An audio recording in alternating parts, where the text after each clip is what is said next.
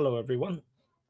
Welcome to DPA Open Mic episode number 56. So welcome back to DPA Open Mic. Actually, I wanted to do this yesterday, but I'm very tired, so I decided not to do it. I got lazy, so I spent the few hours later just to watch The Invincible.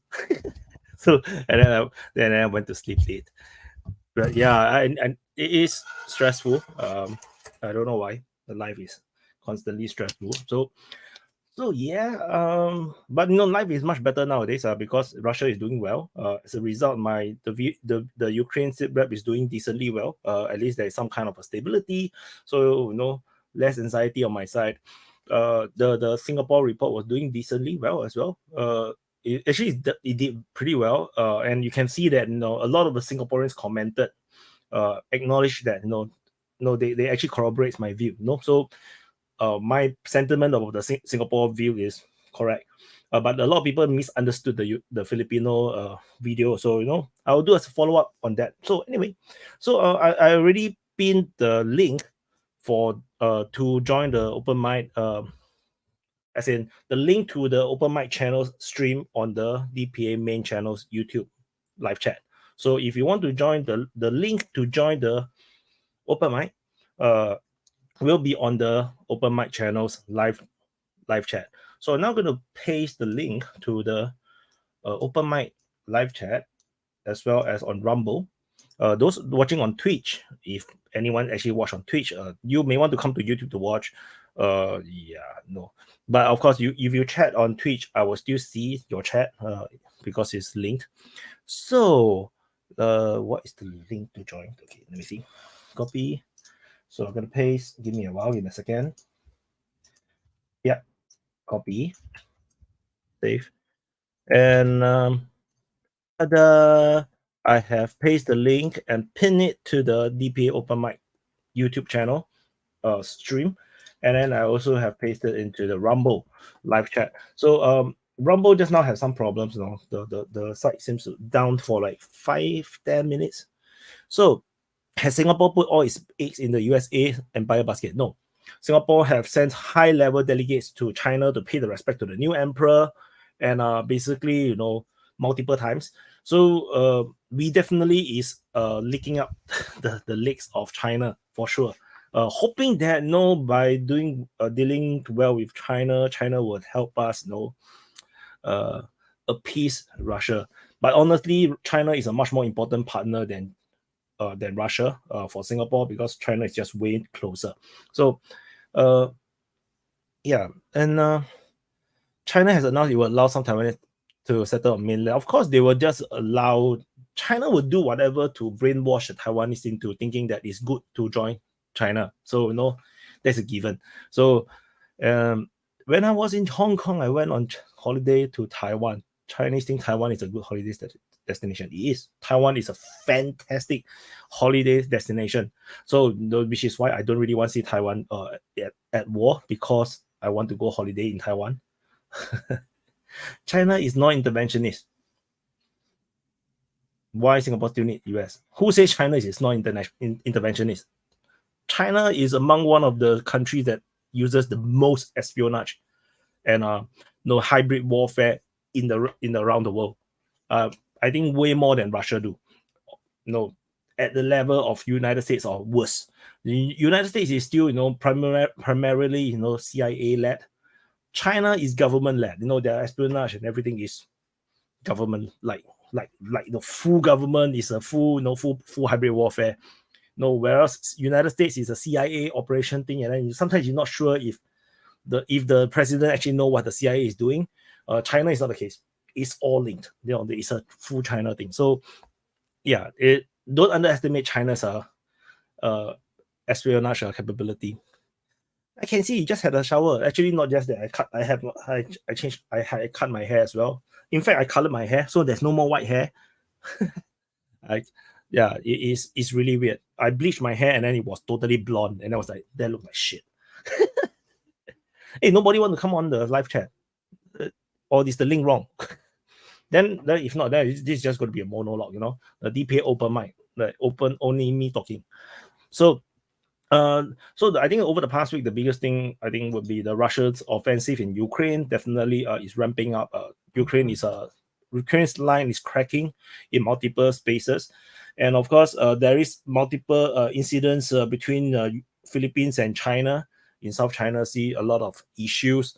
That's why I covered a bit on the Philippines perspective. I think the next video I will talk about the China's perspective, so that you guys will like fully understand what the hell am I talking about in the Philippines one, because people cannot stop attaching this mindset that it's you are either pro-West or anti-West, or pro-US or anti-US. That is the wrong way to look at things. In Asia, in Southeast Asia particularly, things is very nuanced. The real reality is that in Southeast Asia there is actually no choice. China is not exactly that kind of like, how the Africans look at China. Africa look at China like, wow, China is this great nations, come and help them invest and whatnot. This is not the case in Southeast Asia. So that's why in Southeast Asia, the view of China is very different. It feels very aggressive. And China does not treat Southeast Asian countries, or in fact most of the Asian countries, that well. Don't mistake. Africa feel China is very well because the West is treating them like shit. So which is why in contrast they think that China is very, very good. But reality is that China is just there to do business. So in Southeast Asia it's a bit different. And geopolitically speaking, Southeast Asian countries don't have a lot of choices, because if you capitulate, then what you have is that China will dominate the entire geopolitics in the Southeast Asia, which is why South China Sea is such a big thing. Because if South China Sea, all the islands, is recognized as China, then China is part of the Southeast Asia. And then China, if they force themselves into ASEAN, into the Southeast Asian Association, then they will dominate every single issue. They will dominate every single topic. They will take the lead. It will be like United States control of the entire Central America. So it is that kind of situation. So if imagine United States do not have that kind of control over Central America. If you are now in Central America, you're a Central American country, do you really want United States to meddle in your affair? That is a kind of situation we don't want. So the reality is that we don't want. But the reality, however, is just different. China is very assertive. So that's the reality that we face. So that's why the countries here are mostly, even though we know United States cannot be trusted, we still work with the devil, because there is another more dangerous dragon on top. So it's it's choosing between the lesser of two evil, that kind of thing. So, but of course, usually you will choose along the further power to protect you from the nearer power. That's usually what happens. Just like in Eastern Europe, they depend on United States to hedge against Russia. So that is a natural thing to do, because you cannot depend on Russia, because Russia is your immediate threat. So you'll find a bigger power or a big power further away to hedge it. So there is no other options. India is still not there yet. So India can't help us. Japan is not a major power as compared to what United States is. Yeah, so there's only a few major powers. There's only Russia, US, China, and India. And India is not even a major power. So at least, so that is the situation. I will talk more about, you'll be surprised when I do the China's perspective of South China Sea. You will be mind blown. So, hi, Atui. I thought that the link that dropped is wrong. Like suddenly no one is like coming on. It's like, what the fuck? Then it's going to be like a monologue all the way. No. So because I saw the link, and then I think I want to join real quick, because I'll just take a short break, but it's a bit earlier than expected. Yo, what's up, Fawn? He's doing that. He's doing that because all these Europeans are always crying. He's not. They're not strong like us Singaporeans, Americans, and Taiwanese, some Surinamese. Hey man, what's up? You're on our trail. What's up with your neighbor there next to Suriname? You gonna be joining the Guyanese army? No. So here's the thing. So from Surinamese perspective, the Guyanese actually they are a little bit in a unfortunate circumstances because the borders between Venezuela and Guyana, they are devised by the Britons or by the British, and then when Venezuela tried to fight it out by the international court, they got favored, or the British got favored by the international court and the European powers, so that became the border. But from the Surinamese side, the Guyanese actually have a border dispute with us too. So there's a region in the south. It's called the Tigri. So both Suriname and Guyana claimed it, and Guyana actually backstabbed Suriname in agreement as to where both troops were supposed to pull out. So You know when what I'm Suriname thinking? kept, You know what I'm yeah, thinking of, Trail? I'm thinking Suriname is Russia, Venezuela's Germany, and y'all's just divide up Guyana. so here's the thing though. Just do a At least non-aggression pact, man. Those always work out. no. So from what I could follow up, the majority of the Surinamese political elite, the current ones and the former ones, we are all pro Venezuela. And then there is some economic agreements with Guyana, but it is with a crooked eye because they are still backstabbers, and then also they are unable to keep agreements. So now the problem is that a lot of Surinamese politicians fear is that if Guyana receives help from the US, it will receive modern weapons. If they can resist Venezuela, their attention would most likely focus on us. So there is a it's a bit of a fear from Surinamese side towards Guyana. So if it uh, turns out to go into a military conflict, we just hope Guyana is not going to receive the same Ukraine-like treatment and actually survive, because it's not going to benefit us. So If they in a just way, it if they just give yeah. the Guyanese the ATCAMs and some F-16s, they can win. No. The Venezuela has a air defense system, has several S-300s. How much they have, I don't know, and if they are capable or functioning, I don't know. But they have some form of air defense systems, so it's not like you can just give them F-16s and then done.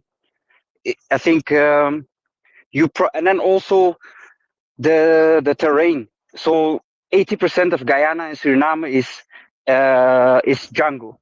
So you have to commit to infantry warfare and um, We'll send you maneuver some warfare. Agent Orange, bro. We got some Agent Orange for you from America to get rid But of that send them to jungle. Suriname, not to Guyana, because we need to protect ourselves too. Well, and that's what I'm saying. I'd rather send it to Suriname. You know, these Guyana guys sound like they're troublemakers.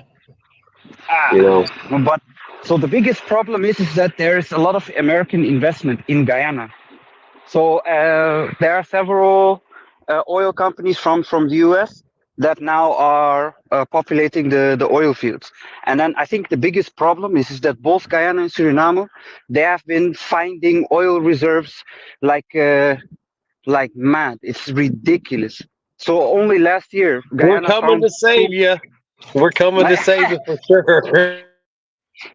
Yeah, man. You I'm know, just you know what's funny though? It's funny that you say that because I was watching a clip last night, and it was some parody, and this guy, he's like a American diplomat walking through the jungle, and of course he's got a 3-piece suit on, and he's walking with these African guys, and they're like, we know we really need your help. You know, every day we're attacked by terrorism, and they attack. He's like, that's really horrible. That's really awful. He goes, but we really can't do anything. He goes, we're really overextended right now, and he just keeps giving them excuses why they can't help. And they keep giving him reasons, and then the guy's like looks over at him like, okay. He goes, well, we really need help protecting our newly discovered oil reserves. And the guy's like, yeah. oil? And all of a sudden he picks Oh, up his phone, he dials his number, he goes, Operation Golden Eagle is in effect. And all of a sudden you hear all this like sounds, and they look up in the sky, and there's like hundreds of helicopters coming out of nowhere and shit. It was hilarious. I'll see if I can post that in the main. It was just funny because it was like, oh, nah, we man. can't do nothing. We can't do nothing. And then all of a sudden the guy's like, well, what about protecting our newly discovered oil reserves? And they're like, what? All of a sudden it was all hands on deck. Yeah, man. No, but That was that's basically what it looks like it's going to come down to. So last year, Guyana found 2 new oil reserves. Suriname found 1 new oil reserve. So America is all the way up invested in the total region. So actually, the total region, including the east of Venezuela and the rest of the Guyanas, we all called it the Greater Guyana region. But they have been finding oil too much, and the U.S. So I think it was ExxonMobil who is the most invested in the Guyana regions. So the U.S. is going to at some point give us Yeah. freedom that we don't need.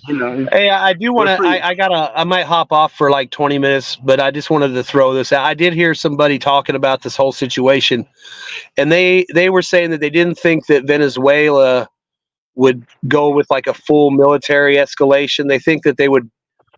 Their point was that they would probably take indigenous people and maybe like military people disguised as indigenous people and start popping up in this area in Guyana and putting up Venezuelan flags like they agree that they're part of Venezuela and that they won't actually use military unless that gets wiped out or whatever by the Guyanese. But they think they're going to try and just do a low intensity, occupy the land, put flags up, and kind of take it through, kind of like the green men in Crimea. No one knew who they were. They had no uniforms. Same concept, except they're going to have these guys dressed as indigenous people who've suddenly decided that they want to be part of Venezuela. And that way they can avoid probably a direct confrontation with the United States. Whereas if they went hard on the ground right off the bat, they might, like they were saying, So if they tried to do an amphibious assault on Georgetown or airborne assault or land on the beaches, the United States will intervene directly. So they have to do something else. So there are actually several points to this. So the indigenous people, there are two tribes in particular, which are the Wayana and the Tirio. So these two tribes, they cross travel between Suriname, Guyana, and Venezuela. It's because they all have relatable communities and a shared language, shared They're the culture and gypsies stuff. of South America, is what you're saying. No. They are just the jungle people that live through a stretched area. So basically, they are not bound by borders or by conventional borders as we see it. So for them, that could be a reasonable or a sensible way of working. And then as for warfare, like I said, the Guyanas is predominantly jungle. So infantry warfare is one, and then the rivers are actually very wide. So that would surmount to amphibious warfare. And then the majority of the urban areas are at the coast. So a naval warfare would also ensue. Yeah, I think they were also saying too that I think the Guyana only has like 3,000 or 6,000 military personnel versus 100,000 plus, whatever. Yeah. Plus, I think Venezuela's got F-16s, but it's it's questionable on how operational they are. But that doesn't really matter because they got 20 Su-30s. So, they'll probably. I mean, they can obviously control the airspace if Guyana's only got like 6,000 guys, and I think most of them are ground-based type people, not pilots and stuff. So, I mean, it really made sense that what the guy was saying is that they'll try basically to use some kind of indigenous insurgency to claim the land without directly going at Guyana and maybe drawing the United States in. That's why they don't think they'll do any big operation, because if they start getting all their stuff together, I guess they're afraid the United States might hit them to stop the attack on, let's say Georgetown or wherever. So it makes sense, like you're saying. I mean, with all the jungle and the fact they don't have a big army, I mean, I don't really think Venezuela's going to have to put a whole lot of effort into it if they want. Like it sounds like a good plan. Just send a bunch of guys in there dressed like Indians and say this is Venezuela now. No, but the jungles are also extremely dense, and without proper training and navigation, you probably won't survive a week inside the jungle. because you have to understand. So when I lived in Suriname, I used to work for a company called Hijet. They lost a helicopter in the jungle, and it took them 5 years to find it, and then an additional year to recover the remnants of the helicopter. So understand Hey, that what was the deal with that crash the other day? You got any info on that? The guys that they lost, like some NCOs and officers. No. I didn't follow this. Anyone else? I first going to. Do you hear me? Good. Okay. Very Yeah, I good. hear you. I first going to respond to Mr. Da Silva. I am not French. I am from Belgium. I am Flemish. Ik spreek Nederlands. He's from South Netherlands. So fight back on the chat. Ook Nederlands, ja? Okay. And may Allah be with Von. Da Silva said.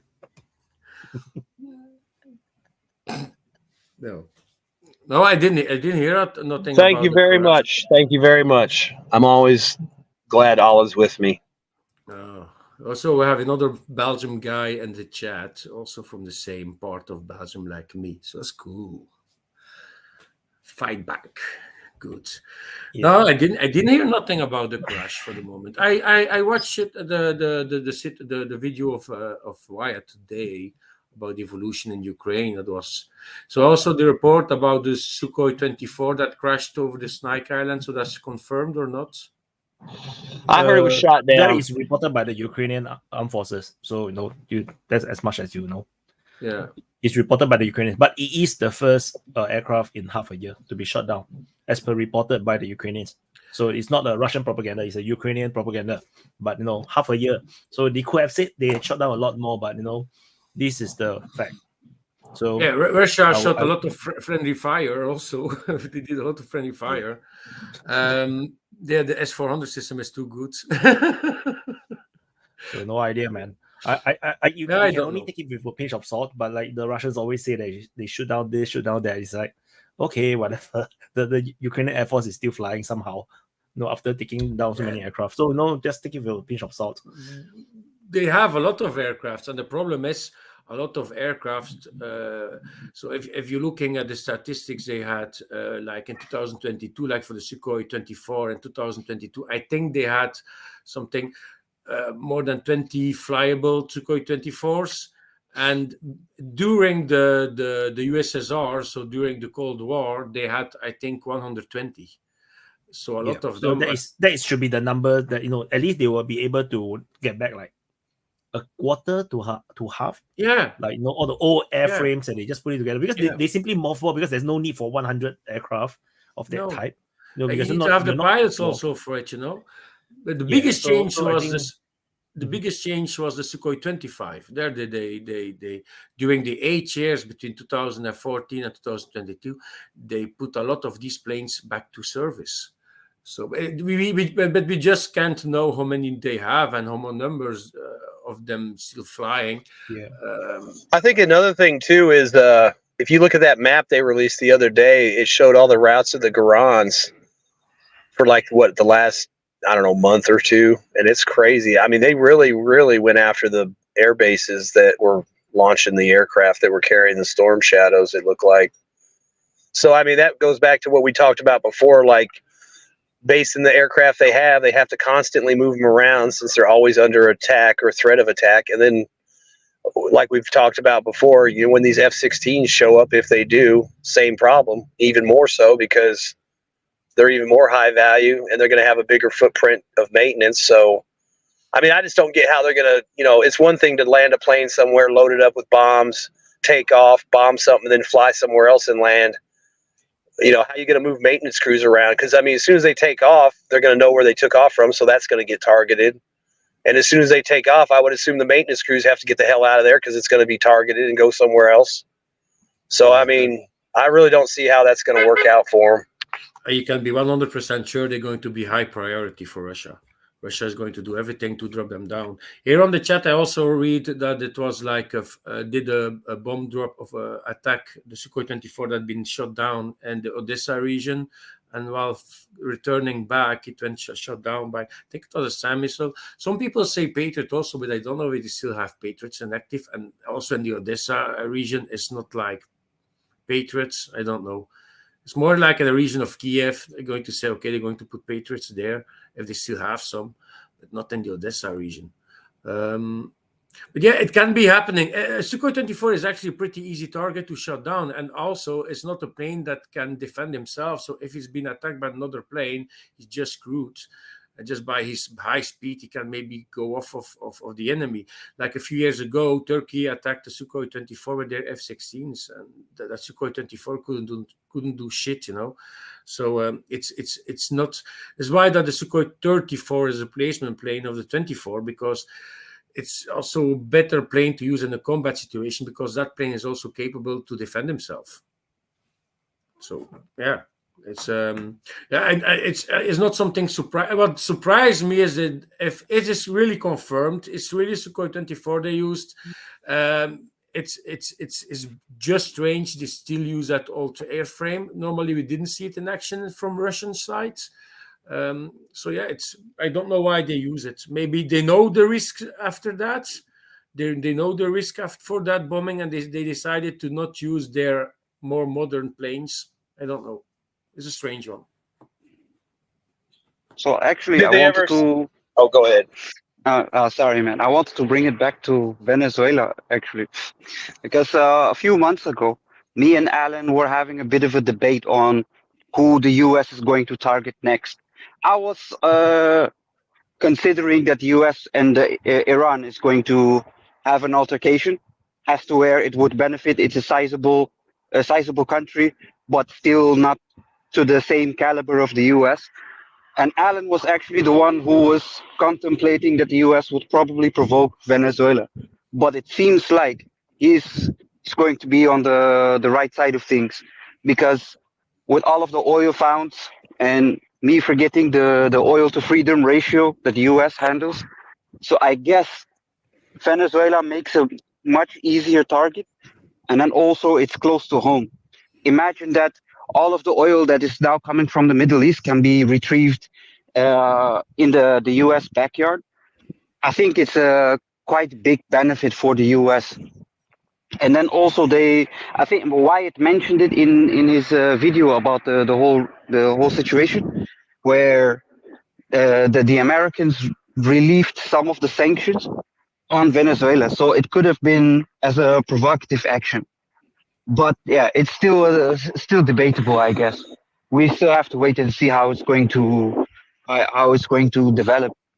But yeah, So that's it, man. So imagine this entire thing is US sanctioned. So the United States want Venezuela to invade Guyana, so that because they already have a deal, it's easier to deal with a corrupted leader, a dictator, so that they can have better deals, or whatnot, better control over Guyana, because Guyana is not yet considered a dictatorship kind of thing. So that could be also a possibility where it's actually a ploy between Venezuela and United States, to take over this place, so that they don't need to sign deals. They can just do whatever they want. That could be also a possibility, because they want Venezuela to be part of the United States sphere right now, because they are losing the Middle East, so they need someone else to replace Saudi Arabia. I think that is a possibility, but of course, yeah, this is a bit out there. Don't you think it could be exactly the reverse?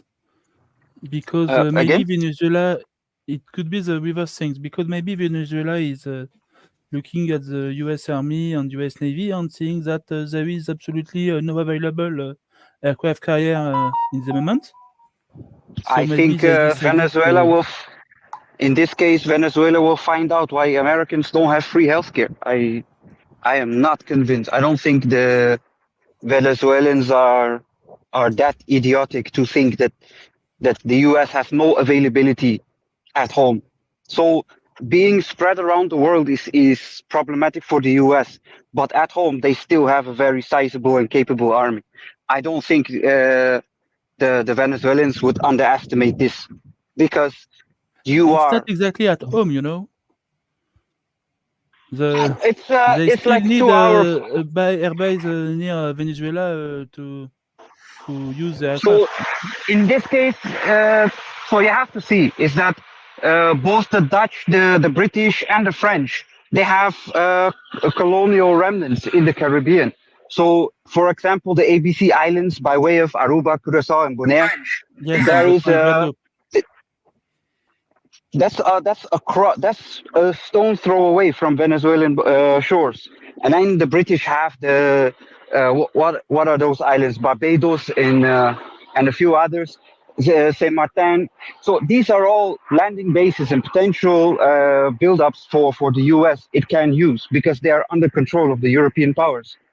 So You are it's right about that, but don't forget that Venezuela, to put pressure on USA, don't need to invade Guyana. They just have to make sure that USA could think they are going to invade. You know, some kind of trap to force the USA to spend more and more money in this area. This could be, but I think we also need to include Brazil into this factor because Brazil also have interest, as they don't want a conflict on the South American continent, but then also they don't want further American influence.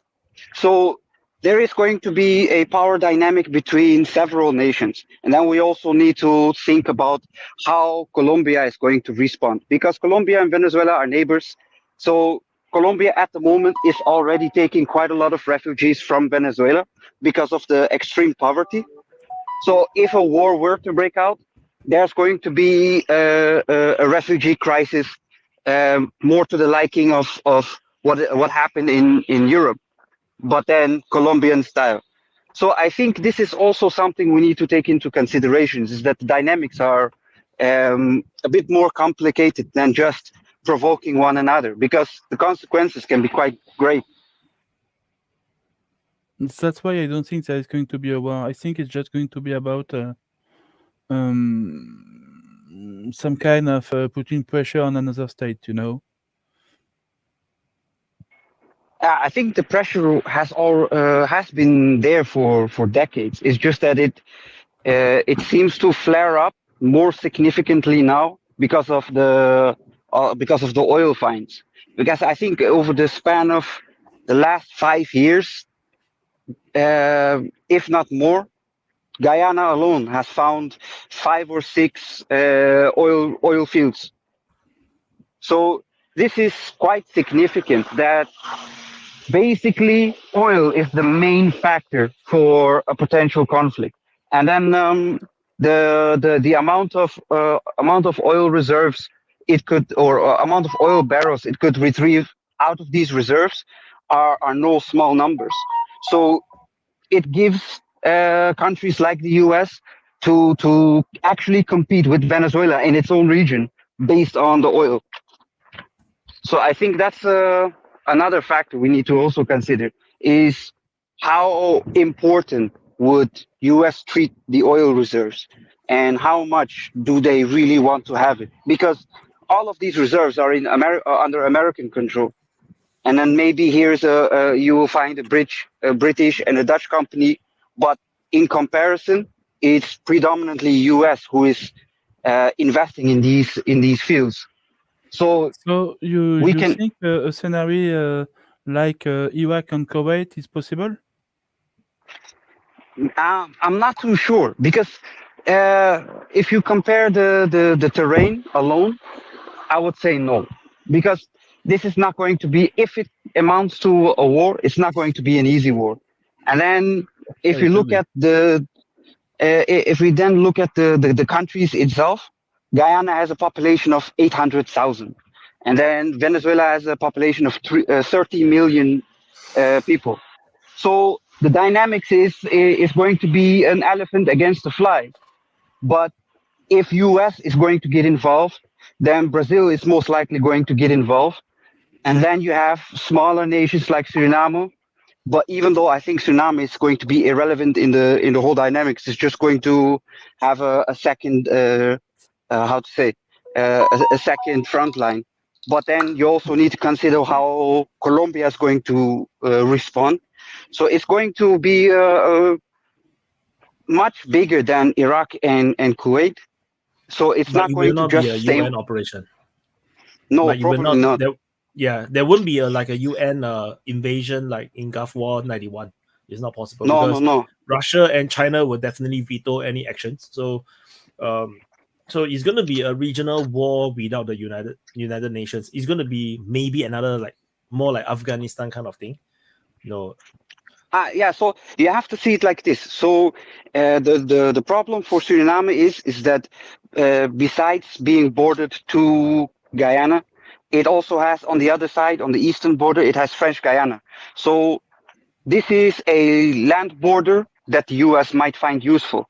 And then you can involve the French and then other European powers just to use French Guyana to muster up power. So Suriname will be inflicted in this simply because it has a border with both countries. And then it could ease or simplify logistics for that matter. So I think, it's going to be a regional war, but more in an extended scope. I still then don't see consider- why it's going to be a war. I hope think not. it's No, just no. about putting pressure on. If the USA did absolutely nothing, maybe you could have a war. But basically, it would mean that Venezuela has asked permission to USA to attack. Because if USA try to actively defend and to do some a show of strength, and I think they already did that. So for Venezuela, it's a clear signal that means don't go. And I think Venezuela is going to understand that very well. They don't want to see all their nuclear, not nuclear, but all their power plant destroyed by US aircraft. No, but I think in this case, I would agree. Is that show of force is most likely occurring at the moment. But then also considering is that Maduro, he has some problems internally as well. So it could be a desperate maneuver from his side. So I think we have to investigate on what's going on in Venezuela in order to understand why he is now using this into his political campaign, because there is going to be some sort of elections in Venezuela as well. So this could also play a role. You know what I think? It could be like the Falkland for Argentina. As the junta in Argentina decide to attack the Falklands and to take them back from Great Britain because of internal political struggle. To reinforce nationalism and to avoid a counter coup, basically. Yeah, could be. This is quite reasonable, I think. But going to war with Guyana is probably going to be a challenge for Venezuela. It's because there are going to be other powers involved very fast, and especially if you look at the US and its invested interest, the US is going to be the biggest factor involved. I think if there is a conflict, they are going to use some kind of proxy. We are going to have some strange rebel in Guyana who want to rejoin Venezuela or things like that. I don't think the Venezuelan army is going to invade Guyana directly. That's just not how today's the war is done, except in Ukraine. So this is what Vaughn was mentioning earlier, that maybe Venezuela would be using the indigenous. So the Creoles, they live predominantly in the Demerara and Berbice area, which is on the east side, and then Essequiba is on the west side, which borders Venezuela. But there is like 100 to 120,000 people who live there, of which the predominantly make up of the indigenous people, which have relations with Venezuelan people, or at least with the Venezuelan tribes, who are technically the same tribe, and that they can cross borders. So it is possible, but I don't know how. We are going to see volunteers, we are going to see mercenaries, and all the usual stuff. Yeah, he's going to be. I don't know how capable Venezuelan intelligence agencies are, to be honest. So it's going to depend on what conditioning they provide and what guarantees that they can give, because that's going to matter at some point. I don't know, And then- because honestly, even if everybody understands that they are basically Venezuelan regular troops, if the disguise is well enough down, it doesn't matter if everybody understands what's happening. Just you could officially say to United Nations, they are just volunteers, they are not your army, so you cannot attack us because we don't have declared war to Guyana. It's just an internal struggle for Guyana. I don't even know what's happening in Venezuela. What the fuck? I'm learning, Man, guys. I'm learning. Yeah, no, So I'm Venezuela following it basically- because of the. Yeah, go So ahead. for those Go that ahead. may don't- So for those that do not know what is happening with Venezuela and Guyana, what is the thing that they're talking about? Just to bring you up to date. Venezuela basically. Whoops! I hear Vaughn got feedback. So the Venezuela basically declared 2/3 of Guyana, the country just east of Venezuela, as part of Venezuela. So they basically want to annex 2/3 of the neighboring country. So yeah, that's it. So and then it's totally one-sided. In terms of military power, population is worse than Russia with Ukraine. Vaughn, there is feedback from your side. If you want proxies, there's no better person to call than Wagner. I mean, Russia and Venezuela are friends. You don't think there might be some guys floating around over there, maybe checking things out, letting somebody know back in Moscow what's up? And we all know how it's cold in Ukraine, so maybe they want to go I mean, to it's the been pretty sun clear for the winter. that Wagner is always the tip of the Russian foreign policy spear. So I would just wonder if there's some guys floating around down there to kind of help things go the way they need to go. Maybe So they I could wonder what's train the the Russia's new interest, though. created rebel group. But what would be the Russia's interest in Venezuela and Guyana? Just Who to Russia Just wants make to allies. destroy? It's a base in the region. It's an ally in the region, just like Israel is, or just like Ukraine was supposed to be. I mean, if you want to play the game where you just piss off your rivals, then Venezuela is ideal for that. And plus, I mean, Russia owes the West a lot of payback for the troubles they've caused Russia. So Venezuela is another place where Russia can insert itself to create problems for the United States or the West, just like they create problems for Russia in their backyard. I mean, there's a lot of ways it can play out without really getting into a war just to cause problems. I mean, you don't even have to have Wagner guys fighting. Just have a press story that they're down there. People will lose their shit, just like they did in Africa. And don't forget that every artillery shell is fired in Gaza or in Venezuela or in Guyana is not fired in Ukraine. Everybody knows that the military industrial capacity of the Western world is limited. So the more they have to use it everywhere else than Ukraine is a good win for Russia. I mean, I just look at it. It's a good play for Russia if you just want to continue to extend the West out on frivolous military adventures. I mean, that's what I would do. I would just, I mean, seriously, base some Russians in Venezuela, then dare a motherfucker to bomb the base where the Russians are living. I mean, you don't have to start a war. You just have to park stuff there.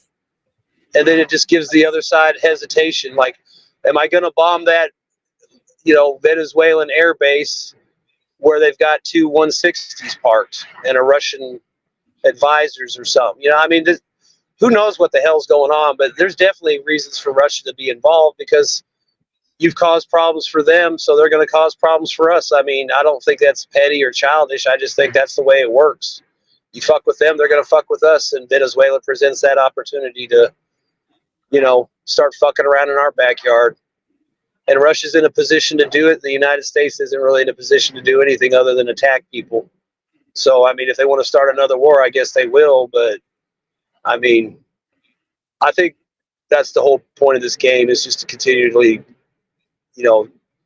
extend the United States and the West out all over the place to where they just get tired of it. And the population's tired of it. We're tired of wars here, and now they're talking, China, now Venezuela, then there's always Africa hanging out there in the wind. I mean, that's what I would do if I was Russia and China. I would just keep causing problems over here for us to deal with, so we don't have things to deal with over there. Like Shadowy said, dropping a shell in Guyana, it ain't dropping in Donetsk. Yep. And I the would say that- question, excuse me, Wyatt. The question is USA doing the same thing in Myanmar? No, No, so there's in no oil in Myanmar. Myanmar. No, but There's no oil in Myanmar. the only reason the US could be meddling for Myanmar is because there is a train track going from China into Myanmar all the way to the coast. But other than that, Okay. I don't see any reason for the US to be busy in that region. And don't forget the gasoduct or the oil oleoduct they want to build to avoid the Malacca Strait. Oh yeah.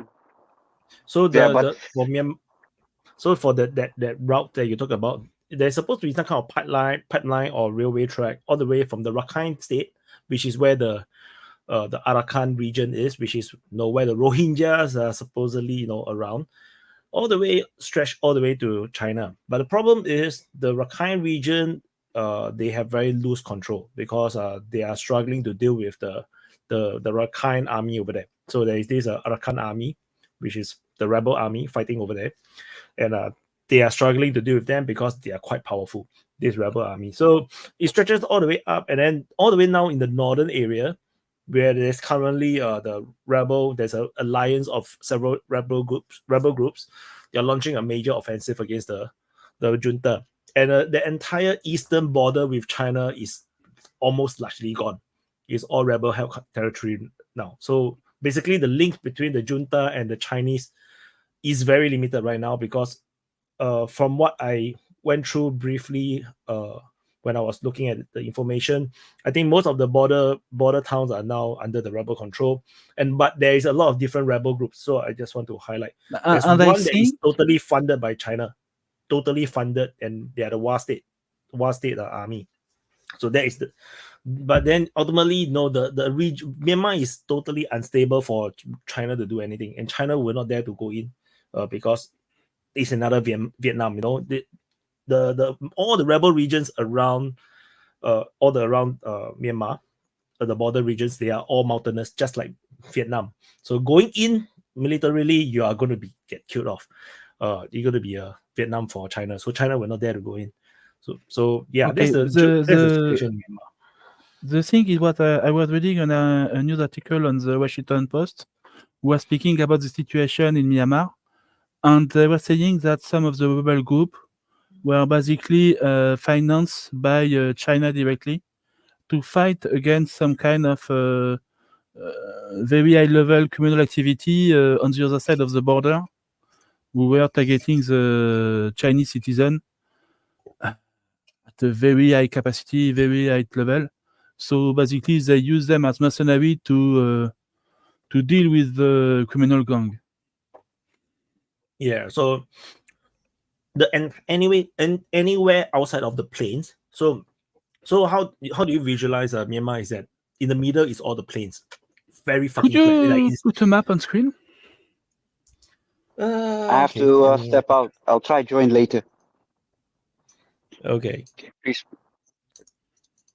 So Sometime take it easy, Atreo. So let me see how okay. I think I should put up another different map. Present, share screen, which entire screen, share. So not sure if you guys can see it. Let me try. Oops, wrong button. Okay. Yes, so let me full screen this. So this is Myanmar. So this is the DPA's mapping. so this is Myanmar, and there is all the rebel groups all around the border regions. The one that is entirely China run is actually this one, the Wa State, United Wa State Army. So this is entirely funded and powered. They are like they are like Transnistria, but more organized. Country and more within a powerful. country. Yes, it's a country within a country. So the rebel army currently is fighting around this area.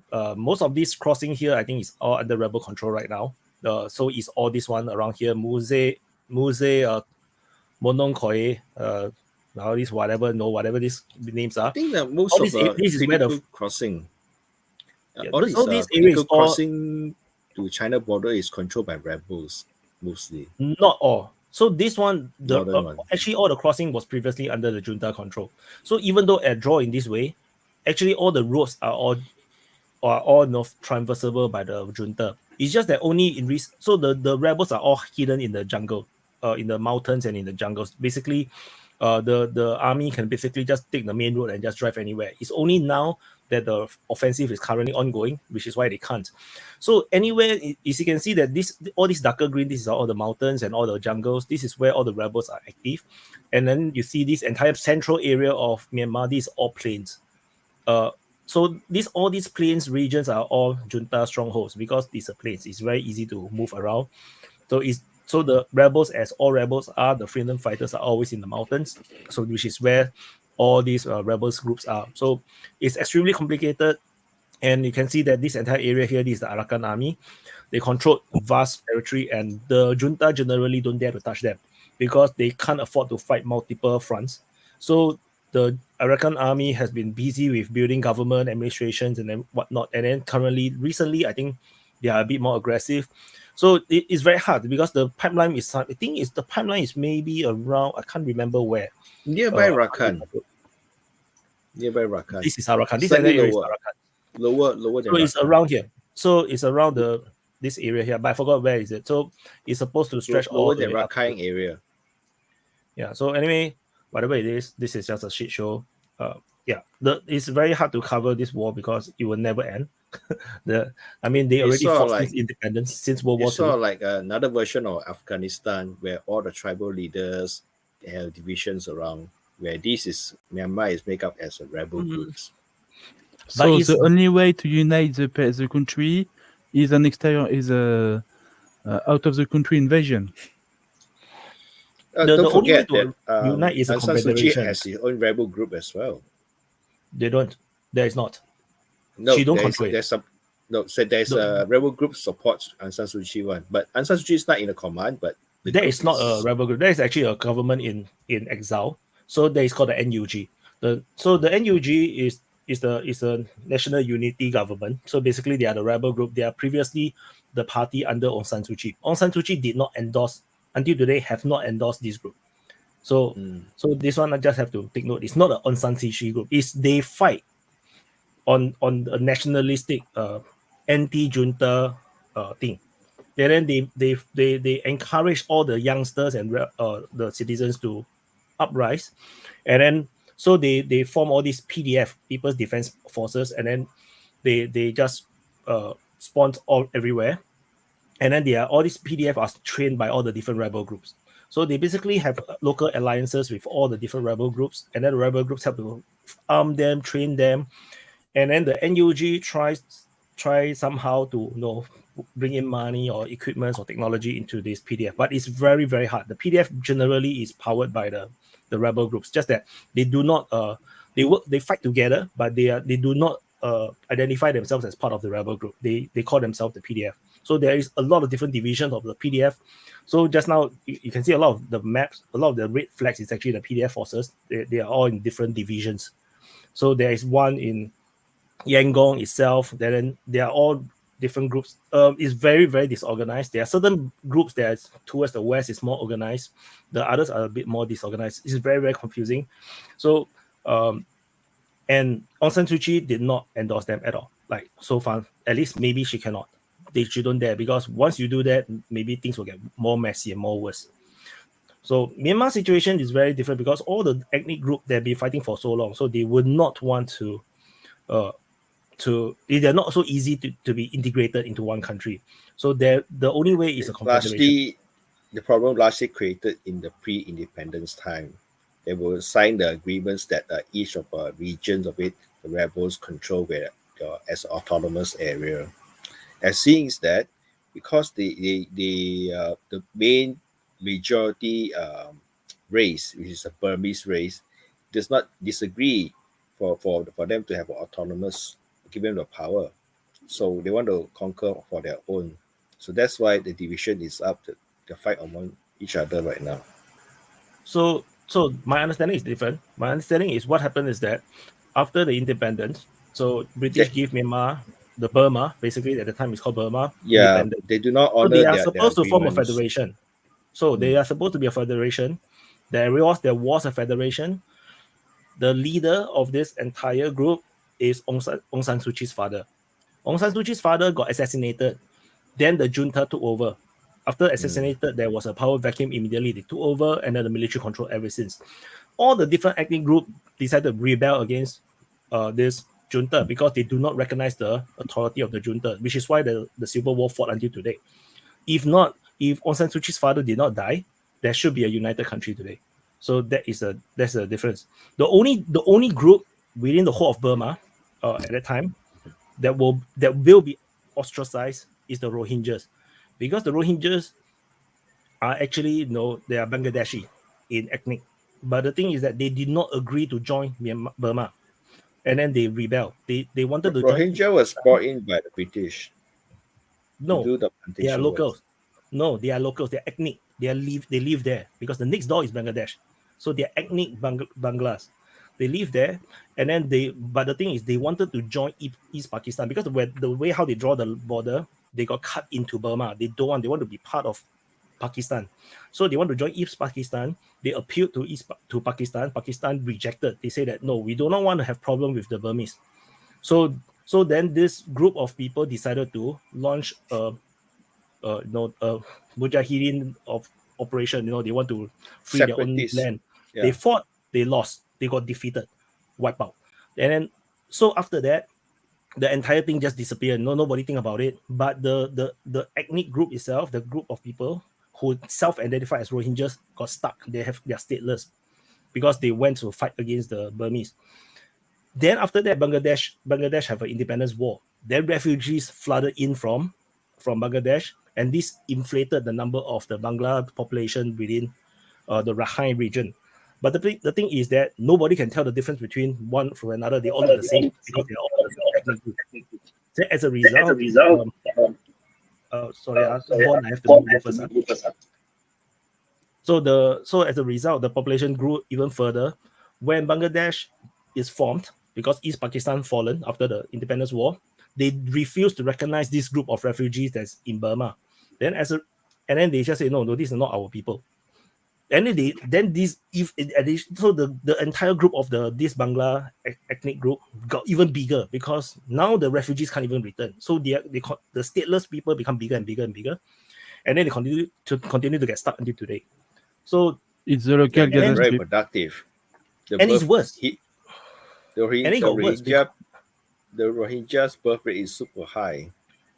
No, so it's all Muslim countries or all Muslim groups. So it's just that like in Gaza Strip, nothing to do, right? They are very poor, and that's the only thing they can do. It also creates lots of problems in Malaysia as well. Yeah. So the main problem is that just like the Palestinians, Rohingya is a perfect propaganda and unity tool for any Muslim leader, religious leader, whatnot. They like to use Palestinian issue or Rohingya issue to take money, to get donations, to build unity, to build synergy with all the Muslims around the world. That's what they do, and they got weaponized.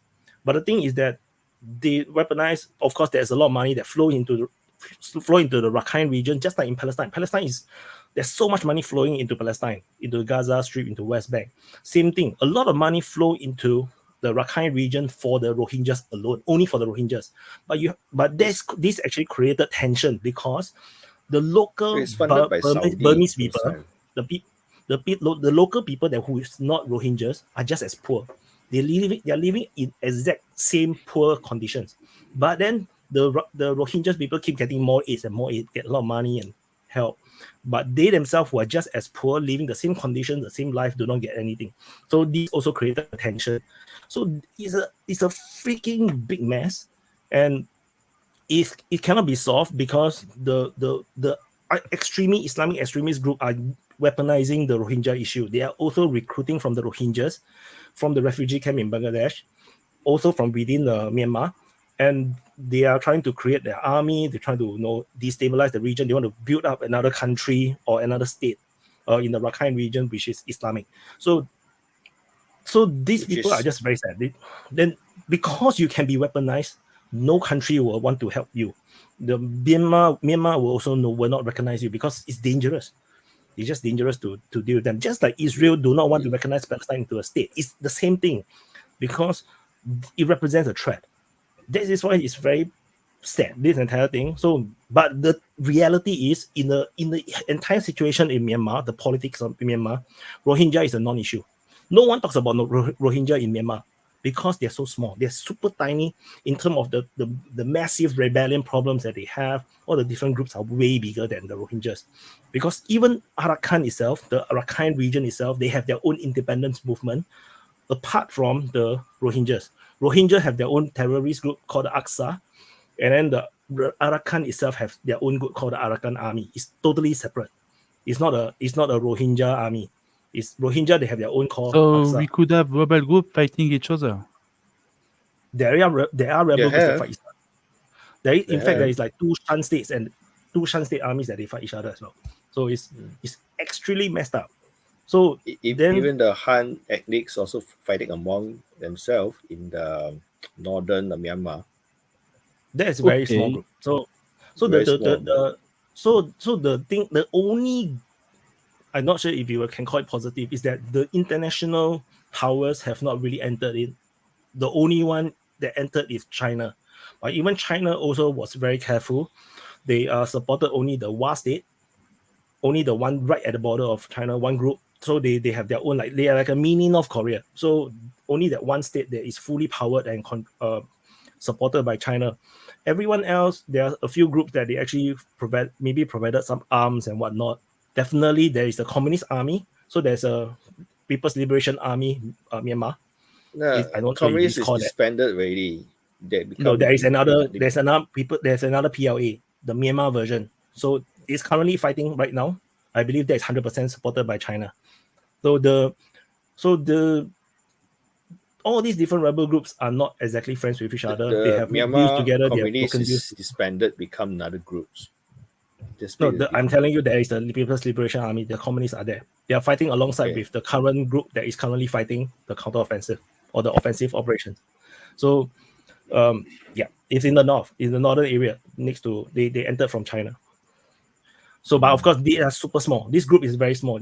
You can totally ignore, but they exist. The group that they actually fight together with is way bigger. The idea I had from the outside of the situation, because clearly I understand absolutely nothing to the situation. I was sure that the junta was supported by China and the rebels were supported by Western world. I was totally wrong. China is more friendly with Aung San Suu Kyi, but they are very careful with the juntas. Because juntas has their own agendas. It's not very, has a very kind of undercuts China's deal. So currently, right, the West have not entered Myanmar at all, which is why if you look at the Myanmar community or by the way, within sorry, Twitter, I have to add one more note. Okay, because most of us juntas that loosely control their command, their generals, and the generals involved in the drug trafficking into China border, that is causing by the Beijing is very unhappy about it. They also has protections for the scam groups in the northern China. Yes, I read about that. Yeah, Hey, can I ask a question real quick? Is there any economic reasons that China would want to get involved with Myanmar at any point, like resources or markets?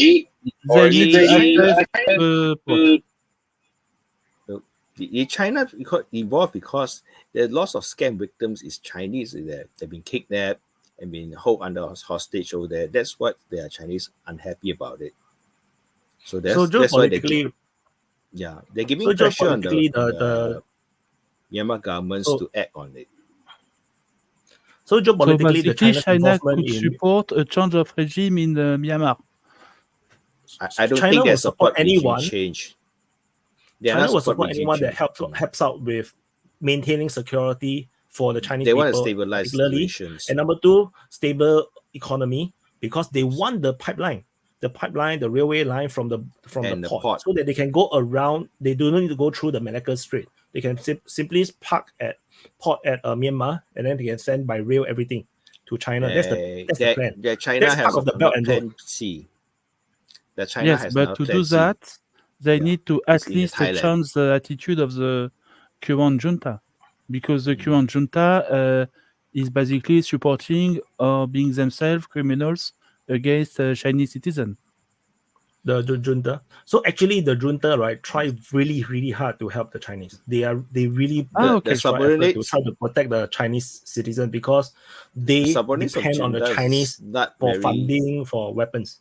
Loyal. You have to understand, right? Junta, right? Okay, Myanmar today, right? They are under sanction. No one can trade with them.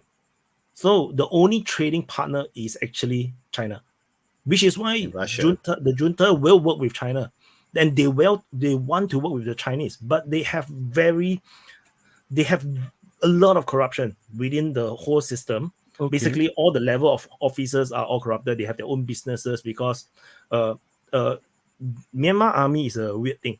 Once you get in, you cannot get out. It's like the mafia. So once you go in, you lose your passport as well. You have no more passport. You cannot travel overseas until you are going out on a diplomatic mission for the Tatmadaw, which is actually the military. I know this because my ex-girlfriend is Burmese, and his brother is military. He has no passport. There's no way he can go overseas. So, but he's an officer. So that's the thing. The northern parts of the Burmese people that don't issue the ID card to them, so they cannot travel elsewhere. So only the place will controlled by the juntas. They can give them the identification documents, like such as passport, over there. So basically, most of Myanmar, most of Myanmar that is controlled by the government have the right to get passport. So the people who are controlled in the rebel groups, of course, they don't get to have passports. The whole ASEAN is very concerned about Myanmar, because Myanmar is part of ASEAN. So that's why there are a lot of talks with on the Myanmar side. Yeah, but actually, the reality is ASEAN don't really care about Myanmar. That's the reality. So they create the Rohingya refugees over there. Recently, it happens in Indonesia. They chase them out for sea. They want them. Yeah, but there's nothing to do with ASEAN, right? There's nothing to do with ASEAN. There's also nothing to do with the government. I mean, the population want to chase the people out. But you see, the Rohingya is a non-issue in Myanmar. So if you go to the junta, you go to Aung San Suu Kyi's government, you go to the NUG, you talk about Rohingyas, they will ignore you. I can tell you 100%, they will ignore you. It's just like you go to Israel, you talk about Palestinians, they will ignore you, because it's a non-issue to them. The real issue for them is these rebel groups. These rebel groups are way more dangerous than the Rohingyas. Rohingyas is just a bunch of like a big group of people who is totally uneducated. They are very poor. They can't do anything, and they have a potential to become terrorists. And that's about it. And even if they become terrorists, they can't really do much. And then when they attack, then more Rohingya villages will get burned down, because the military will just wipe them. So it's a non-issue to them.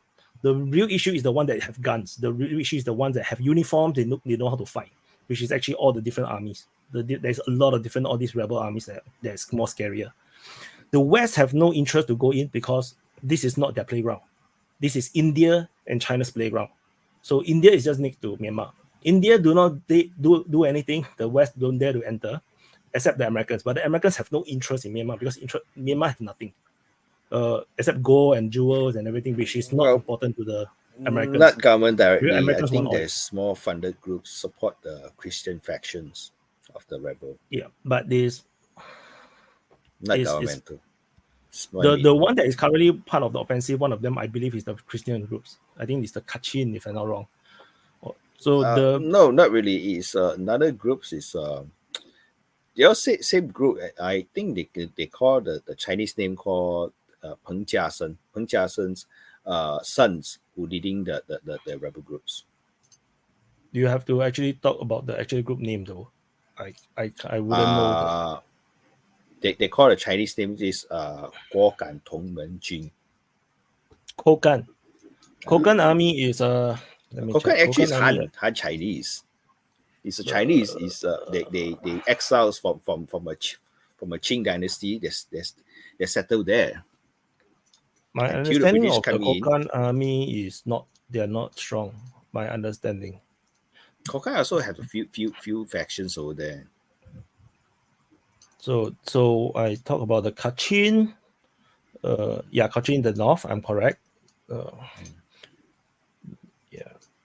So generally, I don't want to go into too much details in terms of because that one I could have just do a video and explain all because it's very Golden complicated. Triangle there. Before they do the scam crime on it, they are doing drug trafficking. They're planting poppy gardens on that poppy plantations, so to harvest the heroin. But due to pressures from China, because the only way to can smuggle out all those drugs is through China-Yunnan borders.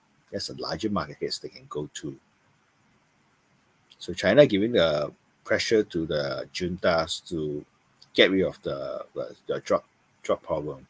After they get rid of drug problems, then come to the scam syndicate. And before scam syndicate, there is a gamble. They try to scam Chinese tourists over there across the border. So there is always a criminal activity in this part of the world. Oh, it's quite a lawless area. Yes. It's quite a lawless area. If the government is as low power, of course, the criminal is going to take control. Just like the border of Mexico, there is the drug cartels easy cross the borders. So it's not just cartel. The junta itself, some of them actually do all this illegal trading. That's some of the generals involved in. And then the rebels themselves are also conducting all this smuggling as well, and maybe opium trade and whatnot. So it's literally everyone is doing it because that's the only way you can get money. So or you just exploit land that's not yours. It's the same thing. One of the most powerful cartel has been created by ex-military and ex-policemen in Mexico. So it really depends on who you ask. Sometimes the rebels do not have very good reputation among the Burma people because they feel like some of these are just criminals. So it really depends.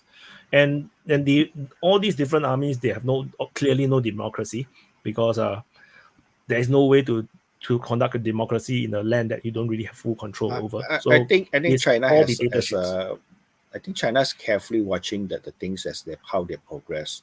The main thing that China concerned is their criminal activities along their borders. Once they sort out that place, in the regions, they will come out as a middleman to broker a peace deal within juntas and the rebel groups. It won't work. Stabilize. Nobody trusts the Chinese in Myanmar. It won't work. It's not to China. No one will trust the use of powers. Even the groups that are financed by China. Because one of the groups, you said earlier that one of the groups is financed by China. There's multiple groups. There is mostly on the northern border. They come a few hundred years ago to settle that place. No. You have to drop during the Qing dynasty. That is a very tiny group. It's non-issue also within the Myanmar's general thing. You have the Kachin, which is all the way in the north. They definitely buy from China. China probably sell them something, but it's very limited because they don't want this group to be very strong. There's one group called WA, which is fully powered and funded by the Chinese. So, and then there's some other groups. There are also communist groups. There's another group is previously from the Communist Party of Myanmar that forms they call the MNDAA. So this one was most probably also funded by the Chinese. So there are different groups. But the thing is, for the Chinese, they just want certain control over the certain places because Myanmar is totally chaotic. So they just fund this, have some communication just to have some sense of control of their No. border. It's not China really to does- control Myanmar, because you can't control Myanmar. Myanmar is a total mess. No, what China main concern is they don't want any other superpowers like in United States to exploit these rebel groups just as a proxy to disturbing China as skirmishers. But nobody will, because there's nothing to fight for in Myanmar. You're fighting for mines, gold mines and whatnot, but no. Well, you have a lot of You people could try to elsewhere. destabilize China. They can't, because they can't get through over to China. Because if you look at the map, why US entered Afghanistan? This as a staging point to engage China that time, but it failed the plan. They tried did to not fail. exploit. for that 20 No. years, no one can penetrate into Afghanistan. They delayed whatever plans that the Chinese have in Afghanistan for 20 years. The border with it, So- they also tried to bribe the Uzbekistan to allow have a US base over there, but somehow it failed the plan. They foiled the plan already. Okay, so I would again, like I said in the beginning, I do want people to remove the anti-West or pro-West idea when it comes to talking about Asia, because generally everybody is for themselves. So there is in Myanmar, right? There is no interest, no Western interest in Myanmar, like zero. You see how fast they turn on Aung San Suu Kyi. They don't care. Aung San Suu Kyi, you can see Aung San Suu Kyi is a pro-West person, but when she become president, she realized, or not president, like state councillor, she can't really control everything because everything is in a mess, and she don't have real power. The real power lies with the junta, because the military, because foreign policy. I think all military security police is all under the military, and then I think even for foreign policies, I think the military need to be consulted. So it was very difficult, which is why she tried to pull in the UN previous Kofi Annan to come, to try to help with, but they can't. She have no power because everything is so complicated within Myanmar. So my suggestion is don't bring this pro-West, anti-West sentiment idea into this region, because every rebel army have their own motivations.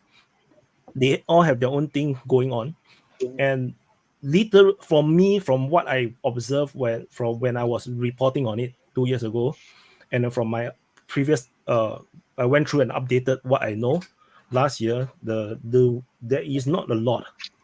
There is not a lot of Western investment or no support for all these rebel groups. If not, you will see much more advanced weaponry on the field. In fact, the rebel Private armies, funding, yes. No from governments. Private funding, yes. but they don't. They don't have even the weapons to fight. They have to create. They do 3D printing of the arm, or certain limited parts. They try to do very traditional No, rifles. they're not very limited. They smuggle in. Yeah, they smuggle the 3D printer because they know that they can create certain things. But all this is only possible because of the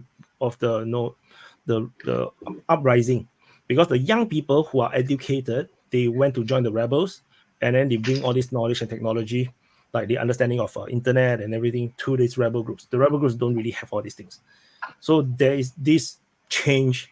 So the modern rebel army, with the help with PDF and everything, is a bit different. It feels different from previously before the junta took over and everything. But ultimately, my suggestion is don't think too much in the West, pro-West, pro-East, kind of thing. No, China don't even dare to go in. India also don't dare to go in, even though India have a lot of border and rebel issues on their border with Myanmar, because the Indian rebels keep running into Myanmar and then running back in, they have the Indian, even the Indians have problems with that border there. So nobody wants to go in because it's just a mess. Hindu versus Hindu, not Muslim versus Hindus, right? Not Hindu. It's not a religious thing. It's an ethnic thing. I mean, it's ethnic. It's a Naga.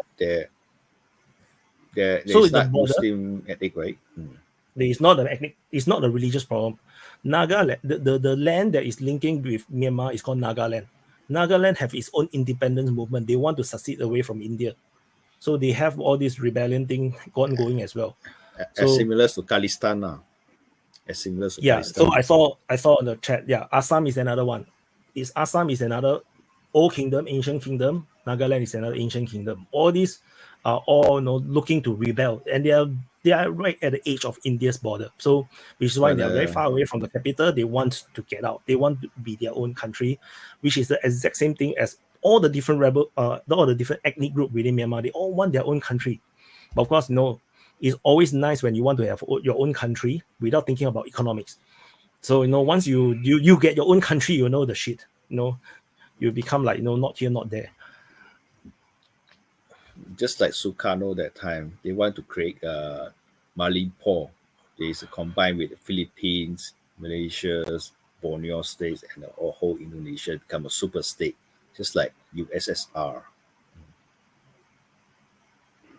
But that's the aspiration. Is basically a Malay super state.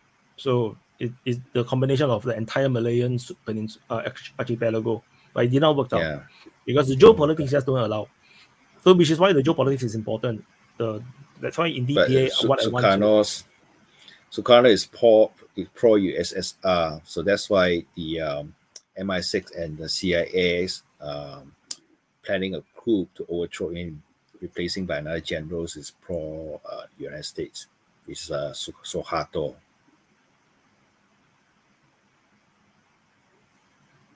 Yeah, they recently declassified the documents from the UK that MI6 really involved in the coup overthrow the Sukarno. Yeah, that's normal. Espionage is normal. What I'm trying to say is that it may not necessarily be like pro USSR or pro West or pro what. The thing is, when you're at that position, you're the leader of this country. You do not have the kind of military technology to fight a war. Where are you going to get your weapons? Who is going to support you? And if your enemy is the West, which is the British, because the British controls Malaysia, Singapore, and Brunei, then you have the Americans in the Philippines. You have no choice. The only ally you can find is USSR. There is no China during those days. India is shit at that time. India is very weak at that time. The only one is USSR. So it's not a pro USSR, but it's a matter of you cannot get the Western support. So there's the only one left is the USSR. That's all. So that's why I say don't bring the pro West, pro Russia, pro. It doesn't apply actually in today's Malaysia. Is it pro West or is it pro China or is it pro Russia? So honestly, it's only pro Malaysia. They can swing any direction. Singapore is pro-Islamic. That is what they need to show. They are pro-Islamic. Yeah. That's just the image. What did they do with the Islamic world? They did nothing. There's nothing. There is nothing in the Islamic world. It's just just to make the population feel okay, feel happy. Oh, you're part of the Islamic community. But among the Islamic countries, they don't do anything. There's literally nothing. If you look at even Saudi Arabia, what do they do with the other Arab countries? They don't do anything. The main relationship is with non-Muslim countries, like with Israel, with Russia, with China. It's not an Islamic thing. No, Islam is always just a tool that they use to do their geopolitics. Malaysia has a very good strategic place, but it's just that the leadership does not make use of it. It's unlike Singapore. Singapore is tiny dot over there. They make use of it as punch above the weight. Malaysia have the potential, but they don't do punch above the weight. You can see geographically they are very strategic in the Malacca Straits. Currently, the Thailand has Prime Minister proposed a land bridge, which is they do another port into east coast and west coast each side of it to transport cargo. That's a plan to undermine the plan was actually a few years already. So the plan was actually to have a port on one side and then a port on another side, then a railway track. Land bridge. It was actually a few years already, the idea. It's too expensive to build until now. Because to justify that, you have to clear mountains, clear forests, and then you link up the whole place, build a railway track for that distance. So who will use it? That's the problem. It's still cheaper to ship around. So the whole thing is a Chinese thing. It's not it does not really benefit that much to That's why I Thailand. say it's a plan C. Plan A is in Pakistan, connect to China. Plan B is a connect from Myanmar, connect to China. Plan C is Thailand. Yeah, of course. But the thing is it wasn't the topic that I was talking about. So I was talking about Myanmar itself. That was then. So yeah, but no, Malaysia, I think you underestimated Malaysia as well. If you look at from the Islamic world perspective, Malaysia is actually that shining star that everybody wants to become. That is the reality. No, they Everybody think wants they to are, be like Malaysia. they think they are the shining star, but it actually it's just that they're doing a very populist approach, just like in Turkey, but Turkey has more potential than Malaysia in terms of military power. No. I'm not talking about military power. I'm talking about like as a nation building, as an Islamic country, as a Muslim majority country. Most of the Muslim world actually looks up to Malaysia, particularly under what Mahathir has done. Over the until all the corruption problems all come in. Before that, Malaysia has But rise up so all the quickly, do Mahathir's so well. plans is being backfired. No, but let me finish. So all Malaysia in the beginning, they have just jungle and everything. So they embark on a lot of industrial revolutions. They bring in the palm plantations. They do all sort of oil exploitations and everything. So Malaysia, in a very short time, even though it did not reach the kind of ratio that Singapore did, Malaysia actually did very, very well. So they become one of the richer countries within the Islamic world, without like what the Middle East is doing, which is exploitation of oil only. So Malaysia did a lot. So which is why most of the Muslim country actually looks up to Malaysia. It's only Malaysia over the past 10, 20 years is a mess because of the politics. But within the Islamic world, they actually have a lot of respect for Malaysia.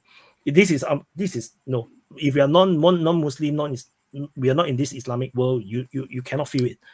It's within the Islamic now, world. Indonesia is trying to surpassing Malaysia right now because Indonesia has more resources and manpower. I saw. What happened to Mr. Lambo? He's bored. Yeah. Okay. Is Brunei What's part the of problem? that? Is Brunei is that the country that's real rich from the oil? Or the No, it's just the Sultan itself. Sultan to have of it. I don't want to get too far off track, but what's the deal with them? Are they basically like one of the OPEC countries where everyone's well off to a point and or at least taken care of socially, like medical and housing? Or is it top heavy? Like with the wealth, is it all focused at the top? One of the welfare system in Brunei. So Brunei is actually a very small country, in between Sarawak and Sabah state in the eastern Malaysia. So basically, there's a Borneo island, very big island, where it's below half is Indonesia. So they're right at the top, near the top in the middle. So in that area, just nice, they have oil. So they become very rich because it's a kingdom, it's a monarchy. So the monarch is an absolute monarch. So they have direct control of everything. So he owns everything. So as such, because the Brunei have all this oil, so he owns all the oil. So he's the richest man in the world. His brother is such a stud. Brother is such a stud. No, but I mean, do they take care of their people pretty much? I mean, is it pretty good to be a Brunei citizen? Free welfare system, free food, free healthcare, free food, free education, free houses, free wedding but costs, you cannot party. expenses. But no party, no nightlife, no Well, they much come entertainment. to Miri to have fun in Sarawak there. They can cross the border there just by going by boat or by car ride. Yeah. Just so like generally, the country itself has. So everyone's pretty much taken care of, but it's an Islamic state as far as social life. And maybe I think mistake, but I think most of the population is not citizen of Brunei. In this kind of country, most of the population is from immigration, and they have a very low social status. But and they are doing all the jobs that the Brunei rich citizens don't want to do. But currently, Brunei has overspent the money. They're seeking China help them to build to fund them. Fund them in what? No, the economic problem is in the bottleneck. I think it shows sign of What kind? decline. Decline. I mean the income. The income, the total GDP Yeah, was 32 because- trillion last year. I know, This year, but sorry, there's not- estimate. What about their 32 military? trillion. the GDP. militaries they use Gorkhas mercenaries to protect the Sultan. No, I mean, Yeah. what kind of air do they run? Aircraft or any kind of ships or any kind of land forces? Are they mercenary just for They rely hire? Are on they actually Singapore. pretty decent? They I rely have on to check Singapore though. I'm defense not- spec. I'm not familiar with the military because maybe it's not very significant. Very tiny. Because They the population is virtually very low actually. So they only have less than 500,000 people. They are basically half a Guyana. So, but they are as rich as they have the oil that is as rich as it is. I just they assume, use, even for if they have a example, small Gorkha military, I just assume maybe they'd have top-notch stuff since they have the money to afford it. No. Even if it was Probably only have- like a little They bit. spend more. They spend more on cars and women. They probably have because because Singapore and Brunei basically have some kind of alliance. They peg their I'm not sure it's currencies. overt. I'm not sure it's overt or covert.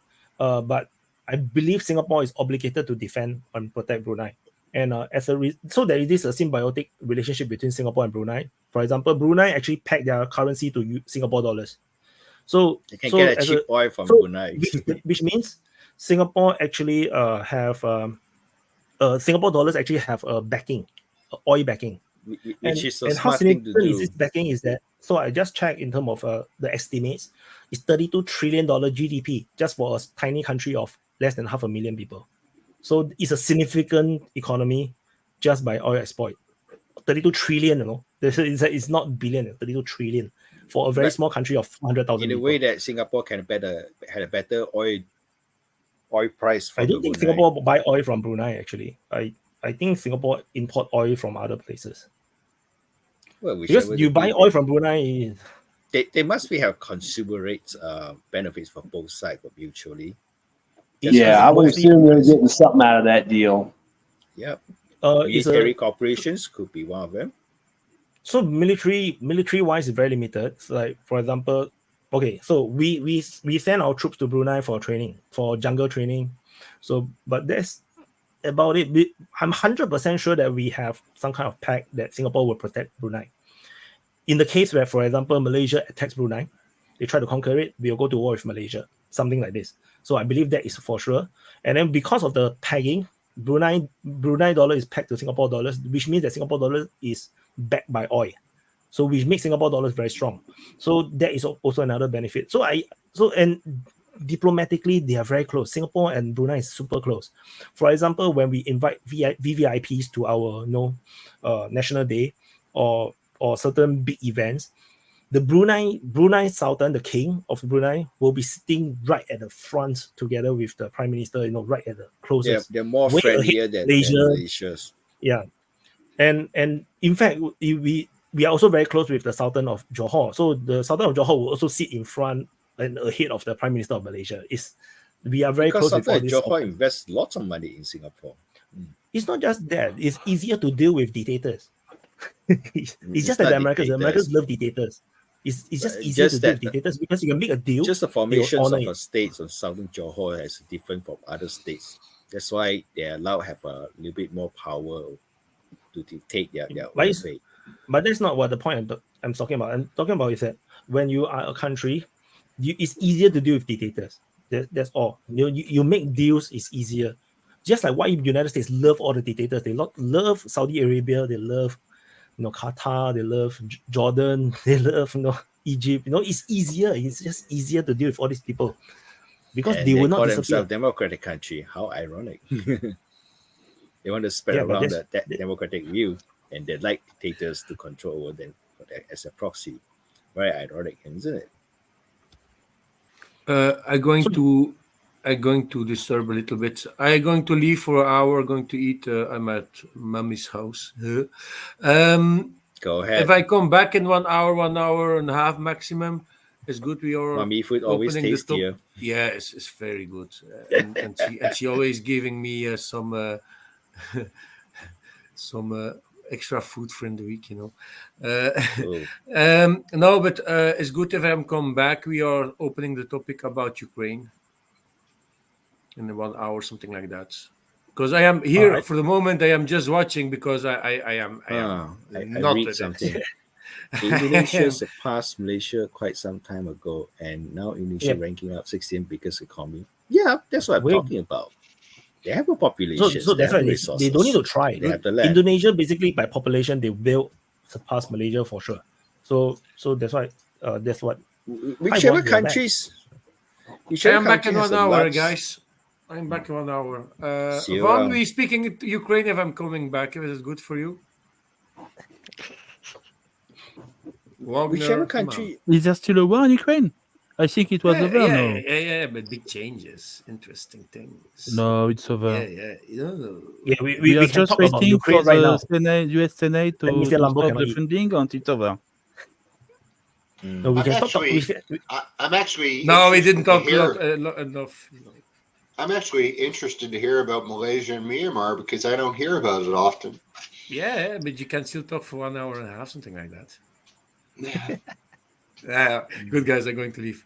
See you I mean, maybe I think later. we covered it. I think we covered it good. I mean, that and what's going on with Guyana until it kicks off or don't kick off. I mean, We'll see. Good. Bye, guys. Hey, buddy. Bye, Mr. Lambo. See you in a bit. Yes. oh yeah. So just to sum up the Myanmar issue is that it's not going to change a lot of things because Myanmar is still a very fucking big place. It's huge. It's a huge country. It's like it's another like Ukraine. You think that it's a small place, but it just goes on and on and on. I was in Myanmar before. It's ridiculous. That highway. I fall asleep. I wake up. I look around. It still look the same. But actually, I already traveled like hundreds of kilometers. So it's ridiculously big country. During World War II, there is a very sad story that the Myanmar, the Birmani jungle, killed more British soldiers than the Japanese soldiers. Yeah, they also killed a lot of Japanese soldiers.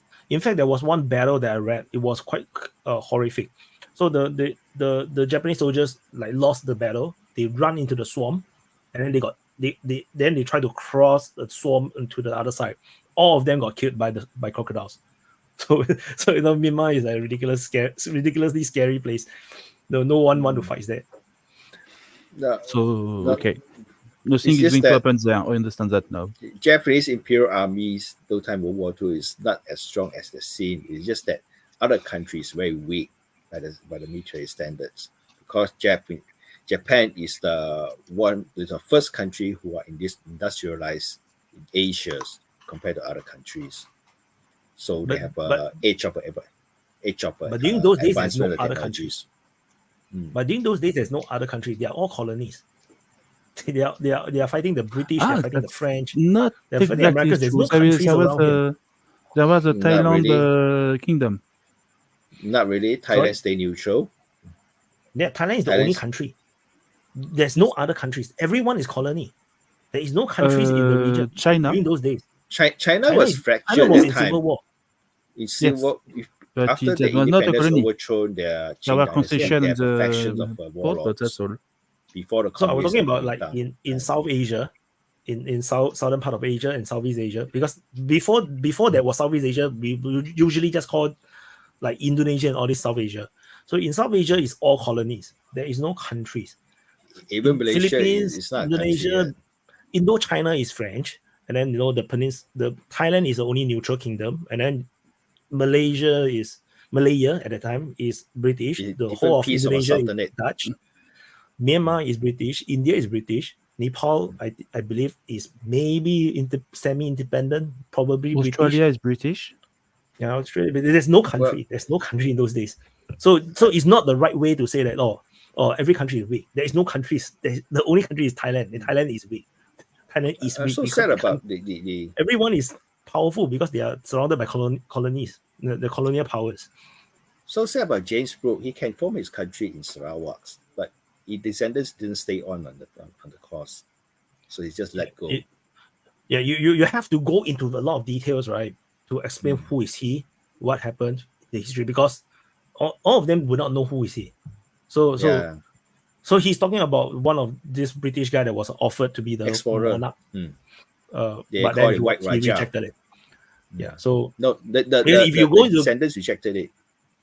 if you go into 3 generations of they rejected it. So average dude, if you want to go into detailed information, like history specific point, you have to explain the entire history or the entire context, because they're not going to understand. Like I know because I read about it, but they wouldn't know.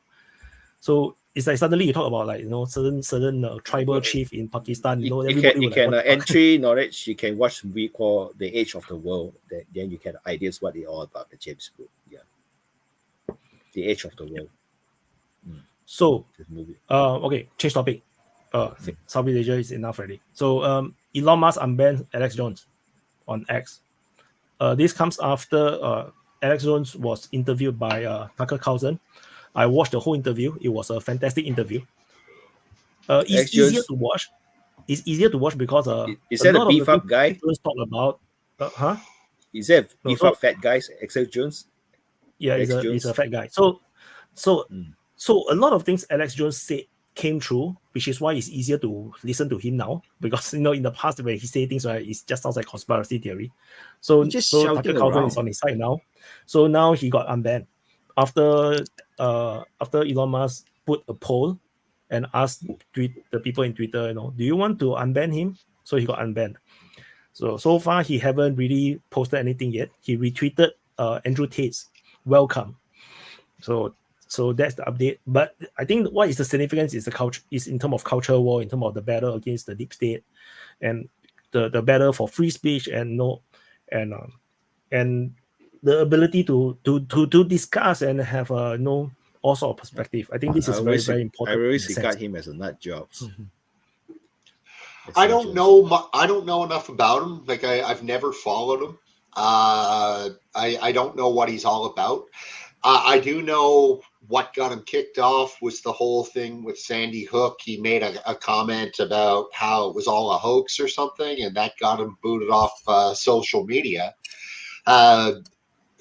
I don't agree with his comment. I'm pretty sure it wasn't a hoax, but I defend his right to say whatever he says, as nutty as it is, So if he's back on Twitter, X, whatever we're calling it, I prefer Twix. If he's back on Twix, I guess good for him. I'll continue to not follow him because, like I said, I don't know. I've never watched anything about the guy. Couldn't tell you about him. Hey, Doug, if you're listening or watching, you do a hell of a Jones impersonation. You need to get in this open mic. But anyway, I follow Alex Jones to a point. I watched him off and on. My thing with him is he's annoying because he has really good guests on, but then he doesn't shut up, so you can't ever hear the guest. But he is right. He's very outspoken. He called. What happened was he said that the Sandy Hook was basically not a hoax and a government operation, and then all these parents were crisis actors, and the rest. He got sued for $1 billion. Now he's on another channel doing his thing. It's really good that he got put back on, because the more voices out there, the better. And he may be loud and come off as crazy, but he does end up calling out things that end up coming true, or at least along the lines of what he was thinking. It may not be an exact, prediction, but, a lot of things he say end up coming true, or at least, happening, or people become aware of them. So I think it's a really good thing. I'm glad Elon Musk is doing it. It's just another notch against the culture war. So I don't see anything negative out of it, other than the left is going to just freak out and cry and, claim I don't know how they expect him to pay $1 billion though, if he can't earn a living. So, it scares me though. Because if he's so accurate, right? Some of the shit that he says that is going to come is fucking scary. So it's like I rather that he's not so accurate, because some of the predictions that is coming is outright. Yeah, horrifying. That's the thing. It's like it's some crazy stuff, and then you're like, oh, that's crazy. It's even like Rush Limbaugh. Back 20 or 30 years ago, he would say stuff, and people will be like, oh, that's crazy. We'll never, try to ban cars or do this or do that. And then you look at all the green energy stuff that has happened, and even worse than he even thought. It's like Eat bugs. anymore, it's like don't make predictions and shit, because it's like, hold my beer, it's gonna happen probably. So I heard all this about like the conspiracy, so-called conspiracy about they want us to eat bugs and eat insects and whatnot. Then then I was like, oh my god, that is so ridiculous. I was thinking, we have very good farming technology. We can eat chicken and pork and whatnot. Then after that, Singapore, not long after that, Singapore approved a new law that approved the import of insect meat, insect-based protein. I was like, what? He's like, don't knock it, guys. I've eaten dried beetles when I was in Africa, and they tasted like walnuts. But anyway, I'll leave it at that. They weren't bad. Hey, Yeah, I saw a meme the other day of Alex Jones, and it said, he goes, the only conspiracy theory now is that everything's going to be okay. Which is, like you said, is pretty scary, because he's, it's not just him. There's lots of people looking at stuff, making predictions or whatever, but he seems to be the guy with the right calls. You're going to eat bugs. They're going to make the frogs gay. Oh my god! And then he's proven the frogs turn gay. They're like, fuck. I know. I mean, people used to make fun about that. And then it turns out that there's all these chemicals in the water and pharmaceutical stuff in the water that's messing with the sex of the frogs. It's like, okay, I mean, that's what like you said. It's kind of creepy, because he's got some pretty far out predictions you hope don't happen. Yeah. Well, and that's a good point. And I pondered this myself quite a bit. You look at the average sperm count of a male, it's declined dramatically in the last 60, 70 years. It used to be hundreds of millions, and now the average is considered like 20 million. So we're slowly killing ourselves off with some sort of chemicals. It's in the environment somewhere, yet we don't bother to investigate that at all. We're too busy fucking around with nonsense. I don't get it. Yeah. We should encourage fucking. Okay. Well, that's Hey, ladies, I'm here. Changing topic. Did you guys know that Zelensky just popped up in Argentina for the ceremony of the new president in Argentina, the Milei? Where all the good Nazis go to retire. Well, I was very surprised because That's very, very sad news. Bolsonaro was there, the previous president of Brazil, the one he loves because he says that Lula is a communist. And also Erdogan was there. But the interesting part is all normal presidents were on the right side and Zelensky on the left side, because of course he couldn't be near Orban, but Milei hugged him really strongly, like a man. Oh. Zelensky just got the picture of the day. Is he wearing his green shirt and his khakis? Yes, of course. He won't let that. What do you want him to wear? Well, he's a clown. I figured, maybe he'd dress up for carnival or something, or maybe he'd wear like a brown shirt and a brown pants. Come on, he donated all his salary and all his entire wealth to the military. He have no money. He can only wear the military clothes. So he have no money. He donated everything. He's the president. Come on. No, it's because he's in a country without war. So he has to dress like a soldier to motivate the troops, because I'm sure that to see your president dressed in khaki is a good thing for the morale of the troops. Yeah, I mean, can you imagine, if I saw Joe Biden in a military uniform, I'd probably re-enlist, because that would be so inspiring. Exactly. Yeah. That's what I'm speaking about. Excellent point. How long do you think Zelensky was in the ceremony? He was just there for the hug. he left right away. So he traveled all the way from Ukraine to to Argentina to hug Milei, and then the rest of the ceremony, he's away. He's not there. Maybe he just go for an R&R, just to relax and have fun, because this ceremony is pointless. No, I I mean, think he's buying a new stressing plane to be a president, after the next election in a few months. Am I reading this wrong? It just seems like he's trying to go everywhere and be seen and just be everywhere. Like, Yeah. look at me, I'm here, I'm here, I'm here. It's pathetic. Hey guys, before I forget, I saw this meme the other day, and it was a picture of Biden compared next to the banjo player in Deliverance. It's uncanny. Check it out. Yeah, they said he grew up. Remember that kid from Deliverance? This is him all growing up. That's great. But it's a bit far, right? From Ukraine all the way to Argentina. It's a very long flight. His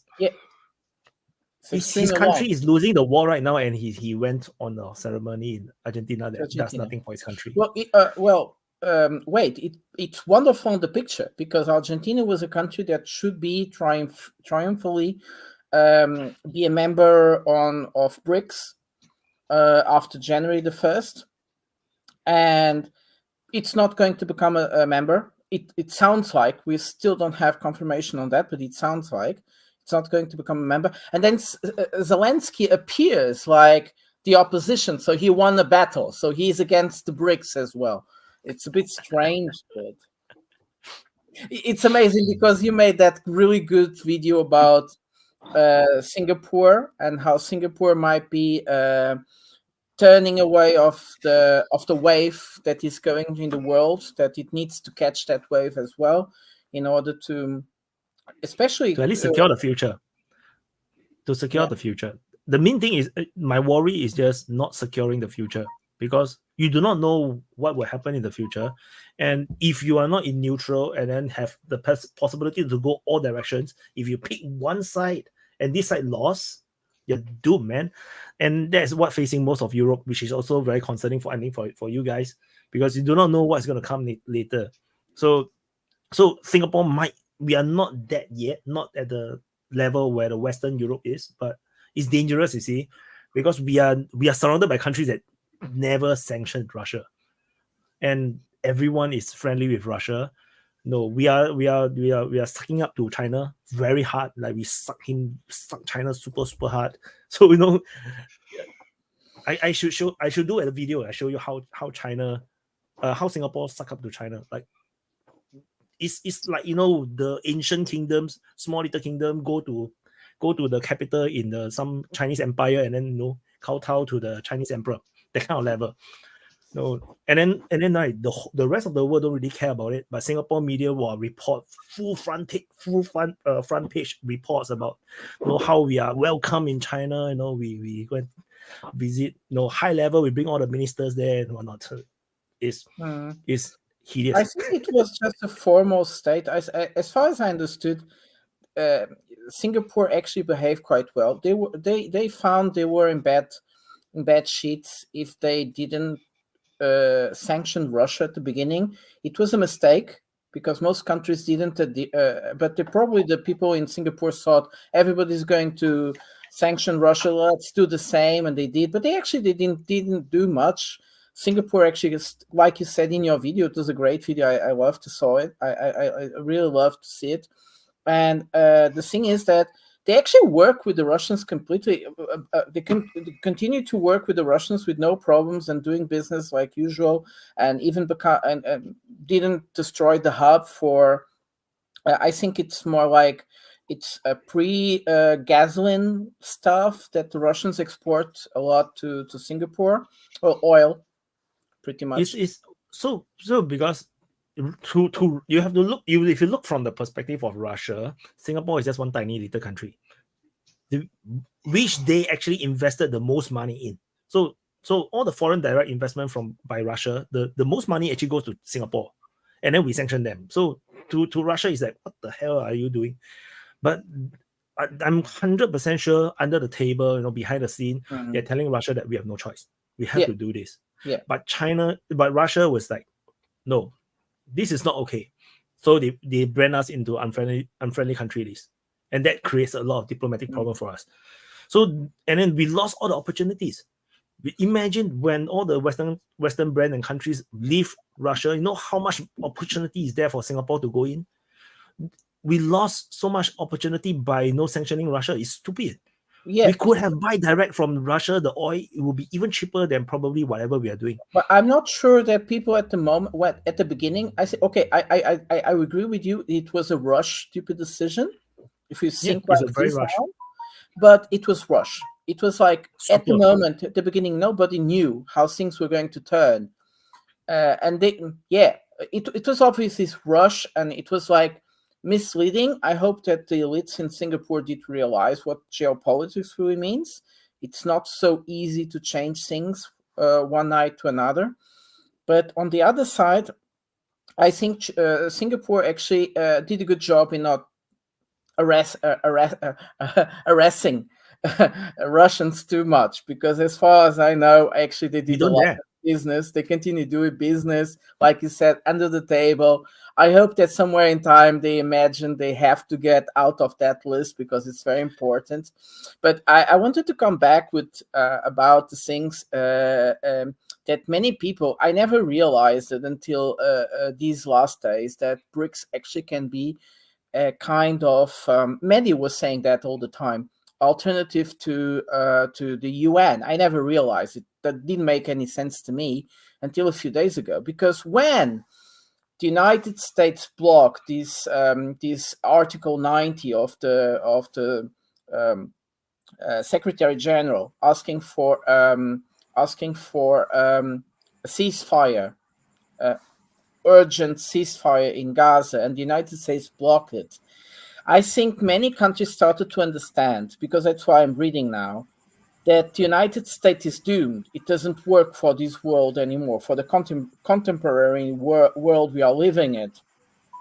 And the only organization we have in the world at this moment, sorry, Shadov, you're having your point, Finger. You want to say something. I hope I can finish I before wanted you to speak get mad about at Singapore. before you get You mad speak at about me. 3 different topics, we have to follow. Yes, but okay, finish now. Like, the only organization at this world that could appear with something like near to the United Nations, if United Nations is really to be doomed somehow in ineffectiveness, then it will be the BRICS, because the G20 it's pretty much just economics. It's there, and the BRICS don't have really a charter, but they have customary pretensions, which is just to accept all countries by equal, and at the moment they are a big part of the world. Oh, So he said something since censored. he has crashed, I'm going to speak. Shadowy, continue. He said something wrong. Yes. I just wanted to add something about Singapore. I think maybe I'm mistaken, but immediately the Singaporean diplomat has been sent to Moscow to appease the situation with a bad channel discussion with Moscow, I think. Bad channel talk. And I think they are trying to lowering the tension with Russia, with the diplomats. I don't think there is tension per se between Singapore and Russia. It's just that we put ourselves in a very bad situation. For example, Russia actually invested a lot of money in Singapore, and it's actually the most amount of money anywhere else. In terms of foreign investment, Singapore is the biggest pre-war.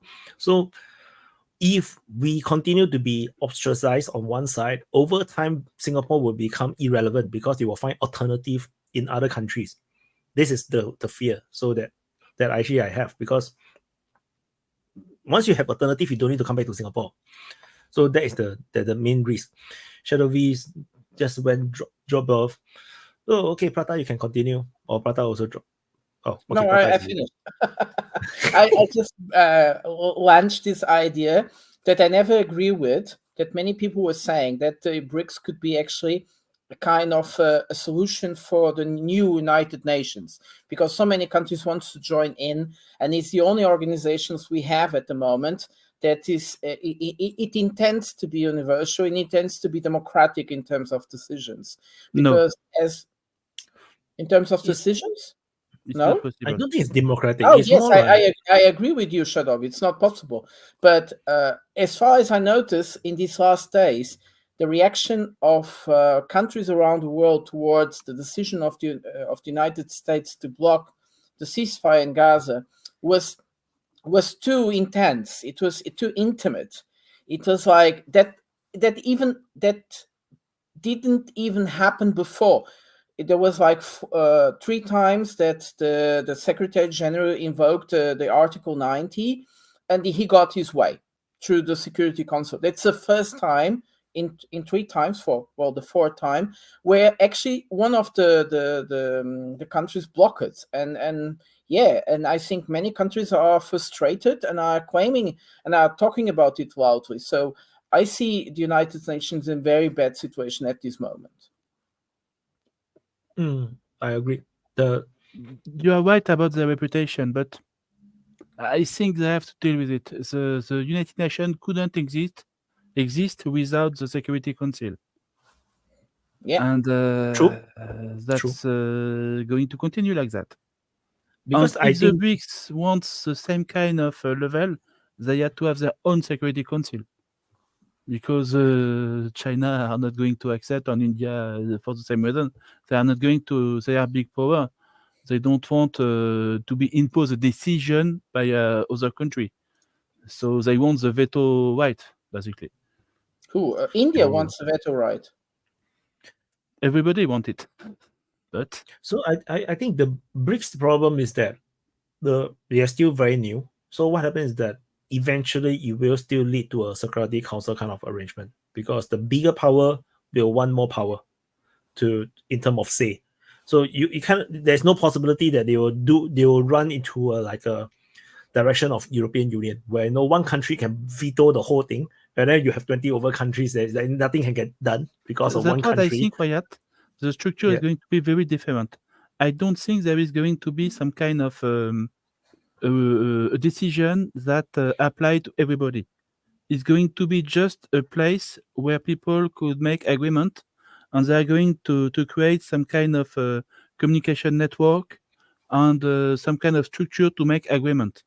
But they are not going to force anybody to sign the agreement. But that's what that's not the idea, I think, of the BRICS. It's exactly what you described, Shadow, is exactly what BRICS is about. It's about the forum where people conversate, where people change meaning. And I think the power of it is the idea that you are equal, that you can conversate in the same, that you are being listened. That's a forum. I don't think this is a workable alternative to the United Nations at all. No, it is not. But I see the United Nations very, very weak now, like never before. And this will be very, very problematic in the future, in future decisions that we have to take. It's like the United Nations is a country like the Turkish, he's a horrible person. Erdogan just said, we can't have a fair world with the United States in it. That was a comment of the Erdogan. Von. Yeah, I would, like with the whole BRICS thing, the way I look at it is you have the BRICS and then you have the multipolar world. And the way I would look at it is you would have China would be the obvious choice to lead the Asian pole, with maybe Japan and South Korea and North Korea as some, they would obviously be partners, but they're obviously not going to be equals to China. And then India, I guess, maybe deals with their area, maybe some of that area. And then maybe Iran and Turkey would be the obvious choices for the pole in the Middle East. Obviously, Russia would be Eastern Europe and, all that. And then you'd have the EU, doing whatever, maybe try to have their sphere. Obviously, the United States would probably be North and South America. My only question is, would it be like Brazil and South America, Would they be a big enough country to be like not like a forceful head, but like the figurehead of that pole? And then the other question would be, obviously, Africa is too chaotic. I can't think of a single country there that could be like an agreed upon figurehead of their pole, even if they're not like the boss. They got the most organizations, so they're going to be the administrator of the African pole. India's the Indian pole, China's the Asian pole, Russia's the European pole, America. Does it? Am I off base there? Because that's kind of how I see that going. Am I next? I don't know. Does anybody want to answer Vaughn before I go into my diatribe? Yes, me. I see the multipolar world as too chaotic to ever work. To be fair to you, Vaughn, I see more and more workable solution. We have the 5 biggest countries in the world. They are spread around around all continents. It's United States, Brazil, China, India. I'm missing one. Russia. United States, Russia, China, India, and Brazil. And these 5 countries, they are the most important countries in the world. If these countries sit at the table, the world will get some peace, because what we have now is a dispute between the big powers. And within that dispute, all little powers are trying to change matters on the ground, because they have little conflicts with their neighbors. Venezuela now in Esquibo, we have Turkey trying to change borders again. You have everybody trying to do something little around them. Even Israel, because that's what we are seeing it, or perhaps Gaza, who knows.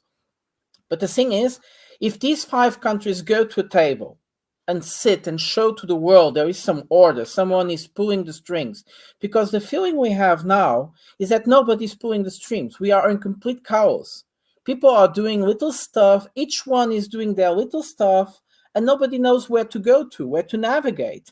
And everybody who feels this freedom does whatever he wants. So that was my point. Sorry. But that's what the multipolar world is, right? No, everybody doing their own thing. Well, Yes.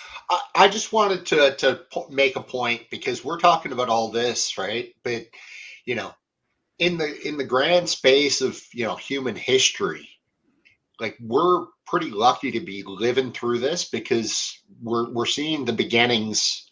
Actually, probably 20 years ago, we saw the beginnings of the end of this Western hegemony. For the last, I think Lavrov said today, Western hegemony is now ended. For the last 500 years, it's now ended. He said that either today or yesterday, and he's right. So when we talk about this stuff, what my point is, all of this takes time, right? Like, keep in mind that the Roman Empire was essentially defeated by the Germanic tribes, yet they still carried on for another 300-400 years before they finally collapsed.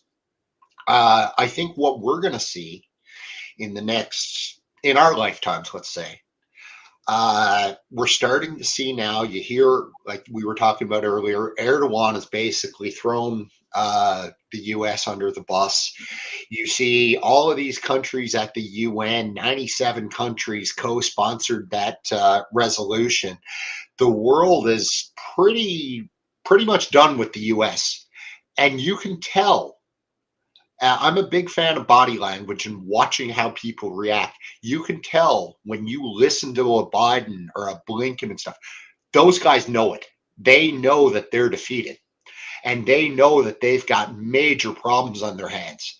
So, I think what we're going to see, at least, for our lifetimes, next 50 years or whatever, you're going to see, they're going to talk a lot about this multipolar world. And I think during our lifetimes, you're going to see an elaboration of BRICS, an elaboration of a multipolar world, whereby, we call them poles, but I don't necessarily see them as poles. I see the next 50 years as just them trying to figure out what a multipolar world looks like.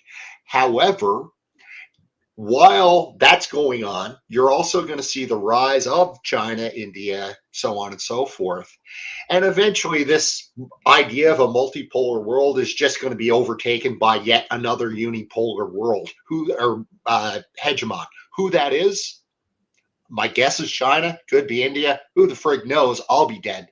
But that's what I think we're going to see in the next, 50, 100 years, whatever it takes to play out. It's very interesting. The person that gave that super chat, the multipolarity will be something like the post-Napoleonic Europe. Well, NGS somehow brings a good point, because that post-Napoleonic Europe actually worked quite well in Europe. Yes, let's not forget that we had the Conference of Berlin, where these big powers of Europe, of the post-Napoleonic Europe, decided to bring everything to themselves. So, so it worked until it didn't work, until it became very mean.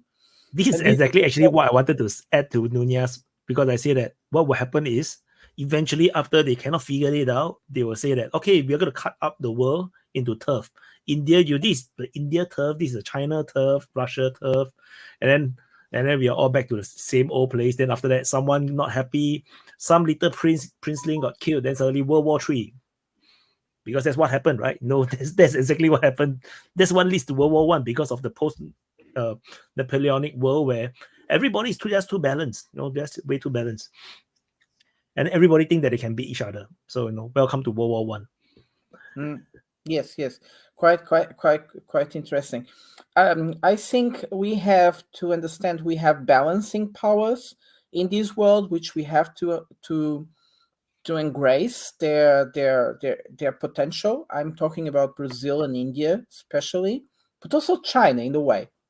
China is not trying to really conquest nobody. It's just trying to secure their position in the market, mostly and foremost. They are not, at least we are not seeing them. Okay, they have border conflicts with their neighbors, but they are still not like trying to conquest different parts of the world yet. And I want to add yet as well.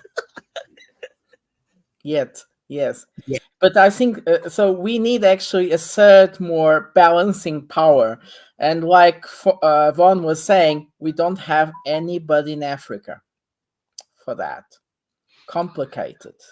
You heard South African heart. No, South Africa is that we are the leaders. Mm-hmm. Well, they are and they are not.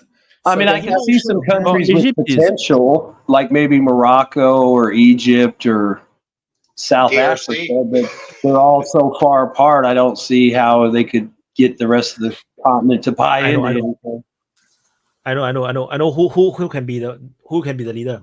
That new federation that is going to come up, the new confederation between Niger and what's the freaking country? Mali and Guinea-Bissau for Conakry. Burkina Faso, Niger. Hey, I wanted to ask a quick question that's way off. In that Azerbaijani thing, that city that they abandoned, is that city just empty now? Or did the Azerbaijanis occupy it, or at least, I don't know. Which city are you talking about? I don't know. It was like the capital of that breakaway republic, whatever. They showed it like just empty. Armenian minority who left the place. Conquered. I don't think the Azerbaijanis will go that far. I hope not. Well, they know they are not stupid. I don't think they will do that. I think they will invite. Well, I mean, they were showing pictures of it, like the whole city was empty, like everybody left. It's empty. Everybody left. It doesn't matter if the whole city is empty, because most of the people left, so most of the city is going to be empty, except for some of the old people and the people who don't want to leave. And then Azerbaijan will just move new people into this territory. You think so? Yeah, they already have the plan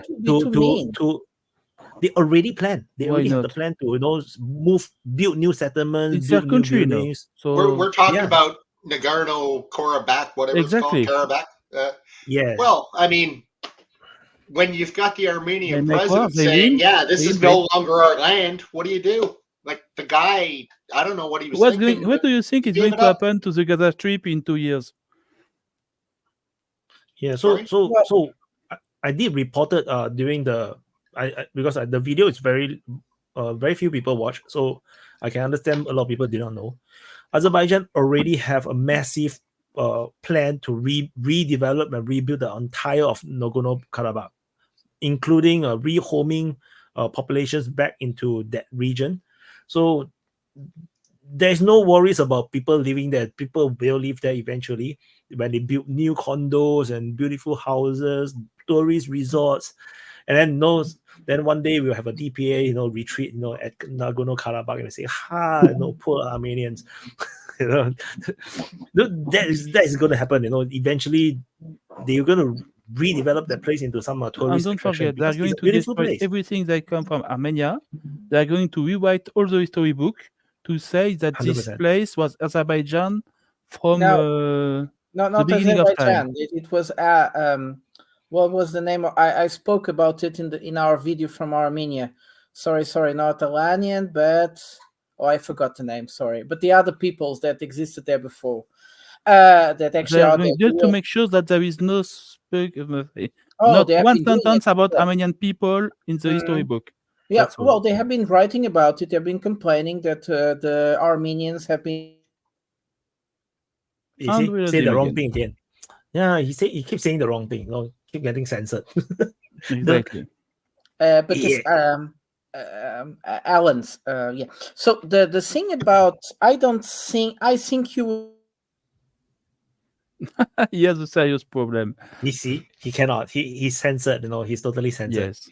But didn't if we follow the history of Nagorno Karabakh, I was very surprised that people left. There is something there. It's not so They easy. left because they were going to be killed if they stayed. Could be. They think that But they're going to. Yeah, I mean, the way I took it was like the Azerbaijanis kind of told them like, don't be there when we get there. And a lot of people you left have because to I mean, like I understand wasn't kidding. It looked like a 20 years ghost ago- town. I mean, it looked completely abandoned downtown, wherever the 20 hell it or was. 30 years ago, there has been another war in this place, and the Azerbaijan army has made a lot of war crime in the area. And when I said a lot, it was really a lot. So the civilian population have a very, very good understanding that they have to leave. And the Russian army was there to protect them for a few weeks to allow them to leave. So they use the help of the Russian army to leave the area very quickly. I would be surprised. We made that video about Armenia, and I talked a lot about Nagorno Karabakh back then, trying to introduce a bit the story. And the thing is that people has been there against so many circumstances over the centuries, again and again and again. I can't imagine they losing their identity so easily. So I presume, if I am allowed to say this, I presume there's a kind of a backstage agreement where these people can come back inside. No. I find it very unusual that these people just left the country without no assurance from the Russians or from someone else that they could come back. I don't know. I mean, when they fought last year or whatever, it was pretty damn brutal. Maybe they just didn't want to get caught up in it. I mean, they were fucking doing war crimes, if you want to say it like that, as far as what they were doing in each other's military. You know what they were meaning. I mean, they might just not want to be there when those guys show up. Like I said, I took it as like, get the fuck out of town. Don't be home when we get hurt. That's the way I took it. And like I said, it was like they ran. I mean, there was like just shit laying in the streets, like people just ran. Yes. And they were very afraid for their life. Yeah, I'm just correct me if I'm wrong. Didn't the Armenian president cede the entire territory to Not exactly Azerbaijan? cede. He decided to not protect the territory. So he let the local militia to fight around. And they were destroyed in 1 week. Yes, and then he made something worse. He recognized that the territory is part of Azerbaijan internationally. And then the Russians said, well, then we can't do anything because then we are going to be the ones hurting international law. So they said, well, now we can't do anything. If Armenia says it recognized that as part of Azerbaijan, then the situation gets very complicated. But my feeling is there is a kind of a gentleman's agreement, a kind of a backstage agreement that will allow these people to come back. We No. have this.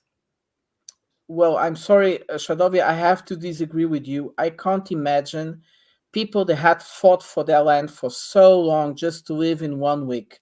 It doesn't make any sense to me.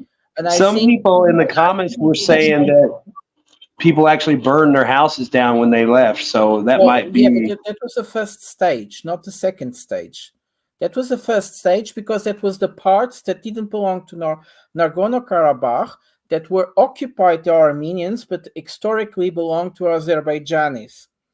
Yes, because you see, Nagorno Karabakh is like an island, but what the Armenians back then in the 90s did was they make kind of a connection, a land connection to mainland Armenia, and all those territories in between, they were occupied by Armenians, and there was those houses they were burning actually, not in those territories because they knew they couldn't get them. 5G? Well, 5G?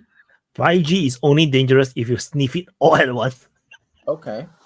So we are having to we have to slow down to 4G. Alex Jones is in the chat. So, but I would. So I can explain maybe the possibility of why the population of the Nagorno Karabakh did not stay. Is because what the Armenians did when they invaded initially. So when they invaded initially, they conducted some level of massacre, and they were very brutal. All the Azerbaijani people was chased away, and then there was they are afraid of revenge. That's the main thing. So, but there's a possibility that the Armenian government has been spreading certain level of propaganda and whatnot about how the Azerbaijani will come in and then they will massacre everybody. So everybody will just run. But although it's also funny because the Azerbaijani has already closed the border. So the Azerbaijani troops opened the border for them to cross, didn't massacre them. So there's also a contradiction. So, yeah. Well, if you've got the president saying we're not going to defend you, I'd be taking my family and getting out of there myself, right? Why? Who wouldn't? I think they will try to bring people in. Not everybody. They will synchronize people and see who can come in and not come in, which is of course very unfair. But they will do that. But some people will be allowed to come back in. I see the Azerbaijani government very preoccupied in the last year, lately, to treat certain ethnicities with full respect. Of course, they always respect the Russians living there, Russian old believers, and so on. They have like the Udinis, which are also a very old Christian population that lives in a few cities. They had like their life improved by the government, building church and culture centers and all that. Yes, we have seen that some other Muslim peoples have been forced to be converted into Azerbaijanis. Well, it's not converted into a religion, but converted into an ethnicity. The lads, which are Iranian-based, Iranian, Indo-Iranian, if you can call it like this. Yes, those ones, for instance, continue to be suffering the Azerbaijanization, if we call it. But there hasn't been any persecution towards Armenian or other Christian peoples within Georgians, Russians, as I said, Udinis, or even the very little Armenian community that stayed in Baku. So I see the Azerbaijani government is the one that can be a bit more balanced here, because the Armenians are not balanced at all. Okay, we can understand historically they are very afraid, they're very competitive, they are very aggressive because of what happened the last 2 centuries. It's really bad for them. But I see the Azerbaijanis trying to hold the future to themselves. The problem here is actually the Western intervention. How much will they try to provoke a conflict or to hold the conflict going on. That's probably the biggest concern.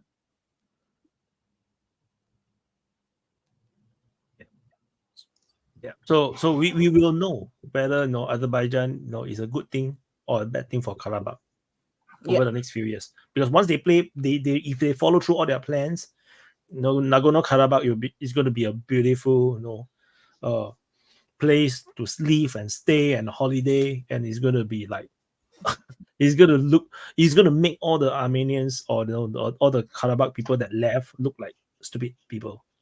And they left and go to Armenia and become like not here, not there.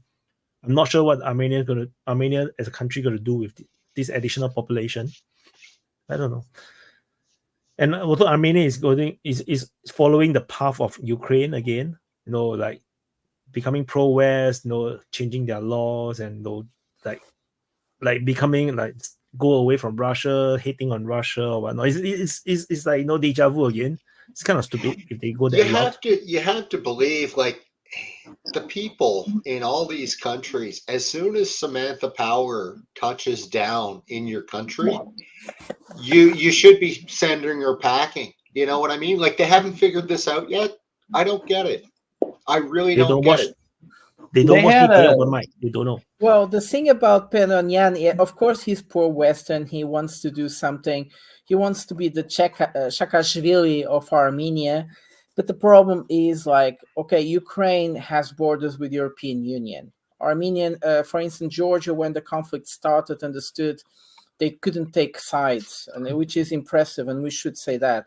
They are completely anti-Russian, their population, but the government understood, well, we have to stay away from this.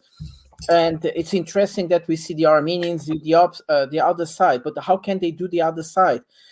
Turkey is not pro-European Union at all. That's an history gone.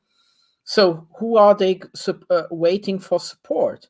Well, they have a huge problem actually with Turkey. They also have a huge problem with Georgia. They have a huge problem with everybody. They have conflicts with everybody. It's amazing. And the Russians historically are the only ones that supported them over and over again, even against Georgians, which they used to love so much before 2008. So it's impressive how they are shooting themselves in the feet. But that's the interesting part about it. You see, Panoyan, he has support from the population, 56%. So the Armenians are to blame. They did voted him again when the first invasion of Azerbaijan, of Karabakh by Azerbaijan. Panoyan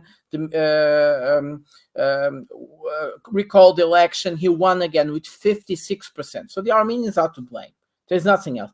But at the same time, the Armenians are not ready economically or geographically or geopolitically to abandon Russia. So they just abandoned the more or less, not officially, but actually effectively, the kind of Russian NATO. Now they are alone. They don't have the support of anybody. Well, France sends some mechanized, some cars there. Amazing. What are they going to defend their country with cars? I don't know. Now they are even saying that Armenia is supposed to send 200 Dochka rockets to Ukraine. The moment they do these, Russia will be really pissed off. I don't know what it's like. It's like a schizophrenic country at the moment, I would say. I think we're gonna have quite a number of this type of country coming in these next few years. Everybody's starting to get very confused. It's like, are we supposed to continue to pro-USA? USA is messing up everything. Poland will start to like, are we going to pursue our own shit? We have so many tanks, we have so many K2 tanks and so many HIMARS, we should make full use of it. Then the Baltic states was like, well, fuck, we are all doomed. Because the Ukraine is like defeated. It's like, what are we going to do? We give them everything we got. I was going to say, there was a whistleblower report last week, supposedly by somebody in the Secret Service, saying that Zelensky's already been given dual citizenship and he's going to be assigned a protective detail and a chef, and they're moving him to the United States at some point. He has Yeah, I saw the British. cert. He I Yeah, I has saw British. But who knows? I mean, that was dumb if it's true, because I'll tell you right now, if I'm the Ukrainian military or the nationalists, that motherfucker ain't leaving before me. Well, Vaughn, that's actually one of Like the you said, reasons people before have been me. saying that he didn't want to elections, because he got British citizenship, all his family, after the beginning of the war. And Yeah. that means that he couldn't be actually a candidate again for Ukrainian president. Well, I mean, it's a war. He can do whatever he wants. I mean, I don't know if it's true or not. But Honestly, if he was really smart, he would create the new election, and he would make sure to lose it very fairly. Okay, so he Yeah, said, yeah. publicly, "I lose the election. No, it's Oh, your I'm turn." done. Yeah, I'm not the I'm winner. done. I'm I not the lose winner. it. I'm out. Really, I'm sorry for the country. I Yeah, lose. I gotta so I'm go. going I away. gotta go produce a Eurovision. I don't want to be a problem for the next government, so I'm leaving. Yeah. How is he going to win the election? There's zero possibility that he That's, will win the that's election. the point. That's the what plan. Shadowy's He has saying. to lose Yeah. to stay alive. Yeah, he lose has the to election lose to very stay alive. cleanly, and he leaves the country immediately. So, yeah, he have to run away. No, not necessarily. He may lose the election and then he got drafted and mobilized and sent to the front. That's a good He can get That away. would be funny. He can get away as long as he doesn't stop at the border and start monologuing for 3 hours before he tries to leave. But Can no, you I mean, imagine there's- though if he got drafted? That'd At be the hilarious. time, he's going to be in a Because state the man visit to cannot Pentagon. leave the country, right? So if he's not the president, how is he going to leave the country? It's not so Well, easy for him to just leave, right? That's No, what but the he's doing US to will- Poroshenko. Poroshenko US tried will- to leave the country a few days ago. He was blocked again. He had like a summit in Hungary or something like that, and he was blocked. Poroshenko, a former president Poroshenko, of oh. Ukraine. He's Amazing. been trying to leave for years now. I mean, it's who not his blocked first him? time. Who blocked him from going to the Hungarian summit thing? The border security. Oh. Yeah, I He's mean, fought, and the thing is he probably can't even trust his own security detail, because those guys got to know what's up. I mean, ain't nobody taking a bullet for that dude. But Well, and it's his here's fault, right? the- He's the one. He's the president. He could have followed the Minsk agreement. He chose to play with the West. So, Well, here's the thing that I worry about, and that's, right now, Ukraine is still funded, right? Police are getting paid, the nurses, the teachers, all that stuff. They're still getting paid. That money, though, by all accounts, runs out before the end of this year. They're not getting more money.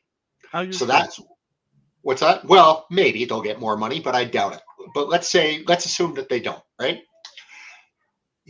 And we get into January, and people who are living paycheck to paycheck as it stands, they're going to miss a paycheck. They're going to start to feel it. The next paycheck they miss, they start to get angry. You're going to see a revolt. That's what I worry about in Ukraine. I think that the entire country at the beginning of next year is just going to collapse on itself. I guess. think I it's was not just going to the say, US, I mean, if but you look at what the Russians are doing, I mean, that whole scenario you just laid out is something they're probably encouraging with the drone attacks on the infrastructure. Because, I mean, they got to make it miserable for the troops, which they obviously are doing that extremely well. Now they've got to make it miserable for the civilians more than it has been, so that they turn against the government. I mean, you've already got the military practically at the government's throat back and forth. I mean, at least, from what we're seeing, and it's probably way worse because, they're trying to quash as much of this shit as they can. Because like I said, I've been following a lot of these units and stuff through their Telegram channels or Facebook channels, and granted it's Facebook, so you can't say it's like intelligence or anything, but there are people making comments in there, and they're not all getting wiped, about people missing and not having any transparency about what's going on. Every single person in there, it's like, please come home safe. We're praying for your safety. There's there's some inspirational shit, but even that at the end is like, please, no matter what, come home. It's like, it's got to be getting pretty fucking bad because, and there's even commentary about I think it was one of the units that's around maybe Kremenaya, and they were talking about how they have to do so much redundancy in their communications because the electronic warfare is so bad, and they lay communication lines and they have to constantly fix them because they're getting cut by artillery, and they just, so it's got to be bad because they're doing it as a story about how hard these guys are working to keep the comms up, but you can also read into it that they're having a lot of problems keeping comms just because of what's going on with electronic warfare and just the amount of artillery cutting land cables and shit like that. They can't stay in touch and coordinate. Well, like I said, I'm a person who studies body language, right? And it is very, very bad because when you watch Biden, when he got on there last week, you could tell from his body language that it was desperate. Like he was basically begging people. He was like a crackhead, just, I'll suck your dick. I'll do anything. Just give me the 60 billion. And the reason being, I'm convinced if they don't get that money, Ukrainian society is going to implode. And then that's when you're going to see the military is going to collapse. And that's when you're going to see the military take over the country. That's what I think will happen. I don't think the military is going to take over the country, but I do think it's on the verge of some kind of collapse because there's just too much pressure. You look at Wyatt's last report and a few other people. There's places where it's, for lack of a better word, starting to crumble, maybe even collapse.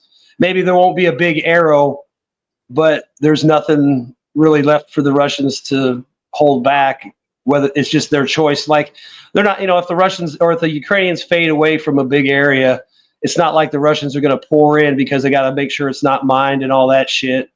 But still, it looks like that's starting to happen in some areas where the Ukrainians are, I know we say this all the time, like when are they going to crumble? They're crumbling and they're on the verge of crumbling, it looks like. And it's this death by 1,000 cuts, The Russians are going to turn up the infrastructure hits and put the pressure on the civilians. They're moving all across the board. The other day, they started pushing out the Robotny salient from the west side. That's where they captured that Leopard 2. And that came from the 33rd Mechanized Brigade, which has Leopard 2A4s. And that was the area they were supposedly operating in. So, that's just shit I can get off of OSINT. So if I can figure that out, the Russians figured it out. These guys are getting fucking pounded every day. They're losing ground every day. I think I saw a report where they were saying just from the majority being artillery, aviation, and helicopters, 3,000 dead Ukrainians across the front from Kupiansk down to Kherson. And that's just attributed to air attacks and artillery and helicopters. I don't know if you guys notice, Wade has become a kind of Korean tank. Yes, Korean tank. Yeah, it looks like that. It's a new look. Very good. Nunia, I agree more with Nunia than with Vaughn. I think the problem is in money, not weapons. I also don't see the Ukrainian military. I'm not military express, you, Vaughn, and Wade, you are the guys to talk about it. But I don't see like Ukraine really being without weapons. They still have enough weapons. Their problem is money. And the problem for the European Union, the United States, is to increase that. They can't give more money. I'm not really disagreeing about the money. I just think that once that money's gone, that's just going to be another collapse point. It's just what I wanted to say about money was like someone was saying in the Nuni explained it in a way that everybody can understand, and someone in the chat was saying, "Oh, they can print more money. Of course, they can print more money." And somewhere in time, the grieving doesn't. It's worthless. It has no money at all. So it's indifferent if you pay the check and you can't buy anything with it in the market. It's the same thing like Nunya was saying in a very easy way to understand. You don't get your paycheck on the end of the month. It's exactly the same thing. And I think what you see now, the fight within the Ukrainian leadership is about how much money they can get from the little money that is coming. That's the fight you see in the Ukraine. And when we see that, it means that the whole hierarchy of that country is about to fall. They are going to fight each other's. Yvonne, you were saying the military is going to take over because they also want their part. They are as corrupt as everybody else. Who cares? This idea that the military is like sacrosanct is a myth. They also like money. And when I say, I think when the money runs out, that's just going to be a part where it breaks. Plus, I think it might not even be that long because it's going to be losing your paycheck and not having any confidence in the government that you're going to get your next check or, whatever's going to happen. I think you got the money issue, the confidence issue, then you've got the apparent collapse of the military across the board. At least, they're on their heels at the very minimum right now. They're just trying to figure out where to stop. They're talking crazy stuff like dropping back a couple kilometers and starting to dig new lines. It's like they're going to bomb you the whole time. You're literally going to be building trenches right in front of them. Even if you drop back 10 miles, they're still going to bomb you. So, and plus it's winter. You saw the video of the guy trying to dig.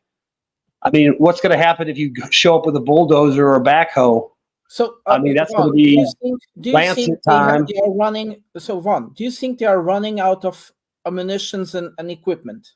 I think in some areas they're running low on stuff. I think they're running low in general, but I just think they're on their heels because they just can't keep up. They can't hold the pressure back. I don't think it's a lack of so much not having ordnance and stuff. It's just there's just not enough guys in the right places to hold up anymore, and they're falling back. Plus, every time they fall back, they lose stuff.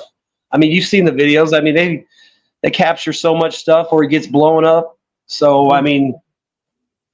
it's just it's just a bad situation on every level for them. Supplies, where they're at.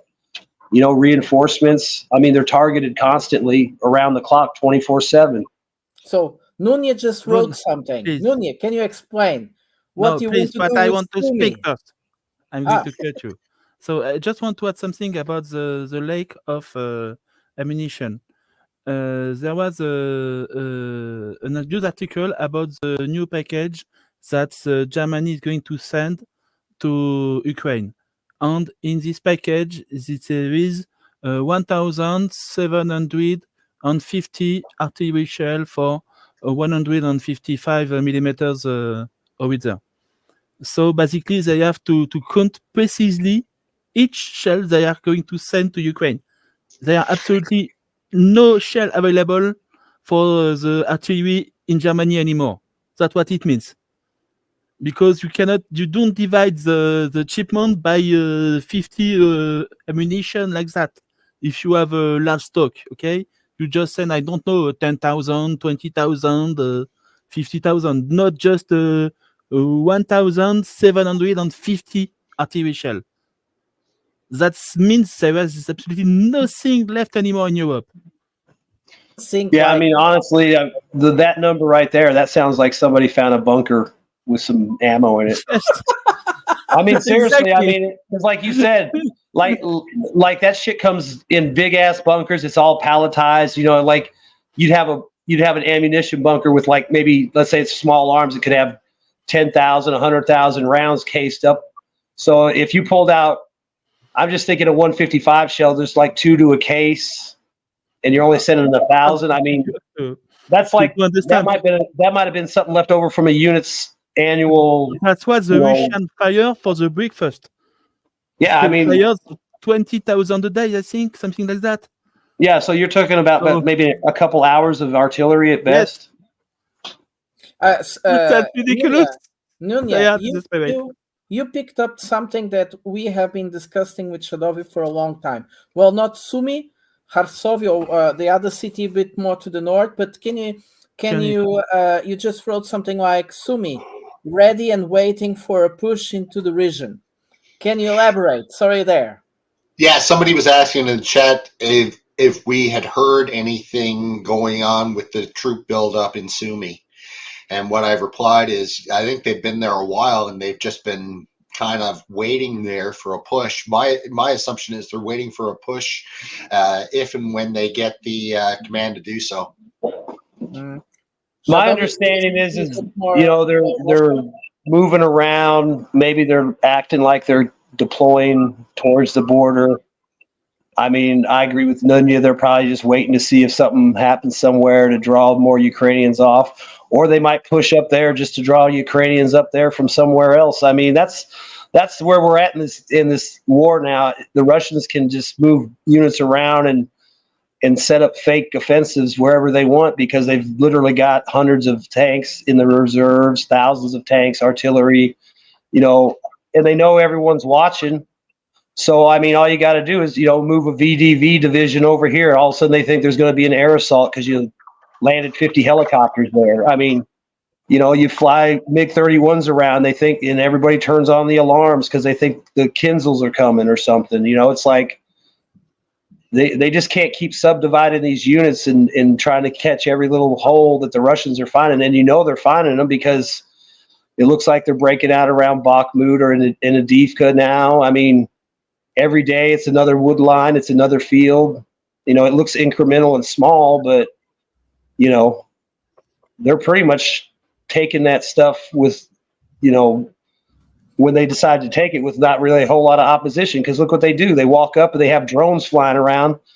Any opposition left gets tagged with a drone, or they get sighted and they know where they're at so they can focus on that position and clear it. And then, generally you haven't seen a whole lot of those guys operating with the drones, attacking fortifications. You haven't really seen a lot of those guys getting hurt.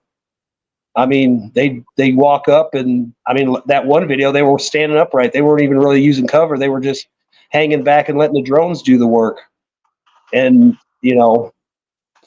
it's that. So do you guys just across the board, they're just pushing everywhere. It's just a matter of time before they keep finding more holes. Do you guys believe I think we have to be careful about that. The logistical cost to open a second front is very important. So maybe they're right to be careful with that. Do you guys believe in the F-16? What? Will there be any F-16 coming? Please. That's a good joke. No, they'll come right before the Abraham, yes. Well, yeah, exactly. I'm sure that they're there hiding. They are going to somewhere in synchronize the incoming of the Abraham on the F-16. No, we won't see any of that.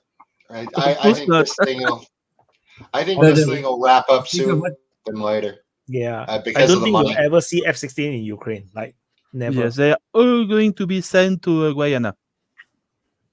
Maybe they will give them a few, just for future National Day parade. Like in the future, after the war have ended, they are just there, just to fly around with no missiles, just to put out the smoke, the white, red, and blue smoke to welcome Putin.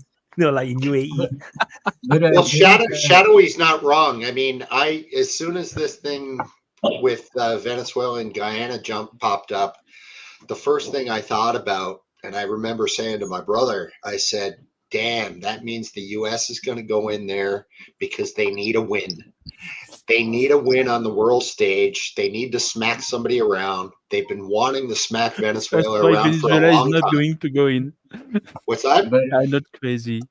No, Brazil wouldn't let them. I think that would be exactly. Nobody is going to let them, so they are not going.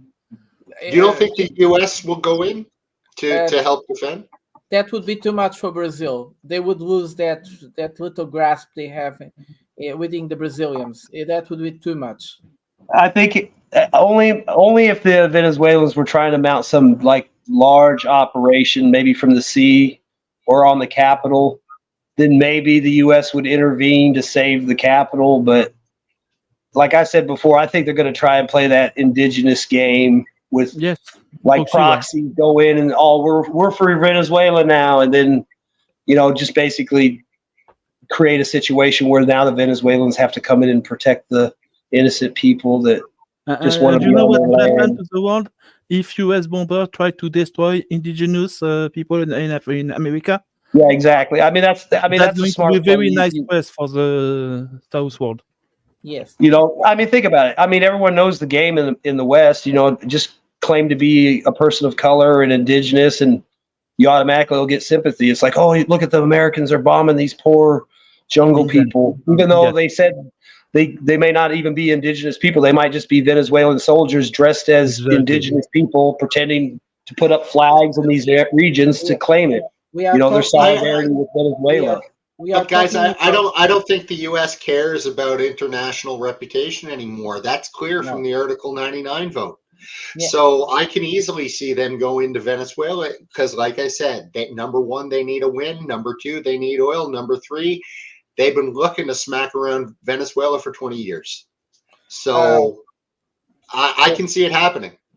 I am inclined to agree with Nuria for the simple. Unpopulated, it's forest, equatorial forest. What they are going to try to hit, it's ridiculous. They will not. We have to make clear. I think we all agree that if the military Venezuelan army, the real troops, regular troops invade Guyana, US is going to strike Venezuela. Okay, we all agree with that. Okay, but what we speak about is a proxy war in Guyana. What US is going to do if there is a proxy war? I don't think there's a proxy war. I think the U.S. would go in there directly. I'm inclined to see the possibilities there. Not necessarily would, but the possibility is certainly there simply because this is within the proximity of the United States. This is just remember the Monroe Doctrine and everything. The United States is, if there's anywhere the United States will be willing to knock hard, it will be the Americas, basically. So I am actually inclined to agree to. It's not a given that they would do so, but they will definitely be more willing to do so than, say, Iraq. Right, so, and they did Iraq, though. But. Hey, and on the Sumi thing also, I think if you're going to see any M1 action, that might be the one possible area. And that's only because I think the M1s are up in that area. But that doesn't mean if the Russians cross, they won't run back to Kiev. But if they were to have a fight, that might be an area where that would occur. But that's complete speculation that those tanks are on that side of the river and in that area, but that's kind of what I also think they pulled them out down south supposedly because they didn't want them to get fucked up like the Leopards in the Challenger. So they could be hiding back on the east, on the other side of the river again, somewhere safe in Kiev. No, directly in Poland. About Guyana, I would say. Go on. I just want to respond to one in the chat there. Say, guys, forget apparently that the U.S. already tried Venezuela and lost. That was a very weak attempt from the U.S. compared to what the U.S. will tend to do usually. And when it comes to Guyana, this is a very different thing because the U.S. doesn't have to invade Venezuela directly. It simply has to say, no, we're going to stand up for this poor defenseless country being swallowed up by this evil socialist nation that we have been vilifying for decades. And then we put the troops on the ground. And that's not going to be difficult for the United States to do. And when it comes to, defeating Venezuela, yes, if that was what you meant, we were not talking about that, though. I don't think that was part of the conversation. But if that was what you meant, then I'm inclined to agree. The United States is not very likely to try to make a full-on Iraq style on Venezuela. But I think they're going to do like they did in Serbia. It's just a part of they're Guyana. going to destroy everything. And it's a part that has been. Yes. When we're talking about Guyana, it's not the whole Guyana. It's just one part that Venezuela, since its independence, has been claiming as its own. That the United Kingdom, which was still the lord of those lands, claimed to itself, and there was no really a kind of a decision, and the U.S. decided to give those lands to Guyana. But we are not talking. It's half of Guyana. That's true, but we are not seeing. Like someone was saying, like if the Venezuelans are going to attack the capital, why should they? They just have to occupy the area they claim. Well, yeah, I'm not saying it's legitimate or not, but I find it very difficult. If the U.S. intervenes in South America, they are going to lose a lot of friends. And I'm saying, like, the Brazilians will not go along with it. This would be too dangerous for the U.S. even to try. The Brazilians are really on the brink of losing their temper if something like that happened. So they are trying to resolve the problem. I don't know if you guys listen. On the 14th, Lula da Silva invited the president of Maduro, president of Venezuela, Maduro, and the president of Guyana, Mohamed something. And sorry for saying that, because it's important to say that way. And he's trying to find a solution. So the last thing the Americans would want to is to make Brazilians unfriendly or uncomfortable to a way they will have to say, we are fed up with you. So I hope not. I am not expecting that to happen. Sorry. And Yeah, there is I mean, the U.S. might not even do that. They might just put some Navy ships off the coast, or whatever to deter it. I mean, like a show of force before they even do anything. I think the only thing No, preventing I mean, it they now. could just sail some ships down there. Like if they thought the Venezuelans were going to try to come in by the sea, or maybe, if they wanted to have some Americans at at the airport or something like that, just to like a show of force. The only thing preventing it now, in my opinion, is the fact that they're so stretched thin with Israel and Ukraine. If they started mobilizing people, even if it's just a couple ships to go offshore, the American people would be like, what, another what are we doing here? And with the election around the corner, it would get shot down. That's the only thing preventing them from doing it right now. I'm telling you guys, because they don't want to give up that region. They don't want to give up that oil to Venezuela. Can I just ask a question? Because when I see on the map, Guyana looks like a very, very small country to me. It looks sort of like Israel, but maybe just as an optical illusion from my side. Maybe it's much bigger. But as far as I recall, it wasn't actually half. It was like 2/3 of the country. And so I have a question for you guys. How big is really Guyana, and what is left after 2/3? Isn't it really just nobody lives there? Basically, nobody lives there in that region. There's like 100,000 people. Nobody lives there, and even Guyana itself is not that big in terms of population. But in that region in particular, it's a handful of people, really, for all intents and purposes. Well, then it certainly makes a lot of sense why Venezuela would. I mean, that country isn't really a country by itself, as far as I can tell. It's like a Micronesia country, no? The thing is that someone like Nuno was saying, if this happened in Guyana and the U.S. decides to police the situation, somewhere in the world immediately there will something happening, because if they are so stretched up, Ukraine, Guyana, and Israel, then everywhere in the world you have little things happening immediately, like we blink of an eye, because everybody that is unwelcome and comfortable with any geopolitical situation will solve their problems in that moment.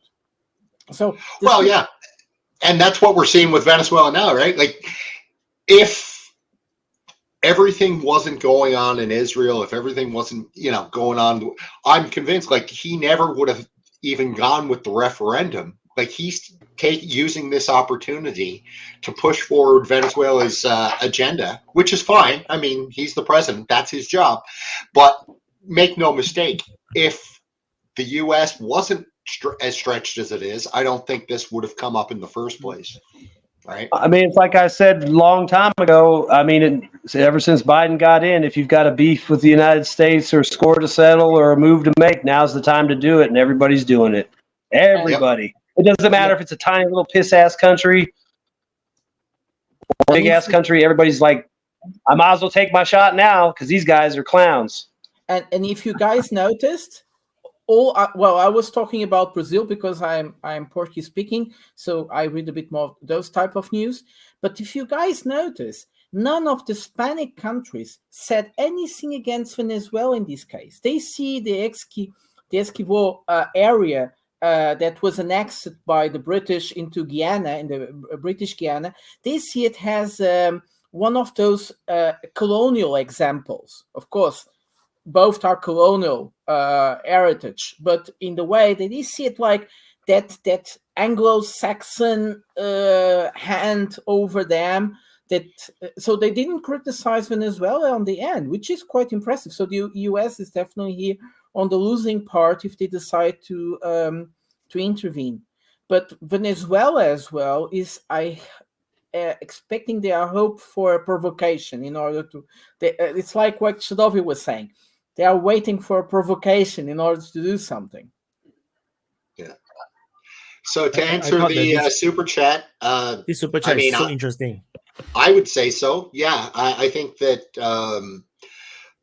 these Western militaries have been building up their militaries with, quote, low intensity or medium intensity weapons, all these smart bombs and stuff, which are low volume, but apparently effective.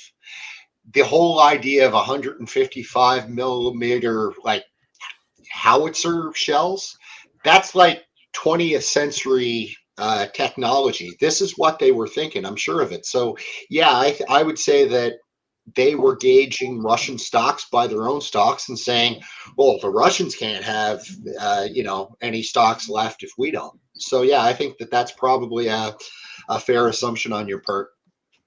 I think that's true to a point, but I also think that Soviet and NATO planners had no clue about the amount of artillery they would have used in an actual war between two peer competitors. I would almost bet if you could go back and look at the NATO plans and the Soviet plans, I bet you they were off by millions of rounds. I mean, I bet you it was eye-opening to the Russians and the Americans, but obviously the Russians were far more ready for it because, like I said before, they've been making the same 125 millimeter gun for their T-series tanks since the 60s. So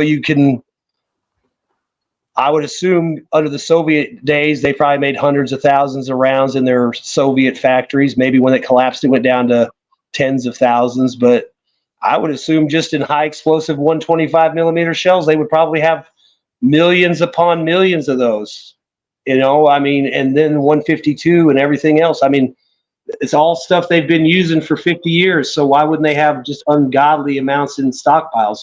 I mean, it highlights the complete incompetence of the West. I mean, underestimate, overestimate, nothing works that the Russians have. Everything we have works exactly like the manufacturer said. It's just a comedy of errors. Did you guys notice the last super chat? Slav Ukraine. Do you see the picture? Do you recognize the guy in the picture? That's Voz do Povo. Of course it is. You bastard! Who was it? Come to the chat. Voz. That's your is actually Voz. I want to add on. Yeah, go ahead. So I want to add on about this just now the previous super chat about this ammunition. So this Western ammunition, the numbers, simply it can actually be a reflection of how the West is comfortable, that they know that Russia is actually not a threat. They know that no one is going to go to war with them, which is why they build and stock up so little ammunition that is not sufficient for a major war. I think that is a indication of how secure they think they are. And it also reflects another thing, is that the decision to support the war in Ukraine is not a military consideration. It's a political consideration. Because the politicians do not understand the military side of things. They think that, no, we are powerful, because they believe their own propaganda. They believe that they are very, very powerful militarily. So they think that they can support and then they can crush the Russian military. So probably this entire decision to support the Ukraine is not really went through, with analysis with the military and make a real analysis of how much they really need to give Ukraine in order to win the war. So I think that for them to have a miscalculation is less likely, because we know the Soviet doctrine is well known. The North Korean doctrine is well known. We know that this Soviet type army is always very heavy on artillery and shells and tank rushes and whatnot. So I think they know, but I think the politicians do not know. Then they make the wrong decisions. I was going to say something along the same lines. It's I don't think it's actually based on the Western stockpile numbers, because I don't think they even care to assess much what the Russians had, and even where they did assess it, they didn't assess completely, and it probably underestimated to a large extent. I didn't think they made many assumptions. I think just about the Russians. I think they just assumed about themselves that they would be just superior, and that's it. And then like Wyatt said, the politicians were basically making the calls a lot more. So I guess FCS was before, it was after me, and then Nunya. Yeah, and also, Wait, sorry. yeah, what I Go was on. trying to, yeah, what I was trying to add is exactly what Wyatt was saying earlier, and same thing Kopin said. I'm thinking that, as what you're saying, they didn't see Russia as a threat, but I think Russia seeing them as a threat. Russia knew exactly how to stockpile a lot more for these bastards to come to my shores. So again, with that mentality in mind, Russia know, okay, they better see us as a threat. Okay, there's almost 20 countries against my one. So if I have to stack up, I have to stack up to hit 20 countries. So I think this is why Russia have so much of almost everything, because they know the enemies, but as I said, NATO may not see them as a threat. So and they see NATO as a threat, so they stockpile to fight NATO, not to fight Ukraine, and Ukraine having to find out the hard way. So I that's remember listening to NATO statements, and they have this paradox. One side, they say the same like Wade was saying about the politicians. They consider themselves much superior. Russian can never go against NATO, and so on and so on. At the same time, they were saying something like this: Russia is not using all their army; they are keeping most of their army to fight us. Hey so guys, they were afraid. Just one comment. Coping said something that triggered something in my head to end GS's question around the stockpiles. We also need to keep in mind, this is something Coping kind of touched on. They weren't planning on fighting this war, right? They thought that the economic sanctions would have crippled Russia. I mean, I remember at the time they were saying Russia will be collapsing within 6 weeks. So they thought that they were going to be fighting Russia till April of 2022. We should also keep that in mind too. They weren't planning this at all, so. They weren't planning it. You have Actually, there is. I have to disagree slightly on that because it wasn't far into the war. I think it was 4 to 5 months into the war. Both Norway and the EU committed annual budget for up until 2027.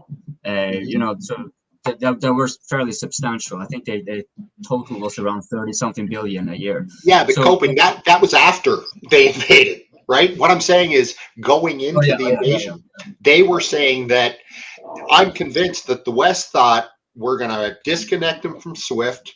That was their, quote, nuclear option. That was their words, not mine. Right? So they thought this was going to be done and dusted. Yeah, they've been faking it ever since, right? You know the saying, fake it till you make it? That's what they've been doing ever since. They've been trying to give the impression that they're more powerful than they are, and now we're all seeing that the emperor has no clothes, right? So is that why you think they would put this? They would kind of rope in the EU, including non-EU like Norway, to commit themselves publicly into funding, but something they already knew. Like, no, we were not even going to fight that long. I mean, it was going to be until 2027. It's 2024 seems like the ending. They were done. They weren't looking for money from anybody, right? Until they were. So that came later once they realized that Plan A didn't work. But what are the actually possibilities? Oh, I guess the super chat answers should be. So I'll have a question for after that. I think Vaughn had something to add to the super chat. I forgot. But I can add on. I just want to highlight also one more thing. Sorry, but let me add one more thing. Is that we need to understand that while the Russian seems to have certain problem with no ammunition, like as if they finished their stockpile, we have to remember that there is actually stockpile of ammo for all the border troops that is protecting against China, against the other, against the Baltic states, in Belarus. All these places have real ammo. They are not empty at all. So it's just that they refuse to give it to the Ukraine sector because they need to protect their borders. So you're not more. Yeah, you're not going to see a shipment of 152s that says we set 1,750 rounds. 1,750 front. I think the European politicians, together with economists, they kind of figure out an instrument of planning how long would Russia hold. So it's more than obvious, like many other European economists already said, we lost the economical war.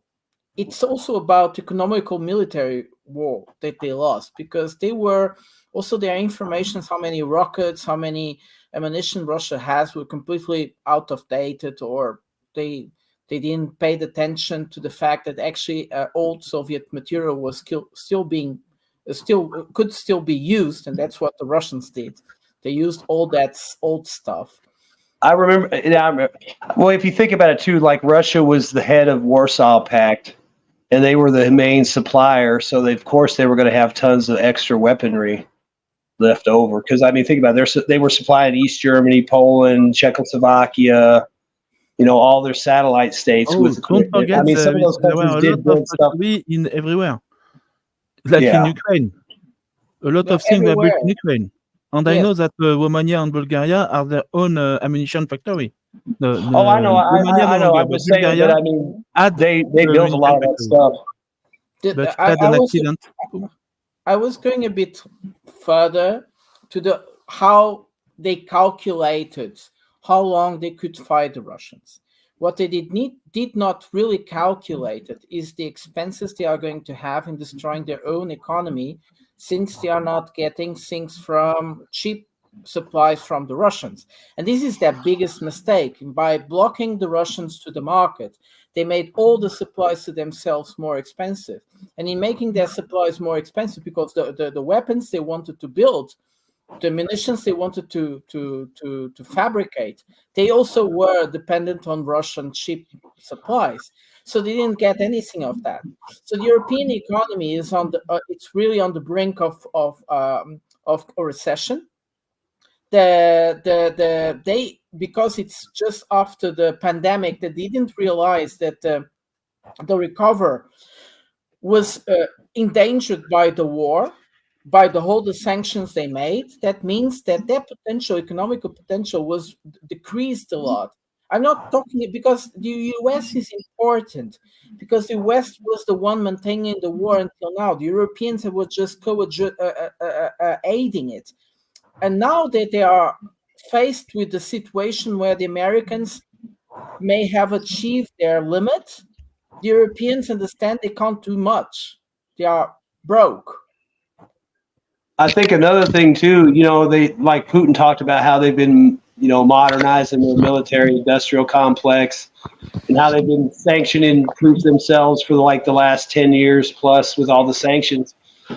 I mean, I would assume, I'm just guessing, that this process probably allowed the Russians to weed out a lot of foreign spies and people with mixed loyalties that would have given them the West accurate information on production numbers and stuff, because, the West has made it clear that they're Russia's rival and enemy, and they view Russia as an enemy. So it's probably helped Russia in that sense, that they've been able to get rid of a lot of Western intelligence and spies, out of their factories and stuff like that. And that might be enough, because, there's been stories for all the way back to 9/11 about how the U.S. and the West had gotten away from human intelligence on the ground, and that's how it, came to bite them in the ass. So with Russia basically going to a war footing over a period of a decade plus, it probably allowed them to clean this shit out. And maybe the West really doesn't have any idea what's going on inside Russia, because, they've made themselves an enemy for so long. It's allowed Russia to purge all this Western, intelligence assets out of the country. I mean, you don't hear about anything anymore. There's no spies getting caught. Even that guy that they say is a spy, that Marine, he wasn't spying. I mean, there's nothing. But the guy with half a dozen passports? Ukraine is probably full of Russian spies. You guys were talking about money, weapons. You forgot the thing Ukraine needs the most. It's not money or weapons. They need men. Oh, men. I thought women. They get over there, need Oz. men. Just send them some of your elves, Santa. They don't have fucking men. This is why we're seeing a lot of women. They and got kids, women and kids. They got them in the shield front line. maidens. Yeah, that's too bad. Shield maidens of Ukraine. Money is something UK and USA have a lot, you know. I The just only want to ask reason Wyatt, United please. States is playing up that approve this money is because they know they're gonna be guilty when they find out how many kids and women died in this war. Oh, Yeah, to I think it's change a, the topic. it's a, Wyatt, I think it's a please. good topic to talk about. The Yeah, woman going into the front line. I think this is quite serious. Like I would I like didn't to. expect this to happen. Can Well, I ask one question? I've been holding the whatever. finger for a while, so I was just hoping Sure, to bud. ask this question before we, because yes, I would also like to talk about the females at the front, but I have this. I just wonder what measures have the West taken in adapting their military production capacity with, because they considering that okay, they started doubling down with the funds and all the money printing, and yes, a lot of it has been squandered in through corruption and whatnot. But have there been taken any measures to increase it? And here's the follow up for that. Because if the West were to be, while there is certainly the will and desire to pursue the Ukraine war is waning, there's still quite a lot of desire to maintain it. So what would actually be the efforts and means, what measures have been taken and what means can they apply in order to pursue it? Yes, please, Well, Manya. I just want to touch base on one of those things and just reiterate, because I've said this before on here. Keep in mind that's $60 billion that they are requesting.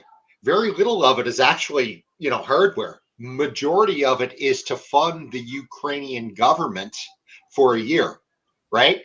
So, the overwhelming majority of that $60 million is just to keep just to keep people employed. And that's what I'm saying. If they don't get that money, you're going to see chaos there really quickly. And that's why they're pushing for it. They know that if people start starving, they might be upset about it.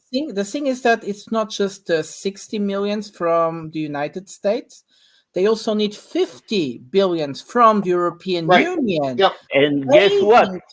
We are talking about a huge amount of money. Guess what, Prata? Zelensky just said they need more than that. They need 400 billion. 400 billion. You see? These people are giving up. They're asking things that don't even exist anymore. He was talking about some kind of weapon I never heard before. Even people in the military was like, what the fuck this guy is talking about? We don't have that shit. That shit don't even exist, you know? These amounts are so big, so unimaginable. 110 billions they need for 2024. I don't know.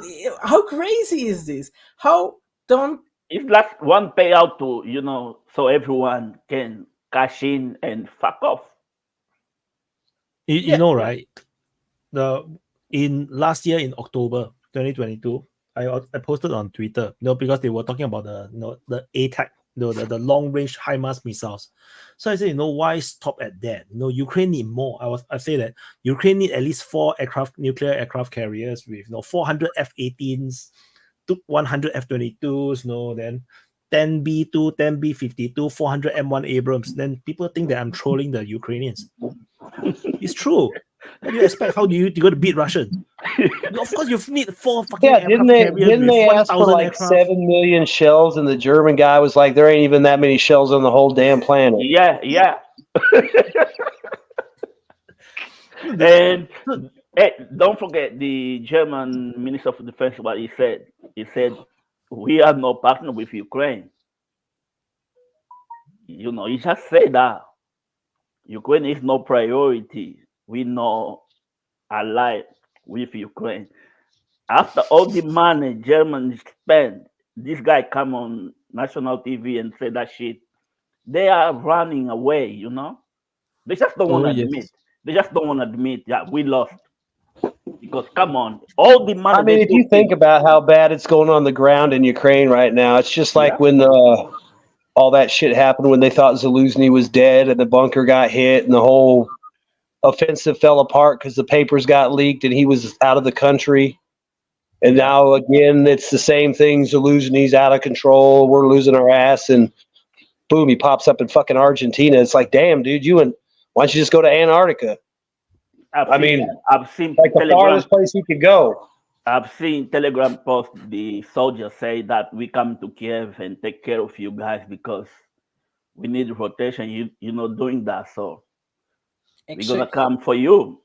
Actually, that's one of the biggest problems Europe will have to face, and I think some countries are waking up before it happens. It is real dangerous that Ukraine can ever join the European Union. These people will be inside the European Union. This will be extremely dangerous. For someone who dislike EU, I want Ukraine in. Yes. Imagine, I really right? want Ukraine. That's the same reason I want the Ukraine war to go on, because it increases the likelihood of NATO dissolving. Because now, think about. I know. Traitors, man. No, but seriously, I know this can come off as really bad, but think about it. This war has been the point of actually ending this war before it turned out really bad. That is past. Now, if it ends, it won't be really very conclusive for any. Like, it won't be making a lot of good. It would just be like, okay, Russia has showed what everyone knew. A bunch of Ukrainians and Russians are dead, and that's it. But if NATO is dissolved, speaking of which, didn't Turkey already made a move for leaving because of some? I saw some headline about that, but I'm not sure if that's true. Like Turkey leaving NATO. I don't think. I mean, that's like here in America. There's a headline every other week about Texas. A lot of people in the United States and Ukraine, they're asking to kick Turkey out of NATO. They want them out. I want to add a bit. Yeah. Okay. Go on. I want to add a bit. Turkey would never voluntarily quit NATO. It will never happen. The reason is simple, because NATO can become a military threat to Turkey. So by being in NATO can never act on Turkey. Imagine they're out of the NATO and then they go into the war with They Greece. become a target. Immediately they lose Cyprus. The island they of will end up Cyprus, fighting the whole of Europe. So because Turkey Greek is part of NATO. Don't forget that. Yeah.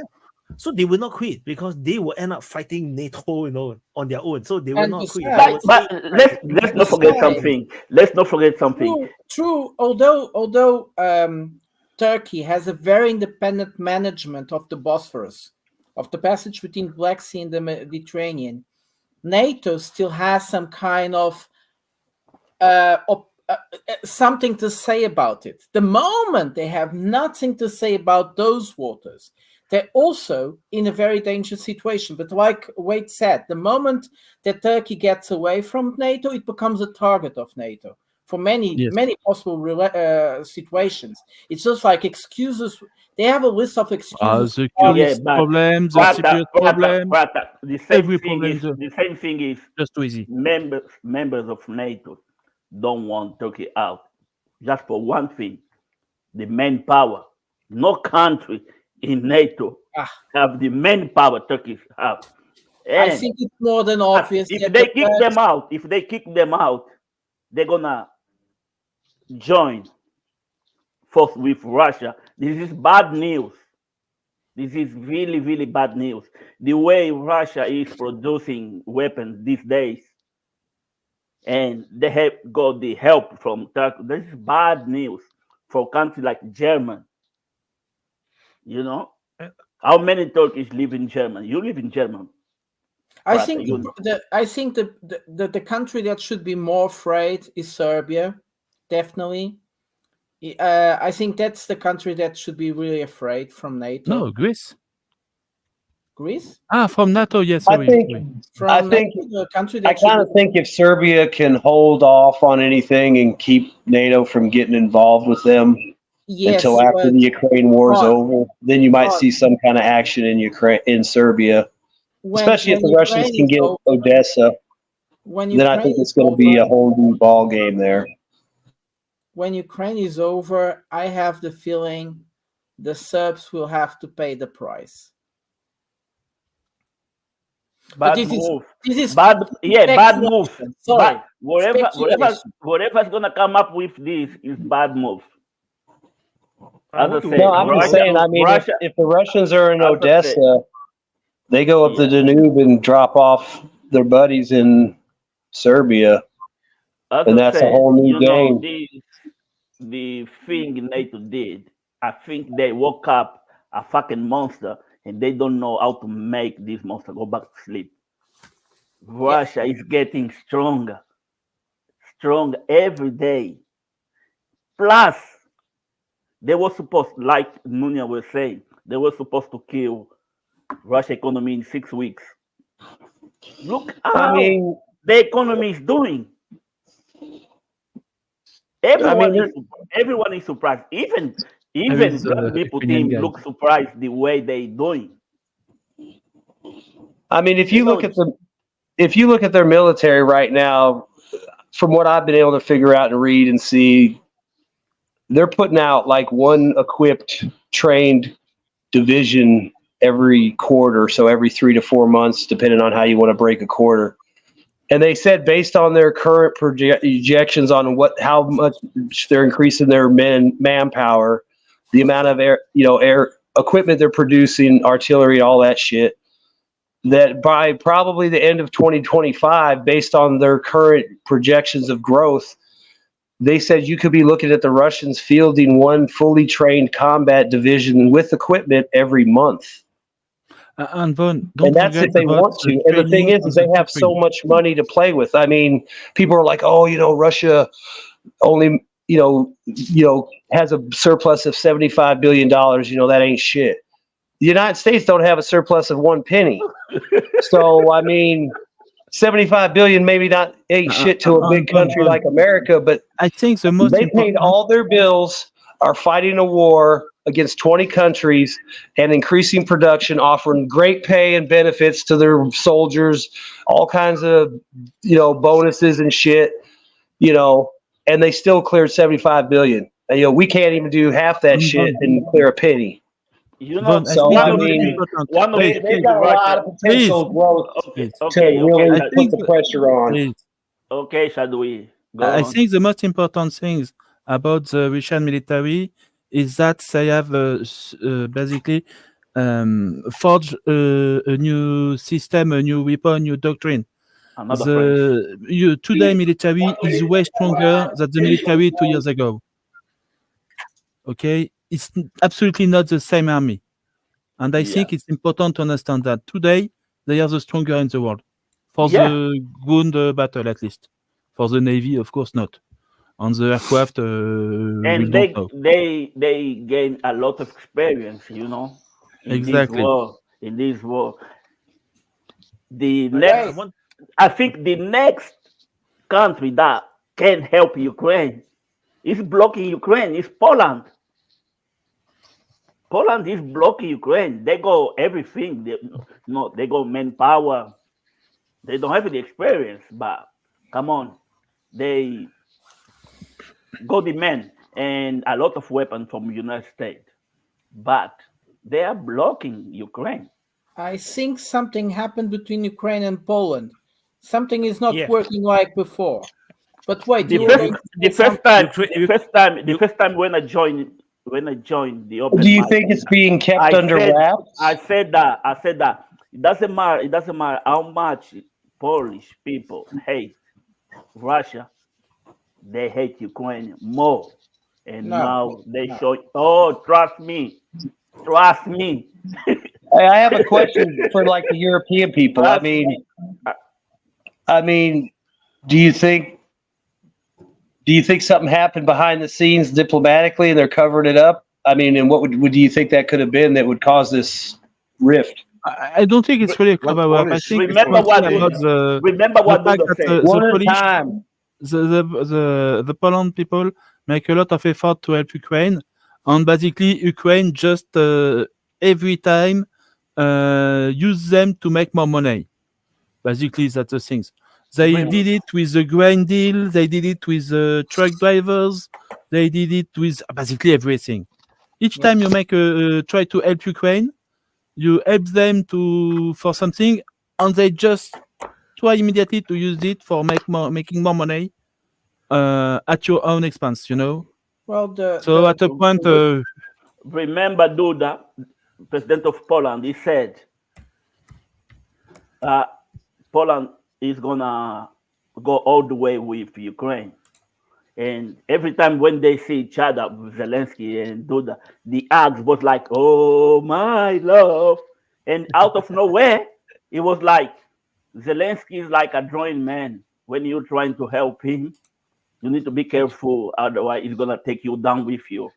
You know? Actually, if you look at all the interactions from the start of Ukraine war all the way until recent months, you realize that the Ukrainians have always been really, really rude to literally everyone. As long as you don't give them what you want, what they want, they will become very rude. They did that to the Germans until the Germans exploded, and it's still Germany have no choice. They have to follow the orders from Washington and continue to give. But I think Poland had enough because, the Ukrainians did not control themselves because there's an election cycle coming during those days a few months ago, and the Ukrainians continue to put pressure. And then I think the president just like, hey, just fuck it, man. You're wasting my time. You're making life too difficult for me. That's about I it. think And don't forget that That's about it. all the farmers in We Poland can make stuff were up basically about it, against but Ukraine. what Polish All the people truck say, drivers were against Ukraine. A lot of what a worker in we, Poland had a problem with Ukrainian guy coming to take their job, basically. The rift was followed. what we can make stuff public up, opinion. One at a but what time. Polish The people rift say, was followed okay, by we can by make the stuff public up, opinion, but what by everybody we when can make Ukraine stuff up, brought but what Poland Polish to people the. say is that You it's guys all decide about who to personal. talk. Come on, hey. Just like Wyatt says, it's about personal, egotistic trips of the presidents, Zelensky and Duda. It's about that. What Polish people say about what's the problem between Polish and Ukrainian is about the Ukrainian air defense rocket that killed those two farmers in the beginning. And the Zelensky didn't want to just admit that it's Ukrainian rocket, even though there's like a huge investigation, all the parts were collected and everything. It was proven it's a Ukrainian rocket, not Russian. But Zelensky still didn't want to just say it, just admit it. It's mostly about that. It's Polish President Duda says. Well, I mean, he's if you just think got about it sick of too, I mean, right when that It's happened, funny, but they were it's screaming about personal Article. ego trip. Vaughn said something. This rift. Oh, I was just saying, I mean, that might be a thing too, because think about it. When that happened, they were screaming Article 5, Article 5, Article 5. It's like, dude, the missile is still smoking. I mean, the police ain't even got to the scene yet. You motherfuckers are trying to start World War III. Yeah. I think that's another thing when you go to them being rude and shit. That cocksucker he goes all over the world and talks shit. He acts like a dick. I mean, you see anybody that doesn't give them what they want, like you said, they start writing all kinds of hateful shit. I represent me as a co-speaker of Ukraine Republic. We also only need to white powder. That's the only thing we're looking for. Money for white powder. That's it. Vaughn. No, but I mean, it also seems like, well, hold up real quick. It also seems like he goes to some of these smaller countries like Taiwan and goes, oh, you're like us. Like he's trying to stir shit up. Yeah. It's like, give me money and you're like us. You know, like Israel's like us. You know, he always tries to go somewhere and say, oh, you're like us. Well, support us. You're like us. We're your brother. Don't forget money. But let's not forget, the rift started when Ukraine started a process against Poland, Romania, and Hungary and Slovakia for them blocking the cereals from entering their countries. And that was the moment when Poland said that's too much. And since then, I think also the Polish, I don't think, I would say that it is a bit too simplistic to consider that Duda is such an important person that will go against Ukraine. Zelensky. Well, Zelensky is Ukraine, but Duda is not Poland. What happened was that Poland started to understand that things change in the battlefield to the point that Poland needs to take care of their military, so Poland is not arming themselves now. They don't want to give anything to Ukraine. They want to protect themselves. And I think this is the big shift that happened. Well, there was their rift, but there is something happening in the battlefield that made them change completely their position in terms of what's their participation in this whole conflict. Well, the change was Ukraine can't win. Like we need to forget about all this lovey-dovey. Ukraine's a democracy and we're all united with Ukraine. Guys, 3 years ago, everybody in Europe hated Ukraine. Okay? Yeah. Anywhere you go in Europe, they hated the Ukrainians. They were a corrupt They still do. They were, yeah, and so like, we gotta forget this whole facade that Ukraine was something worth saving to the people who were sided up with them. It never was.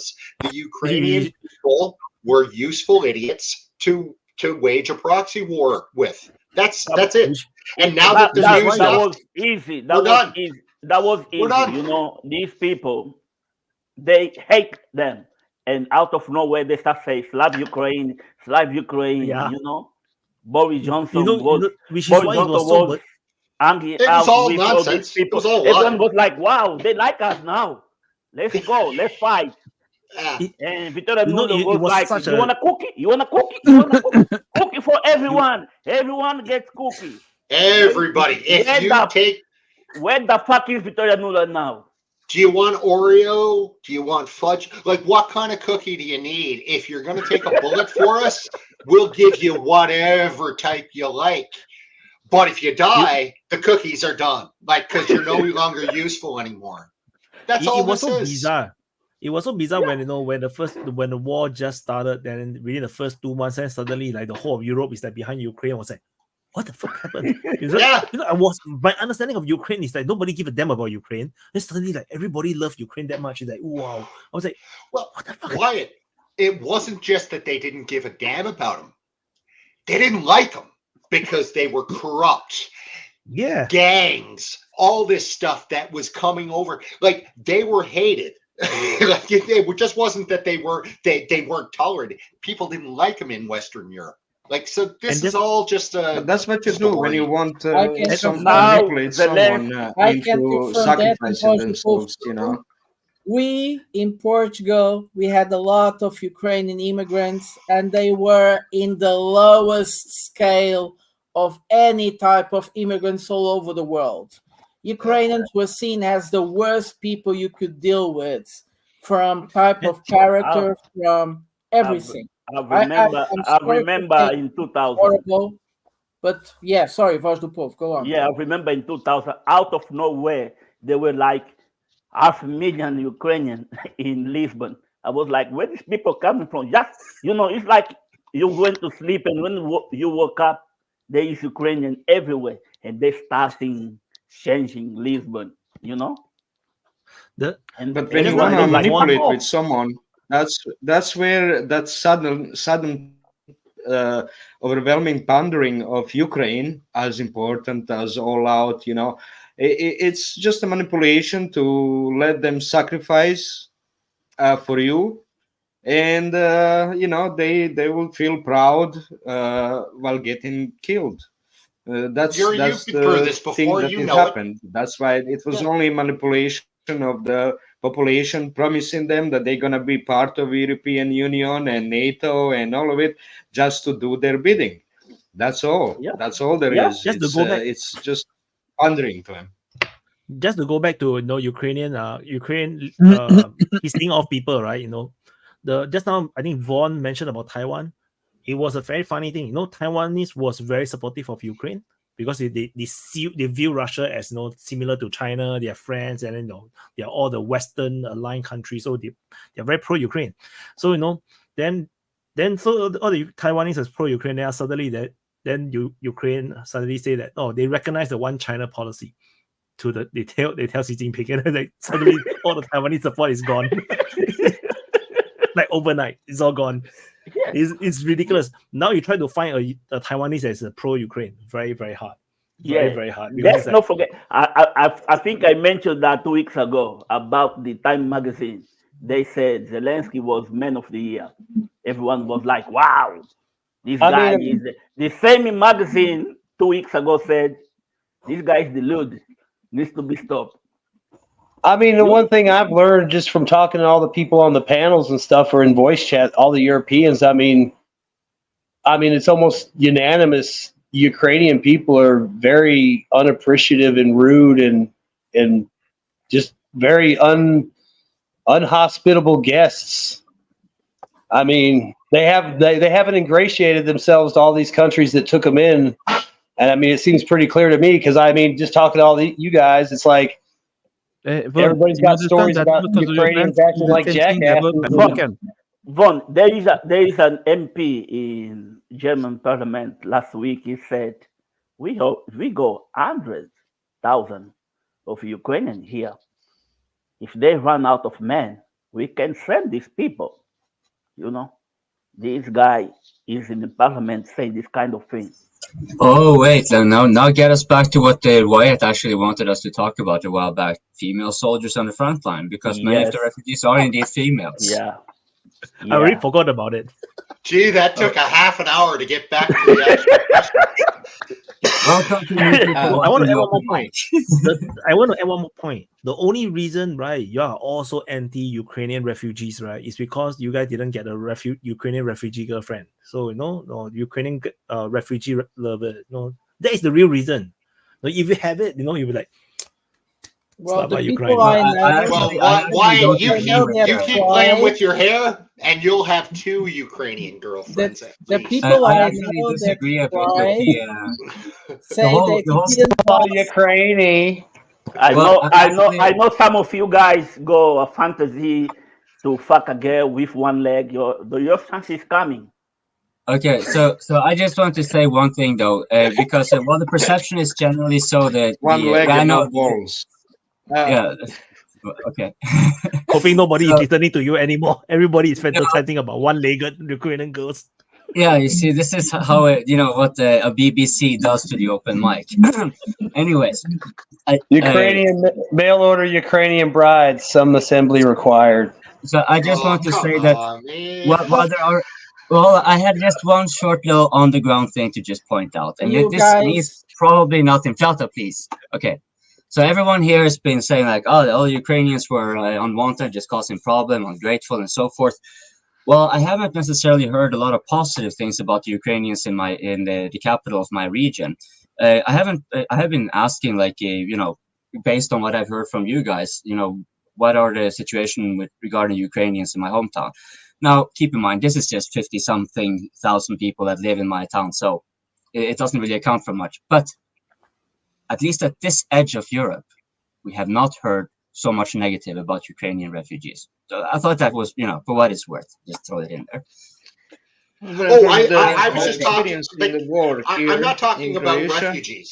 about women in the war. The case here during the war that lasted 5 years, 4 years.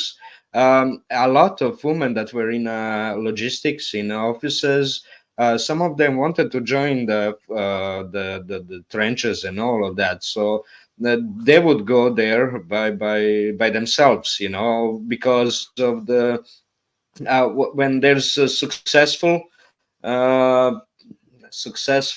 offensive or something going on, they got proud and important, and as part of a unit they would like to go in a front line in a trenches, but they were never really been in a risky position. There was no many women that were killed in a front line, but they were uniformed women here present. I knew a few of them, so that's I what wanted happens. to pick up something else that is from the Ukrainian war, is something very negative as well, which is the fact that many it started before the war, which was the fact that many Ukrainian women were selling their bodies to create children from everywhere in the world. That was one thing. And the other thing, and it's keeps going on. The other thing that's really disgusting is the selling of organs. So people are women are breeding children in order for them to be open up and steal their organs for other children in the world. They have Alex health problems. Jones in a live. This is really horrible, and there are several investigations on course. They tried to publish it.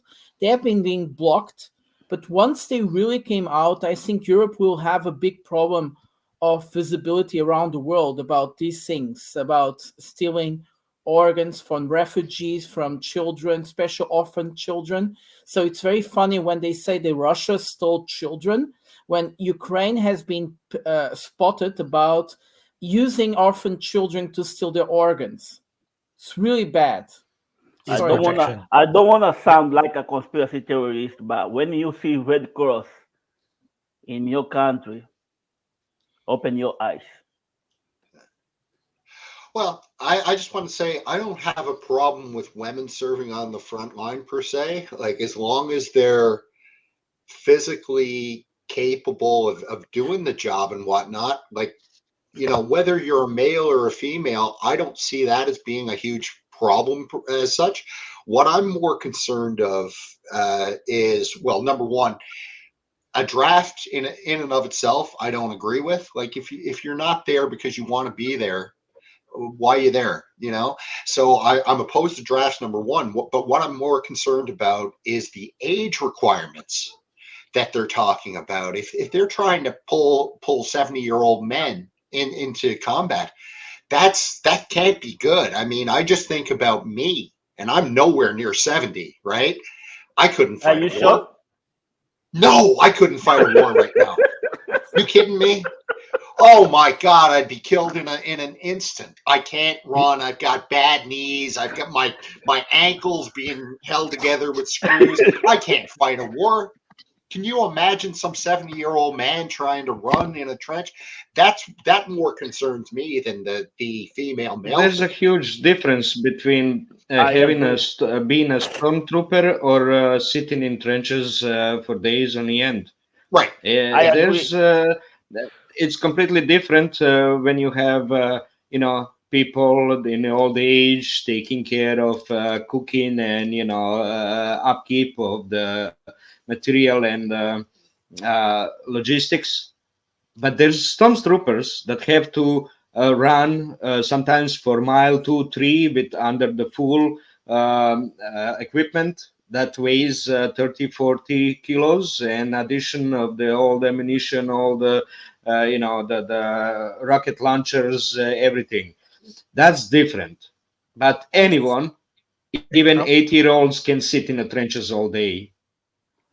I just want to I agree with Nonia about not having a problem with women join the army. This is normal. It's been going on for years now, decades. But the thing is, Ukraine had a proper army when this war started. Russia killed most of them. Why they think women can do better? Yeah. That's the problem. Yeah, that's the problem. It's a forced conscription of women that is disturbing. Well, actually, it is as bad as forcing men in the streets, picking up men in the streets and force them to conscript, to bring. It's as bad. But when we see women, we understand the depth, how concerning that becomes.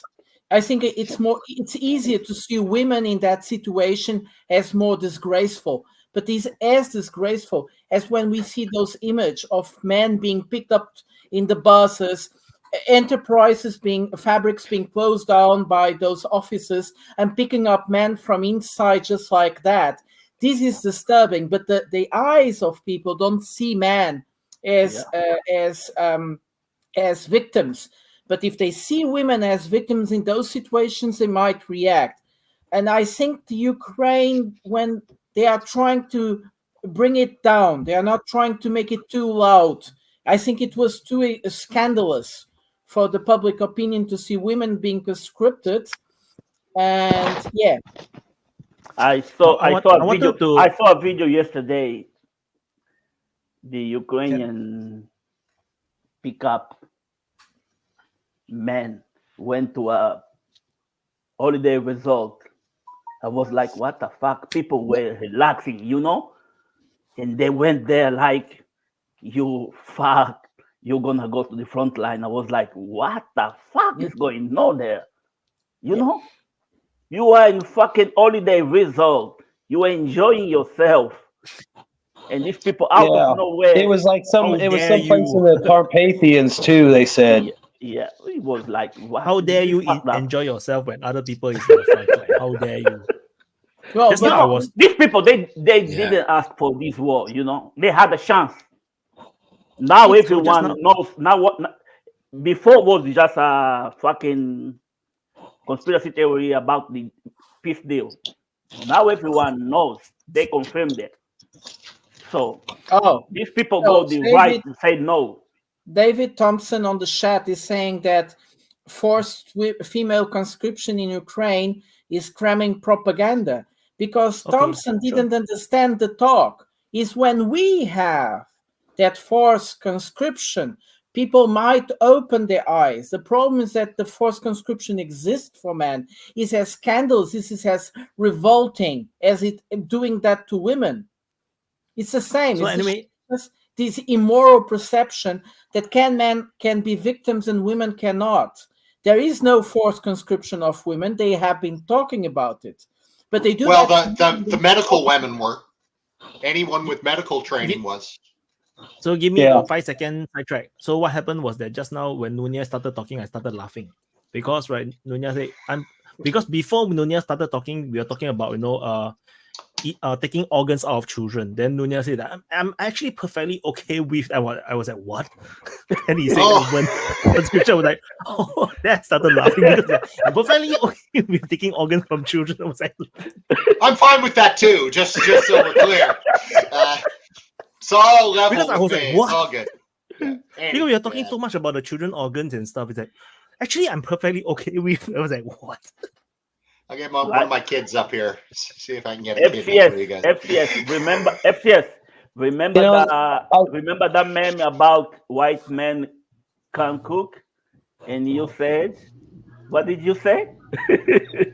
Well, what I said was I didn't say firewood. I said firewood. I didn't say gas ovens. Yeah.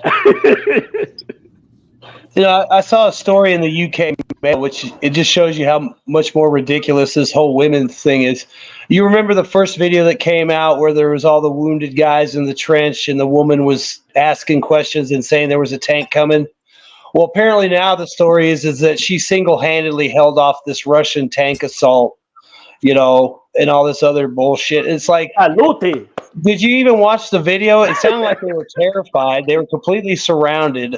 We don't even know who released the video. If it was the Russians, that means they're all dead or captured. Russian released the video because. Well, then you already know. And it's like, she held off these Russians. They found the. It was like, that will be an excellent example of a bubble that the Ukrainians are in. You know, we have access to one of type of information because we look for it, but Ukrainians are in a bubble. They don't know what's really going on. We can see the lunacy of their action based on our information, but their information is completely constricted and different. That's why they have such a propaganda machine that is so successful, and so many are still very hopeful that they're gonna win because they're in a bubble, very, very strong bubble that's not gonna burst until the Russian soldier point a gun in their face. That's when the bubble is gonna burst. That's only, and maybe if then. If you follow, I would like to pick up on that line and remember something. They just killed an Ukrainian MP in Russia, and the Ukrainian media was celebrating it. It's in a way that they didn't realize they were celebrating the death of their own citizen, and that can be anyone in Ukraine that has a different opinion from Zelensky or from the government. And they people didn't. I was surprised. How could they so openly celebrate that? Not of their enemy, but of their own people. It's strange. Minimum. Well, I mean, look how they It's acted easy with the to say Darn that England it was a thing. I double mean, they agent. always Look, do the look, most look strange at shit. look at Von Friend, Ladies Grant, what he said. Oh, the best man I ever spent. And now he's saying he's not gonna vote for money to go to Ukraine. We're not going to send no money to Ukraine until we secure the southern border. When you see that guy say no to Ukraine, you know things is fucked. Because that guy, he loves war. This is why Takakasu said, this guy is almost 70, has no kids, so he has nothing to lose. This is the guy asking for a little nuke. Let's just give Ukraine a small nuke so they can. Well, even worse is, he was an army lawyer, so it wasn't even like he was a tactician or the leader of men or a unit commander or anything. He was a lawyer. I mean, his job was probably trying to bust soldiers for a DUI or say I committed a war crime or some bullshit like that. I mean, he wasn't no soldier's friend. I mean, we wouldn't have been his buddy. We wouldn't like, fuck that mother. If he was around, it would have been like, hide, because he's a piece of shit. Just like a real life lawyer in civilian world. Just a military one. That guy is fucked up. He makes America look bad, On Ukraine. I think Lindsay already flipped on Ukraine. The last talk was how the Israel is the really important thing, and that Ukraine is no use anymore. That's I think, or maybe that was AI generated this talk. But no, I recall the. I recall the interview you're talking about, and I think he was kind of caught off guard by the question about Ukraine, because he was kind of like, "Whoa, that's not my talking point. I'm supposed to be on Israel now." So he kind of like blubbered through the response. But yeah, it was clear he doesn't care about Ukraine anymore. He's moved on. He's just like, yeah, I hate Russia, but I hate Muslim even more. So fuck Ukraine.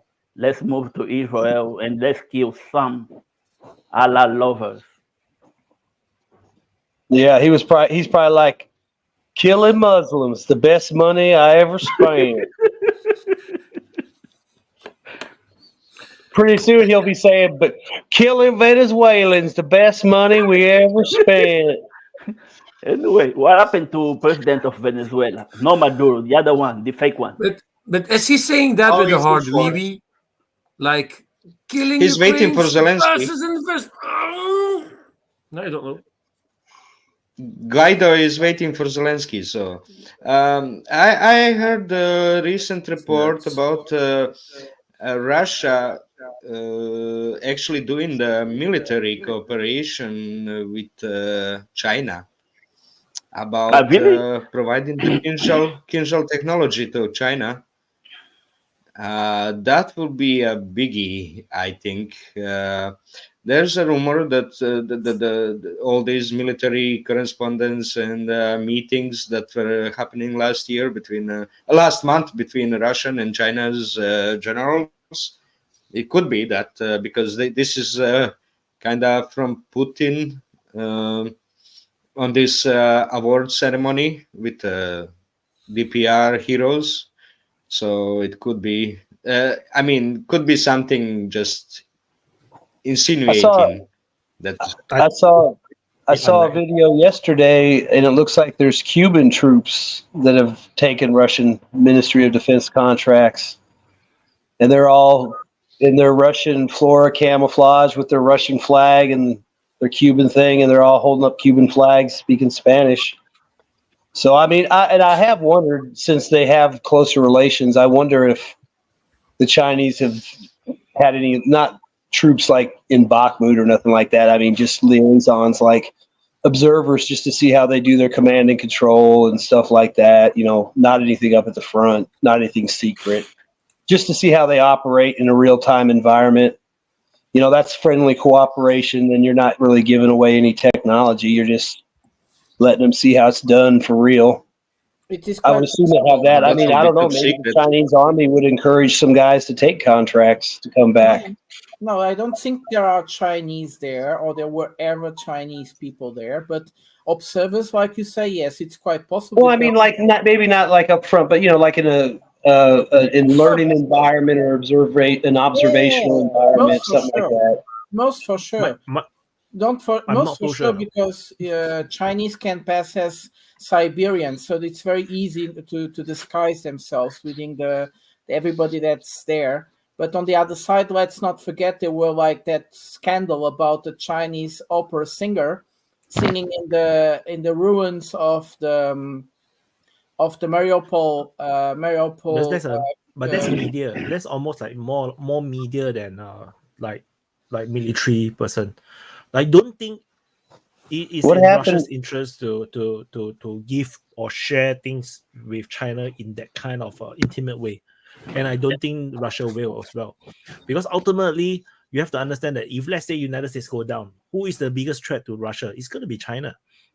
So like, for example, just like the talk about What you giving mean by Kinzhal a threat? technology to the only What country do you that can mean by a destroy Russia threat? will be China. Yeah, that's true. Threat, military threat, like literal threat.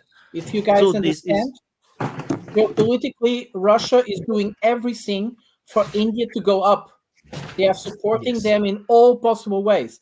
You see, they are trying to balance situation within Asia, supporting India in a way, almost free of charge. And they, for instance, that thing about selling with discounts to China, that's pretty much of a lie. It could be a little bit of a discount, but the discounts they gave to India were single ones. Well, like amazing. Someone being if you stronger really look militarily into- than you is only Western mentality. It's not. It's not necessarily No. whole world mentality. It's- That's what it's you're a talking whole about. world- Western mentality. Someone is stronger militarily, so it's a threat to us. That's how United States talk, not that's usually all country. That's rest how of the all world. country thinks. That's the reality. Throughout the whole of human history, that's the reality. As long as you have a neighboring power with superior military strength than you, it is a threat. The unique balance between Russia and China is that China have more manpower, but Russia have better technology. That creates the balance, so they don't fight each other. But if you give that technology to China, China will overpower Russia immediately. There is no way Russia will give the hypersonic technology to China. Impossible. Never. They don't even give it to the Indians. The BrahMos missile, that is not even hypersonic. That's just ramjet. That is a different technology. So they didn't even give India the best technology, because what if you give them Kinzhal, what do you have left with? What is your strategic advantage? You have nothing. There's nothing left. Whatever the Russians have in terms of hypersonic, not avant-garde, all these things though. These are all hypersonic, the same type of technology. This is the only edge that the Russians have. If they give it to the Chinese, Russia is doomed, 100% doomed, because China can produce these things. Once they know how to do it, they can produce it 10 times, 100 times faster and more than Russia. Russia will be doomed, and then China will dominate the world 100%, because no one can defeat the hypersonic right now. So what Prata said is correct. Russia has been trying to boost India up. They share fifth gen fighter jet technology. They try to build up the Indians, because India is someone they can trust, because India really have no aggression, like zero aggression. So no, they like the Indians to come up. The Chinese, they don't trust as much. Like But they have no choice now. Like Trevor Noah said, you're never gonna see a villain Indian in a movie, because India, they are too kind, you know. Well, this They goes don't know back how to to our be bad. conversation. Kind. This goes back to our. Let's not create a saint when there is no holy. The Indians have their problems with their neighbors, have their internal problems, but it's true they tend not to be aggressive. Well, they have their problem with Pakistan. It will be a long-term problem that will stay. Oh, trust me, there is a big difference between Indians and Pakistan. I live in the UK and I can tell you that India are nice people. Pakistan, not so much. Well, There's guys, a big difference between these two people. This goes back to our conversation at the beginning of the show where we were talking about the evolution of multipolarity. So, and I'm sticking to what I said back then, which was, you know, the next 50 years or so is just a feeling out process. So, like, you know, in a boxing match or UFC, when they start the fight, first couple rounds, you're trying to feel out your opponent. That's what's going to happen the next 50 years. But make no mistake, eventually we're going to evolve into yet another hegemon. My question is it going to be China? Probably. Could be India. Who knows? But it's going to evolve into some of that. We'll long be dead. But that's where it's going to go, for sure. I think, Nunia, you see, the hegemon of the United States, the United States has become the hegemon because of colonial past. They just took it over from the British. That's it. The British disappeared and the US took it over. The colonial might was not over. It took 20 years to die.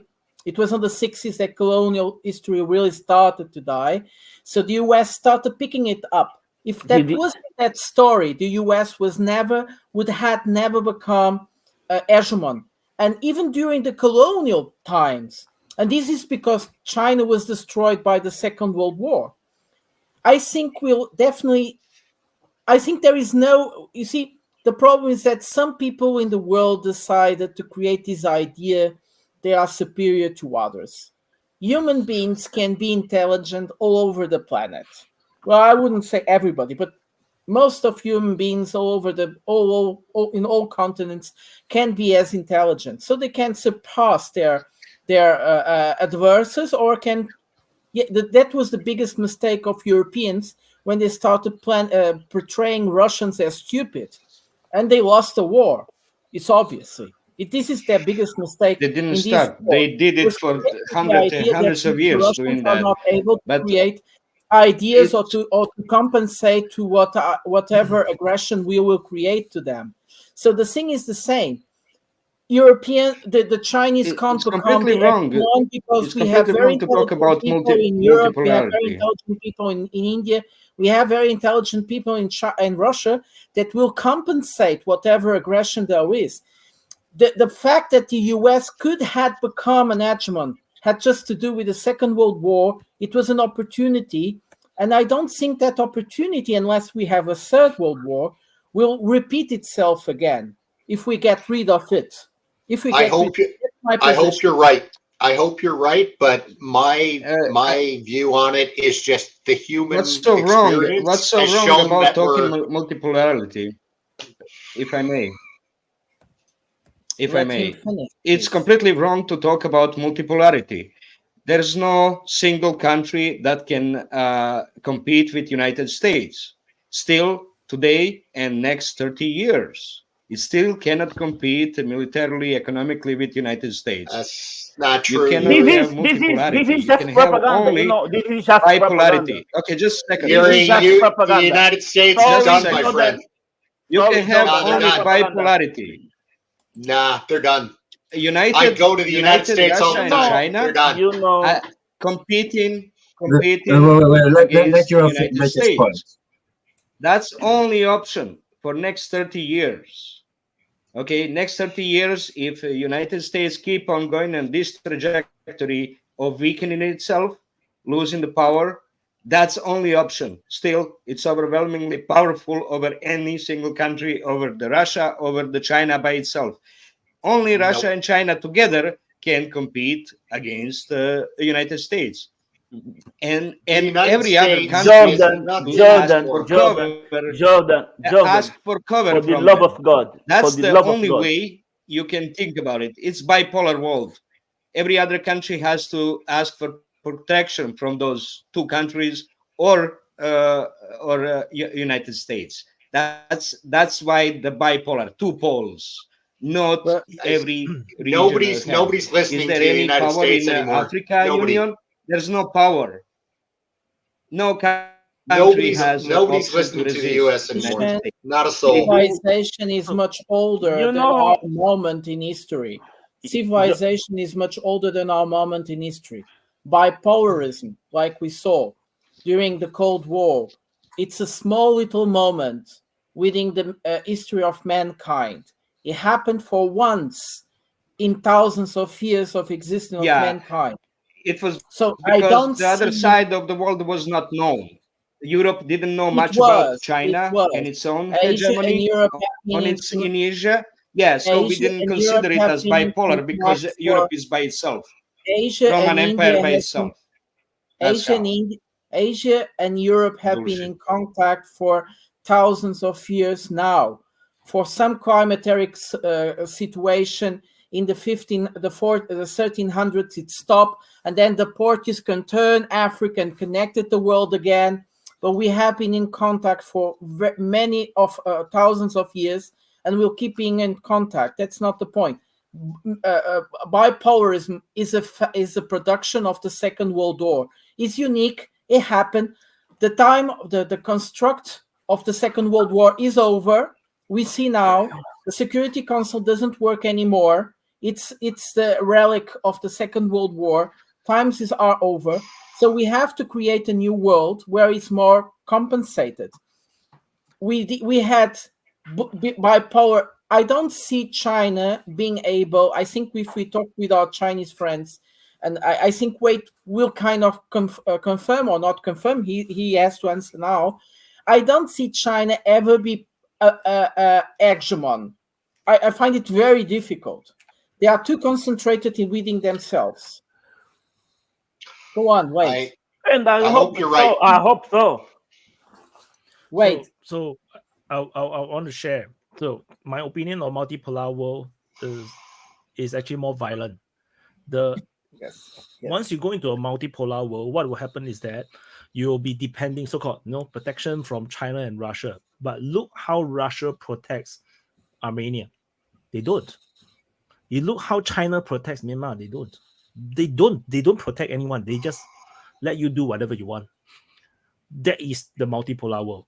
In the future, United States will do exactly the same thing because they have no means of protecting anyone. They can't afford. Because any major power entering into any war, even if it's a small war, they will other superpowers will start to side with the other side to make it a Vietnam.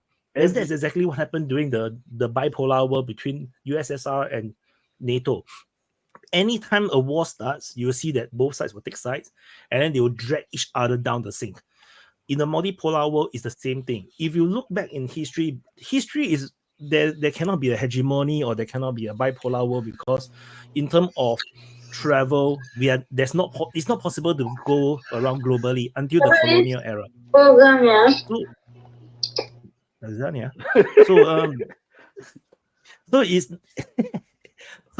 So it's very hard to look at the ancient world to understand the bipolar or hegemony. I think a good way is like what you wrote say. You look at the Roman Empire. The Romans met with what's the Hannibal, the empire. So then you have a bipolar. Then what happens in the bipolar world is that they fight. So that's exactly what happened to USSR and the West because they fight.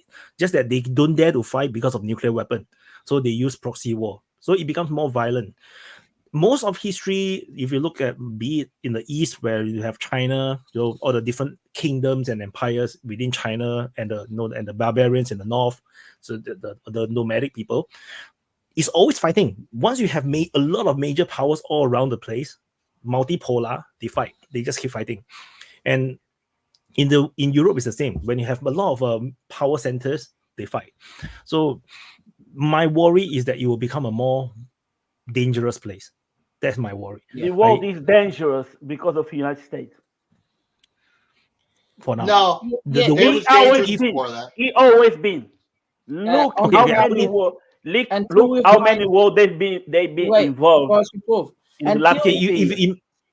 I can qualify a bit. So imagine the Roman Empire, okay, and then you are the Gothic, or you are the Jews, or you are the Egyptians.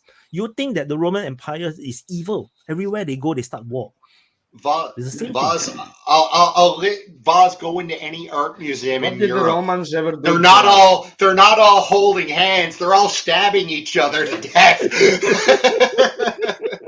I think, What did the Romans ever do to you?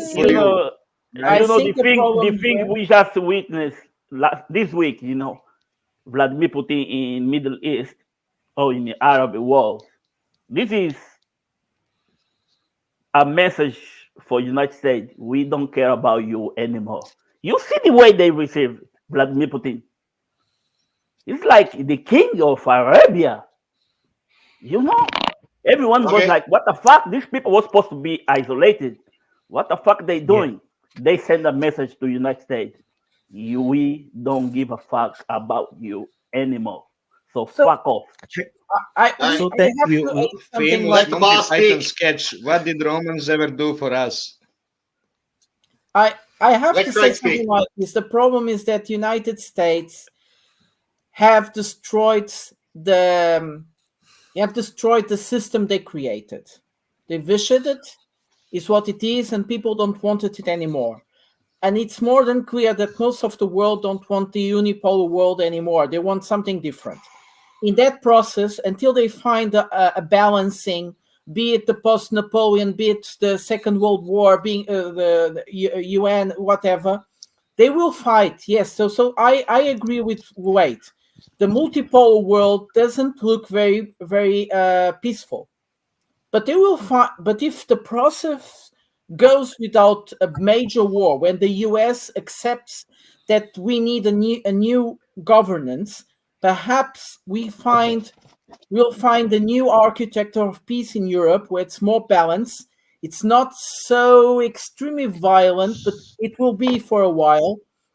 And in that balancing, things will be a bit more fair for everybody. That's the hope.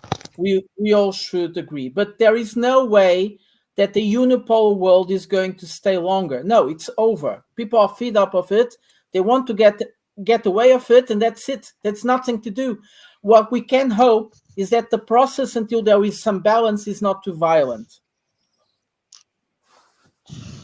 Can't agree more. Real talk. Real talk. Prata said that all I'm doing is agreeing here. Is over, so we should take it. We should accept it.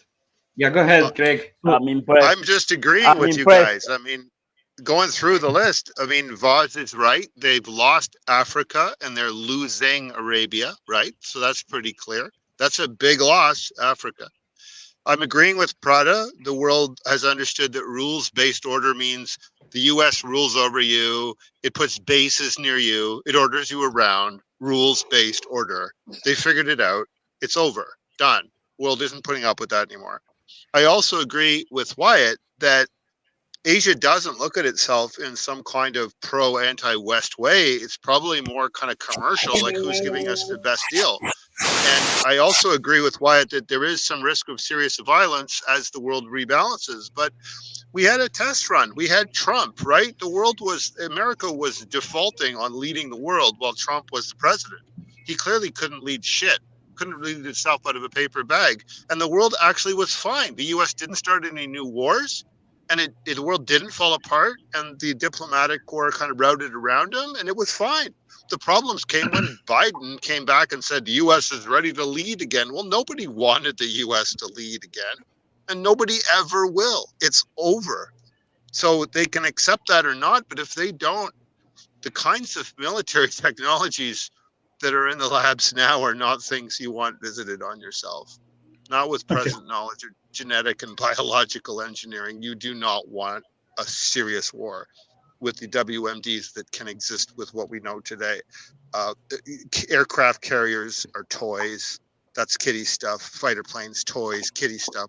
Even artillery, although that kills a lot of people, it's nothing. I mean, if you had a people that decided to wipe out another people today, they would use biological methods. And it is so terrifying, it has to not ever happen. The nukes are already at that stage where they're too proliferant. And we've got to rein in the nukes primarily so that we don't get 50 countries researching biologicals. So we are right at the limit, and the violence is potentially exponential.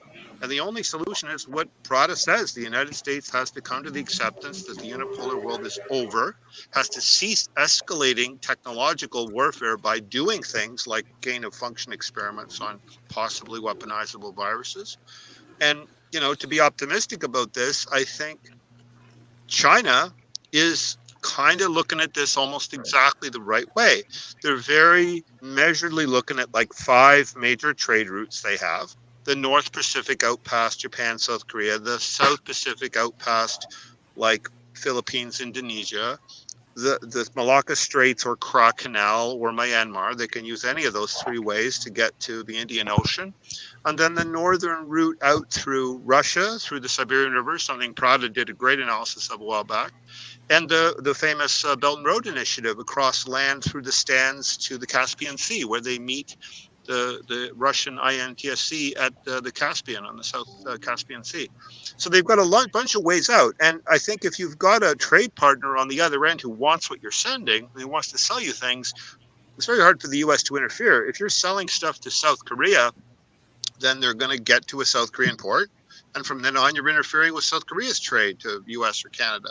If Philippines wants to buy something, the ship will go to Philippines, and from there it'll go to New Zealand or Chile or something. And if Myanmar wants to buy something, then they'll train it to Myanmar and then put it on a ship there into the Indian Ocean. And India can't mess with that without messing with Myanmar.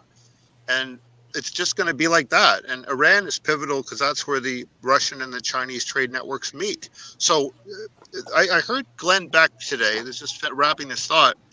Glenn Beck actually laid it out fairly intelligently. He said that the American sort of establishment plan is to weaken Russia and weaken Iran so that China doesn't have them as allies in some inevitable confrontation.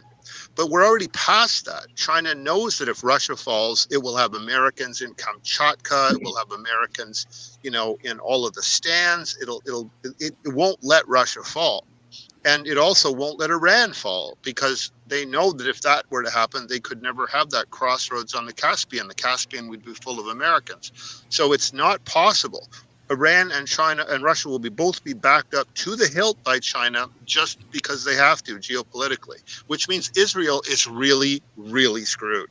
It built its entire strategy on keeping the United States engaged in the Middle East, continuing to scare Americans that the Middle East was threatening to them, and constantly hoping for that takeout strike on Iran. I honestly don't think it can happen now. And that Netanyahu goes away and the Palestine situation just has to be legitimately settled. And if it isn't settled quickly, they lose all of Arabia, as Voz is suggesting. The Arabians aren't scared of the Americans, just like the Africans aren't. So to wrap this thought, I think now we might want to think a lot harder about some of the marginal situations, like why is Venezuela moving in Guyana? Is Syria going to take the Golan Heights, which is legally its own, according to the UN? These are the opportunistic sort of takebacks that could happen with a weak United States. But the big one is still going to be Taiwan. Now, I look at 4 whole big situations in the world as similar. Taiwan is part of China. The Good Friday Agreement, by which Northern Ireland has the right to decide to join Ireland and leave the UK. The Oslo Accords, by which Palestine is supposed to be a state, and the Minsk Accords, which were supposed to settle Ukraine. If the Western world does not honor the intention of those 4 agreements, then it's clearly the Western world picking a fight and causing the chaos. All 4 of those agreements settled long-standing, difficult, terrorist, self-determination struggles. And if you're not able to sign an agreement like that and let Northern Ireland go back to Ireland and let Crimea decide its own future when it was autonomous and let Palestine be a state and respect that Taiwan is part of China and not arm it to the hilt to fight China. If you can't respect those 4 and Singapore, don't forget Singapore.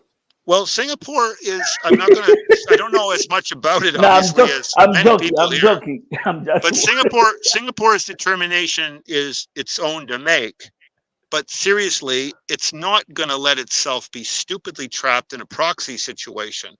And I think neither Taiwan nor Singapore are stupid enough to let themselves become cannon fodder the way Ukraine has, and the way Israel could potentially become. This is a bad place to be, the U.S. proxy in a hostile region. So I think there's no way around it other than either, I don't know if Biden can realize it or if he even matters because he seems almost senile, but Blinken and Sullivan and these idiots, they just have to go. And if they replace the American president with somebody who at least understands this need to pull away from the unipolar, or maybe it's RFK Jr., maybe even DeSantis would realize this. I don't know, but it has to be somebody who is not Nikki Haley. Nikki Haley. She's the woman. No, So that's United about it. I think States doesn't have to pull back from unipolarity. It's just United so you States can get doesn't it have in to your pull head. back. It's gonna be Just- Trump. So just go from the point of Trump being the next president, and then you can figure out what world plan you need after that. And then It's we're going gonna, to be Trump. then we're gonna have United people Because like it ain't gonna be Biden, and it We're ain't gonna gonna have be none of people those like dumb fucks in debates. if gonna it's have Trump, though, It if it's just Trump, needs to turn back to benefit others. Trump's You know, rhetoric it just on needs to turn back China. to benefiting others. That's how United States became hegemon, by benefiting Okay. the world. That's how I it agree. got the power. So if it I turns agree with back to benefiting the world again, it's gonna return to unipolarity, and everyone Yeah, but is gonna accept it. But when it's where's Harry Truman and punishing George Marshall? everyone, You need a Harry Yeah. Truman and a George Marshall to do that, and you don't Yeah. have a Harry Truman and a George Marshall, or even a MacArthur. You don't You got have none of the that. guys that did that, right? Can I Did Trump chime find in? people like that? Maybe. Can I chime in here on the regard, since we're talking about the multipolarity Yeah, and I'm done. stuff? I'm done. That's months worth of backed up thinking. Yeah, on this. thanks for the liberation. Nice to see you again, by the way. Yeah. I had a question that I want to push over to FCS, and it's simultaneously also an answer that actually circles back to before I entered the open mic. But I listened in before I entered. It was something that Vaughn said. He had a question like, where would the superpower in Africa be, for example? Like he referred to China and Far East Asia, maybe Germany and in Europe and such like that. But I think it would be more appropriate to kind of view Africa similar to like the Eurasian continent, but smaller. Where, as far as I can tell, the regional hegemon of the South would be South Africa, no contention with its neighbors. The other one would be, historically, this has been Ethiopia, but it is also a matter of constellation with Kenya and Uganda and Rwanda, because Rwanda is a kind of quirky thing that stands a little bit out among the whole crowd. However, what's worth noting is that they have included now Congo in the East African Economic Community. And so if that situation, the conflict there has been actually, even though they said the Congo war was ended like in the 90s or something, the conflict has actually been going on in a fluctuating degree for 30 years or so. And now it's been ramping up more than recently, where Rwanda has not only been backing rebels, the paramilitaries there, but actually putting their troops there. Now, just to cut for the sake of brevity, if the conflict in the Congo ends, then that economic bloc by itself sets a precedence for making itself the regional power of Africa. Whereas on the West Africa, I'm a little bit unsure about Nigeria, because I'm a bit unsure like its actual influence on other countries. But it is no doubt the more populous and like it is the biggest player in the West African sphere of that. The thing that might be the more effective countenance to that is actually the announcement to, and this is where I get into the question for FCS, the Sahel Confederacy, because if that entity actually managed to federalize, we are talking about a population of closing up to 100 million. They have battle-hardened troops. It doesn't have to be a big army, but they have experienced quite a lot of conflict. They have a lot of investments and going in with from Russia in particular. So this is where the China and Russia, they're not necessarily teammates.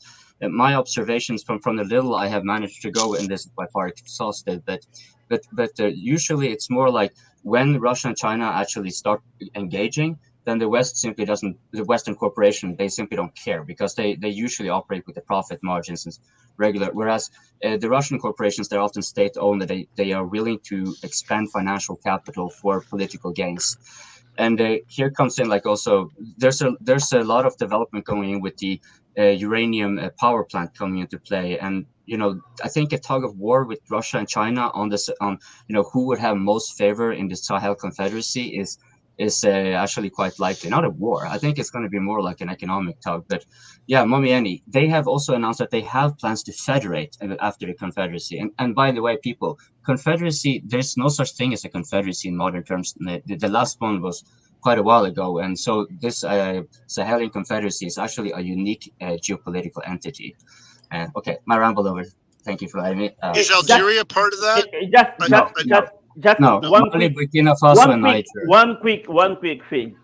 Congo is not East Africa. Congo is Central Africa. And Right, by the way, you know Africa better than me. But yeah, but just to comment on what Kopin was saying earlier, when it comes to Africa and power play or posturing, it depends on who's backing you. Liberia is a very small country. Liberia in the 70s, 60s, and 50s was one of the superpower in that place because it was fully backed by US power. So African, they can be as big, or Nigeria or South Africa, even South Africa, they may have modernized weapons and everything, but still doesn't hold enough posture to intimidate the neighbors around them. So African countries, depends on which Western countries is backing you, determines your posturing. But in the context of the Sahel Federation, if they do work out and they can get Togo or Guinea involved because they need access to the coast, and ECOWAS will always bully them if they have no access to the seabed. But if you can get Guinea and Togo to join in, because again, population-wise, as you said, it's a very huge landmass, and population is very tiny. But again, livable places also it's not much. The rest of it is mainly desert and barren land. So where people can live, as well, we're having about 100 million, or let's say about 80 million, 90 million people. That's 100 million. As you say, again, also it comes to the military, but they can actually be a threat to the entire Africa if they do work as one. Because that region, they've always been as one throughout history. These countries, there's nothing new to these people. They speak the same language, same culture, same religion almost. And they've always been as one for the longest time in the European scheme and divide them into several countries. So they have the historical ties among themselves. So if they can unite under one agenda, West Africa is theirs to do as they want to. I agree, but that's why I asked about Algeria, because Algeria did back them against the French in the confrontation earlier this year, and Algeria would be a sea link then. So they don't actually need necessarily the seaward West African countries to get to an ocean if Algeria is friendly. It's easier to get, it would be easier to walk with Guinea and Togo than to Algeria. I agree, it's easier, yeah. When push comes to shove, Algeria can always say, hell no. But Togo is so small that eight of us here can insist Togo tomorrow morning. It's better, for sure. Let me ask you, Craig, what did actually, because as far as I can tell, Algeria didn't actually do anything to actively support Niger or any of the Sahelian states, apart from the ordinary security arrangements they have with the banditry and whatnot going on. But they did also refuse to blockade Niger and whatnot. So, and this is very characteristic of Algeria, though. This is why I don't think they will actually be a part of this confederacy, because it's a vastly different culture, and they're also very, from my understanding of Algeria, they're very neutral and kind of introspective. Like they don't really want to be involved in anything that can get to a war. They're very war fatigued from this. They still have like the civil war and stuff in mind. So the general sentiment is, even with Morocco, like they acknowledge the animosity they have with them, and the issue with Western Sahara and the Sahrawis and so forth. But they still so when will a war with Morocco and Algeria happen? And from Algeria's side, never is what I've heard from the. Well, you just described the perfect regional power, one that actually is willing to accommodate to never be the cause of a war, one that tries to prevent outsiders from manipulating things in its direct neighborhood. I mean, Algeria becomes a linchpin of stability under that description. I think they did a bit more than you suggest to help Niger, but I think that West Africa can be very stable and good influence on the rest of the continent for autonomy if things continue as they are. Yeah. Well, they have. I think you're looking now Algeria from the French argument, but when it comes to Americas and come to other European countries, Algeria is not as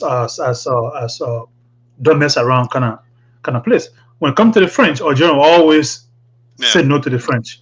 But when it comes to the Americans and other places, if Americans have any serious interest in Niger or Burkina Faso, Algeria back down. So, but they didn't, right? The Americans didn't back France to stay involved in West Africa. They basically told the French they were on their own, and now they're out. Exactly. And as why I keep saying, this must be an American sponsor, kick the French in the nuts out of Africa kind of movement. So this is why maybe they even helped organize the takeover. America put order in the world. America has no friend. Oh, America will always serve its interest first, in which I don't blame them. That's how everybody should do. Serve your own interest. And I do not. America may be a bully. America, yeah. Again, if it works for America, it's good for America. It's good for Americans. I don't blame them from that. If you do not take your own nationality, the thing is, what America does is not good for America. It's for people. Actually, I want to add something to what Craig said here, because you were talking about and Momian is actually more correct, because Algeria is a force to be reckoned with, no doubt about it. But it's not a regional superpower. It's not. That's not really. It's. I didn't say superpower. I just said a good stabilizing. Right. Yeah. That I would agree with. That I would agree with. But the one that is actually the real powerhouse in the northwestern Africa, at least, that is Morocco. It is indisputably the most dominant force there. It is backed by the U.S. It has a fairly substantial army occupying West Sahara. I mean, if you can look at the satellite pictures of the berm, you will see it's pretty extensive, and they have much of their fortifications actually crossing the Mauritanian border. So they can directly destroy the iron trade, which will account for 50% of Mauritania's economy. That's exactly how the Polisario front actually took them out. So that neighbor is no threat at all. Also, then you have Algeria. You can look, what they basically have is the Sahrawi refugees, but they don't have any significant military installations. In fact, I saw more military installations near the Mali border than I saw between northern Western Sahara and Algeria, but except on the Moroccan side, it was very powerful. They're the bases actually that was connected along the berm, because I'm not sure, for those who are not familiar, this is considered one of the longest minefields and the longest militarized fortifications in the world. It has you can see it from space. You can see it on the satellite pictures. The whole berm is connecting several outposts of various sizes, some with helipads, some with signaling towers, and they're connected to the supply bases behind that again in several lines. And when you get close to the north, close to Algeria, which was the primary backer of the Polisario front, you will see that's where the Moroccans also put most of its fortification, because Morocco has also been actually at war with Algeria. So they have a long history of like competing with each other, but they kind of have managed to sort of see eye to eye, not to get into war. So I think like most of the biggest changes we are likely to see, they're going to be the Sahel nations and whatever follows, like the coup in Togo, for example. That will be it. Because one of the principal transport routes that Niger has goes actually through Togo, and Togo has been ripe for a cup of coup for quite a long time. Okay, and this is why the Togolese guy is actually working with the AES group, because once Benin closed out, even as yesterday or so, or before yesterday, the Niger guy Tiani was in Togo to meet with the Togolese leader, and that Togolese, they've been in power for almost 40-50 years. They've been in power ruling Togo. So he definitely know he's up for coup, and so working with these rebels in the north is actually in his interest. It's a bigger group, and they've challenged ECOWAS and won, and so if he aligns with them, they can protect his dictatorship in Togo. In exchange, they have access to the sea, so he's more protected working with these people than abandoning them. In the quarter of Benin, there's a coup coming in Benin. I always tell you guys, so far I'm 2-1, something like that. Watch out for Benin. And Sierra Leone is coming also for a coup. Just keep watching. Sierra Leone, this other coup was not a coup. That's a coup coming in Sierra Leone also. I'm surprised there is no a coup in Liberia. No, because Momieni actually pointed out something which has actually a very reasonable rationale behind it. If you are one of the ECOWAS countries that are ripe for a coup, who to better coup-proof you than those who have been cooing a coup, so they have experience of how to coup, and they've also been having coup attempts against them and prevail. Now they are aligning themselves in a way where they are preventing, where it is becoming increasingly difficult to actually take them out by a coup in the first place. And so for a country like you don't have to be a full member of the federation. Maybe they will have some, lesser confederacy, or maybe they find another constellation for, newer members or something like that. Take an iterative. But the deal for Togo is, hey, we can help you stay in power. We can show you the tricks we got in our book, right? If you just give us access to the ocean. But to be fair, though, I'm not so sure they necessarily need to be negotiating or trying to leverage Togo that much. Considering Guinea, right? Isn't Guinea still kind of fairly close? Like they're still liable to actually still become a part of the. We're not a part of the federation necessarily, but Guinea, as also said the last time, Guinea is a Western-backed coup, so Guinea is 100% French control. The reason why they should get Togo under their control, because if they don't, the French or the Americans, to subjugate the AES, they will do a coup in Togo, and now they're completely landlocked. The same thing they did in Benin. Benin is 100% another subjugated country, so Benin definitely right now will be a difficult. But Togo is good for them to kind of somewhat control Togo right now. For Guinea, it's going to be the population of Guinea definitely will love to join the federations. There's this yearly thing between the youth where they walk from both countries and they meet, or they come and pass each other there's a walk from Conakry to Bamako. They walk the entire hundreds of miles of treks on their foot. Just people from both countries do this yearly because we have to reunite. We have to the reunifications of the fatherland, they call it. But anyway, so they do these matches. But when it comes to the government level, the current leader in Guinea is another French puppet, another Western-backed coup. So definitely it's going to be a hard sell for him because his masters will not allow it. I definitely find that to be a valid argument, but these things can tend to also change fairly quickly, and especially when you're talking about the savvy coup leaders already, then they could probably do some influence here. And one of the reasons I think that maybe Guinea will be more likely in that regard than, for example, Togo and Benin. First and foremost, Togo and Benin are completely different people. Like compared to, they're more closely to Nigeria and Ghana. And Ghana and Nigeria have pretty clear stances against the Sahel Confederacy. And Guinea, however, that would be more easy to manipulate because it's still the Fulani people, and that's why they have generally had quite close ties all across the board. So if they were to be making a move, yes, I get that maybe this is perhaps a slightly taller order because it's Western backed. But the West has, as we've been talking, they have been waning, and they don't have much. They're losing their, like Macchiati said in one of our talks, they're losing their ability to connectively interject anymore. And whenever they do, it's always at a tremendous cost. And who are they? And what are they gaining by? But I remember, Craig, once you told me you made this point, which I thought was actually a very good one. Because whenever the United States is actually making these military interventions, this is at a cost. Sure, they might end up with enslaving the country again, and then they have back the economic resources and whatnot.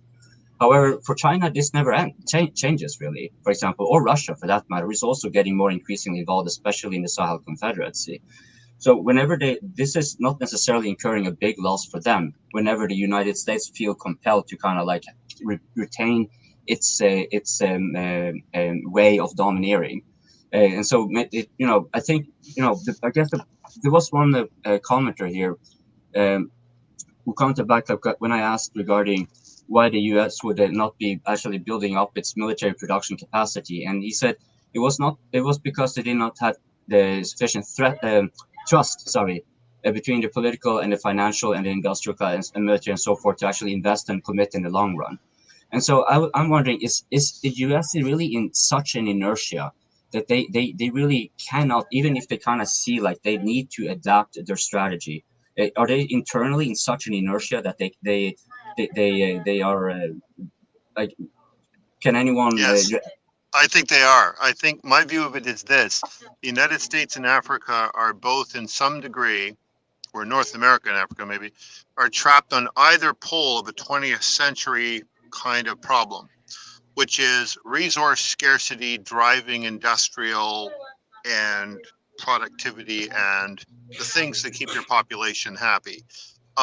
We are out of that era now. There is actually no resource, not oil, not iron, not uranium, not lithium, nothing that actually prevents the continual expansion of your economy, your population, your life support abilities. Like, in a way, you could say we were in the situation where there was, right from the Bronze Age, when you had to have tin and copper to make bronze, right up until basically the last 5 years. But I tell you, I spend most of my time looking at technology, because technology determines what resources or minerals or materials you need. And I'm telling you that you need nothing today. Nothing. Totally common elements: carbon, sodium, iron. You can do anything.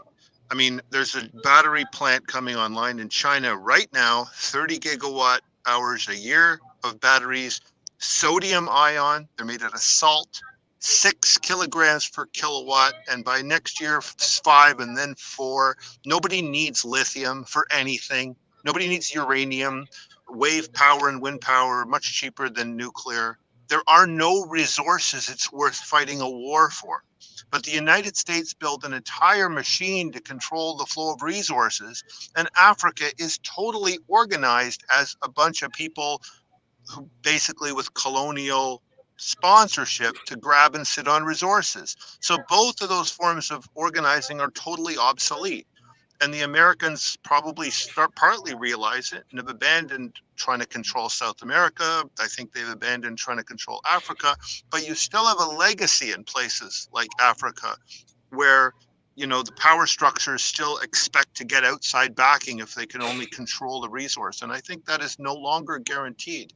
So Africa could have as difficult a transition as the US, because the organizing methods that assume if you can control the mines, you can get a foreign sponsor and stay in power, that's not true anymore. It's not worth it for the West to pile in and help. If it wasn't worth it for France, it won't be for the US or the UK.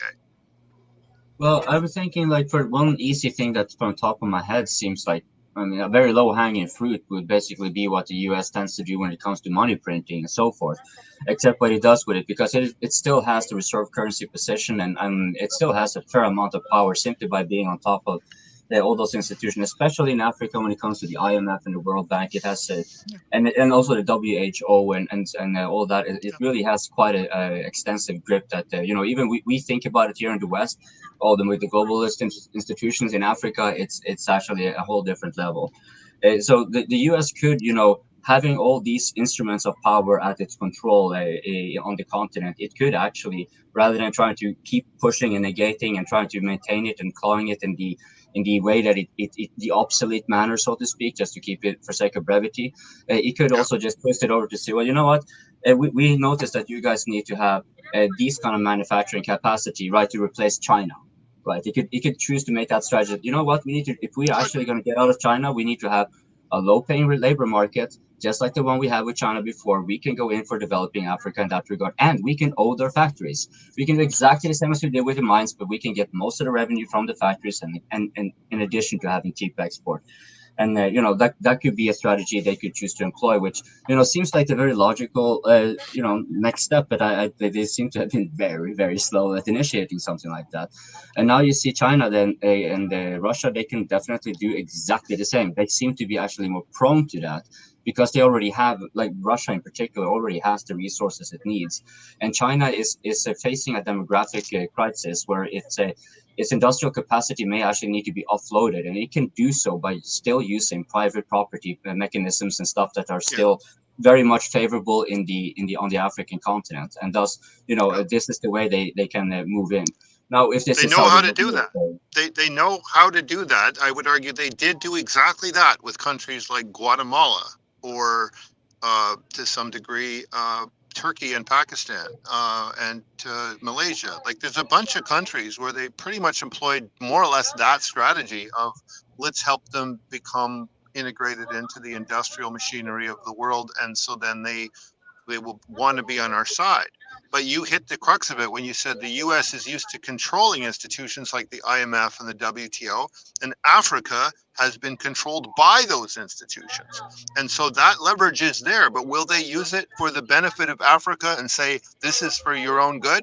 I think when you see actual Africans becoming the board of those institutions and making those decisions on a kind of peer level, maybe, but I don't think it can work all that well if it's all directed out of Washington or by even African Americans who aren't from the continent. So again, it's part of this paradigm where the US is used to being on top of this system and Africa's used to being on the bottom of it. But those institutions, the reserve currency, the loans, all of that is still tied into a kind of a system of resource scarcity.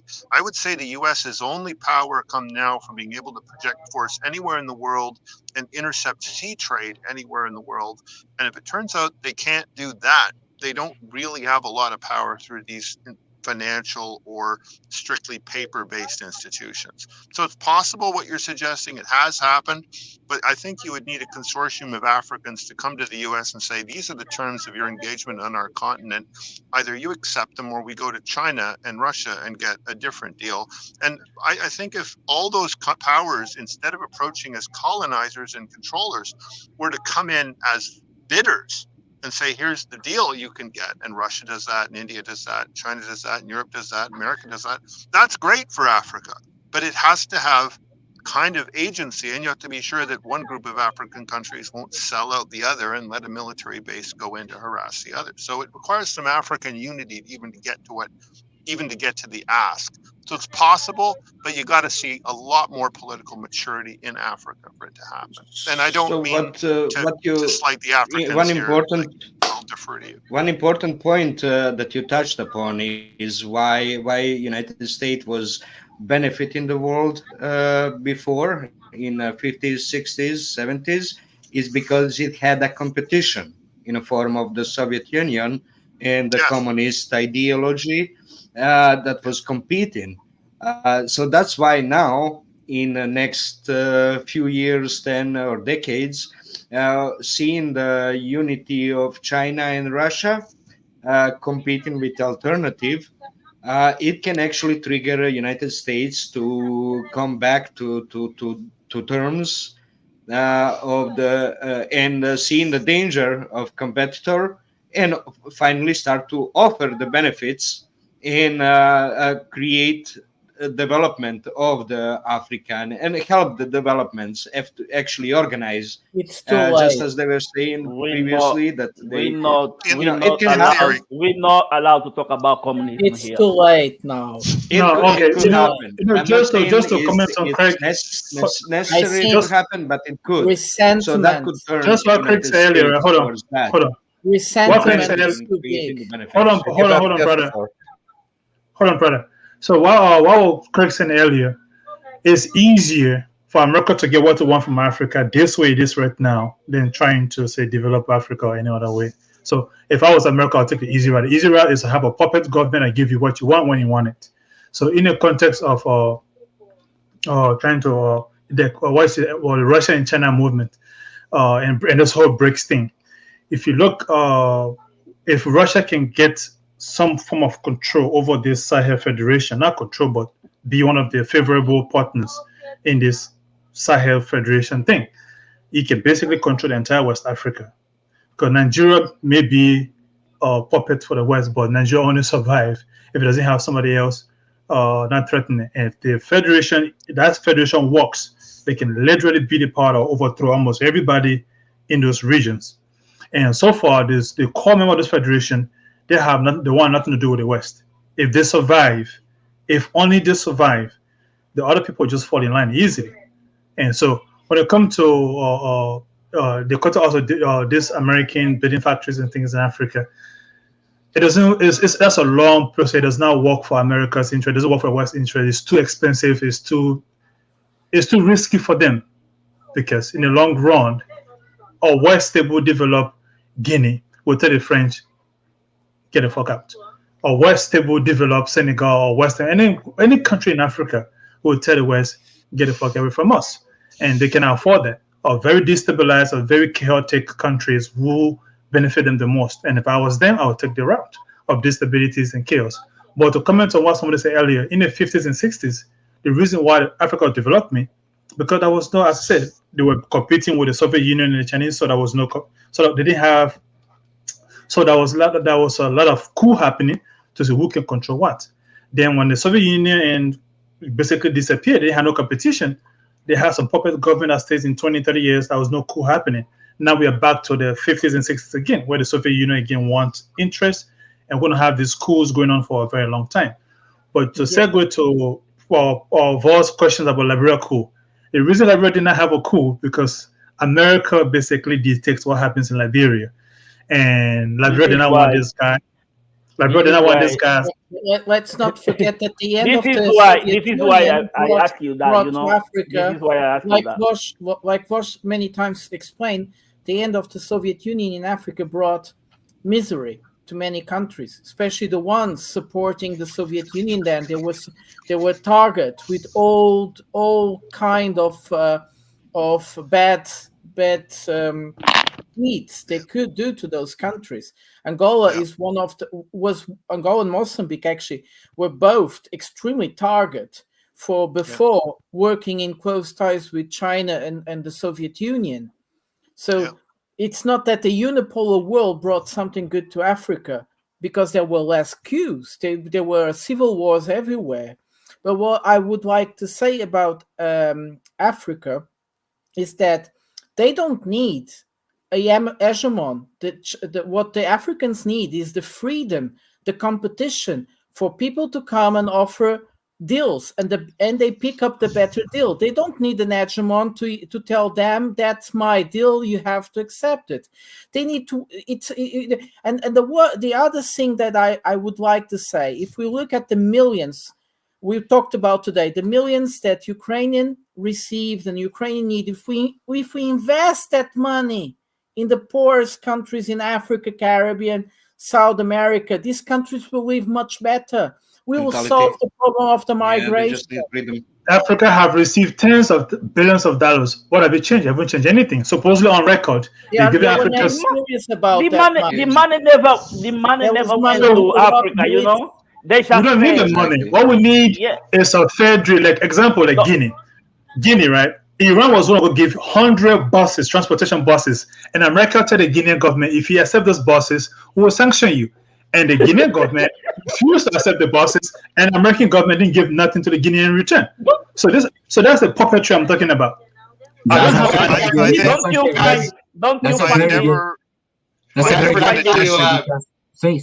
have a point here regarding Russia being sanctioning proof, right? And there's other countries that aren't entirely sanction proof, but all things considered have done fairly well, and that is Zimbabwe, which is one of the few countries on the African continent where you will see that most of the mines and industries and so forth are under the government and not by some foreign corporation or something like that. And we're speaking of Iran, because I thought that was interesting. They tried to have like tractor factories and stuff set up to, and this makes sense for Iran, right? Because of their isolation as well. They want to have bilateral relations to complement their industries and, maybe attract, big deal, get political capital. In Iran, Iran took in Zimbabwe, and this is very indicative of how the Muslim world is somewhat operating differently on the African continent, because the recent memorandum of understanding between the United Arab Emirates and Iran shows a very different strategy. The United Arab Emirates, they go in for they take 1/5 of Zimbabwe for a carbon credit scheme, so they can have on the stock trade and whatever, and greenwash themselves in the process to the tune of a few billions. But that's not a lot when you consider the amount of But this is Zimbabwe is a vulnerable country, so it takes kind of like, okay, this is a temporary thing, nothing happens there. So, but I get some inject money. However, Iran has a much more long-term strategy where it sets up tractor factories and many other small light manufacturing industries, in exchange for other things. And in Zimbabwe, this was not denied. This is already like, okay, we're ready to start setting up these things in our political agreement here on the ground. Memorandum of understanding with letters of intent, of course, following and so forth. So I thought I just wanted to throw that in there, considering you mentioned Iran and tractors, and we don't usually think of Iran as like a much of a player. It's usually considered like most just in the Middle East, but it definitely tries to kind of, North Korea and the Sahel Confederacy. It doesn't seem like a grand power scheme, but these things are happening, and I just thought so. I never want to disagree with Africans on Africa, and I like when they tell me I'm wrong. So I want to make a kind of a strong assumption statement here. I don't think any African country really is going to approach the United States or Europe or Australia or Canada or whatever as an equal power negotiant, a vendor with power, until they have three things. And the three things they need are Chinese railways, Russian weapons, and investors from like India, Iran, and every other country starting with an I that are independent enough to tell the US and the EU to screw off. If they had those three things, then they could say take it or leave it to the US. They could say take it or leave it to Europe. Then they could go around, and even if those countries were hostile, they could still sell to Mexico, to Guatemala, to Brazil, who would happily buy things from them. But the three components you need are you need investment from people that only care about getting their money back. And there's three I's: India, Israel, and Iran, that only care about getting their money back. And you need infrastructure from a country that understands infrastructure and ruthlessly standardizes it. So ruthlessly, they would kill people who violate the standard, which means China. When they build a railway and you try to mess with their spec in order to save money, they'll kill you. And that's what you should do. And the Russian weapons, the Russians are the only people on earth who sell weapons to people who then turn around and can successfully use them against Russians. So that's the ultimate marketing for weapons. So if you had Chinese railways, Russian weapons, and investment from these other countries, then you can tell the US and the EU that. Okay, Nunya, go ahead. Nunya, go ahead. A couple things. I want to address FCS's question and then Coping and Craig's points on investment. Nunya, Craig made a point specifically asking of FCS a question. So let's just keep the continuity and have FCS answer Craig's question. Okay. And Vaj as well. He asked the Africans, yeah. Craig, the reason I'm saying is right now, China was supposed to be, I think, like 8 tracks railroad systems in Guinea. And that track initially was supposed to be by Rusal, the Russian mining company that's in Guinea, been there for the longest. And they never did it. So they had the Chinese president had agreements with the president that got cooled to basically continue. I think they built 3 tracks, remaining 5 more tracks. Then guess what? He got cooled. So again, he was negotiating with both for the West and China and Russia on these things. Like, okay, that's why he got cooled. So as you're saying, there's many African countries that want to take that route. Chinese build infrastructures, Russian, you give us the weapons, and other people will bring the investment. Then, hey, America, what do you have to offer in exchange of all of this? They never succeed. They never survive it. So it have to be what's happening currently in the Sahel federations. Example, Liberia is it's a very tiny country. Doesn't take much to develop that country at all. Anyway, but Liberia is currently pseudo sanctioning Russia. As funny as that may sound, they're actually aligning with Ukraine because whatever America said do is what they do.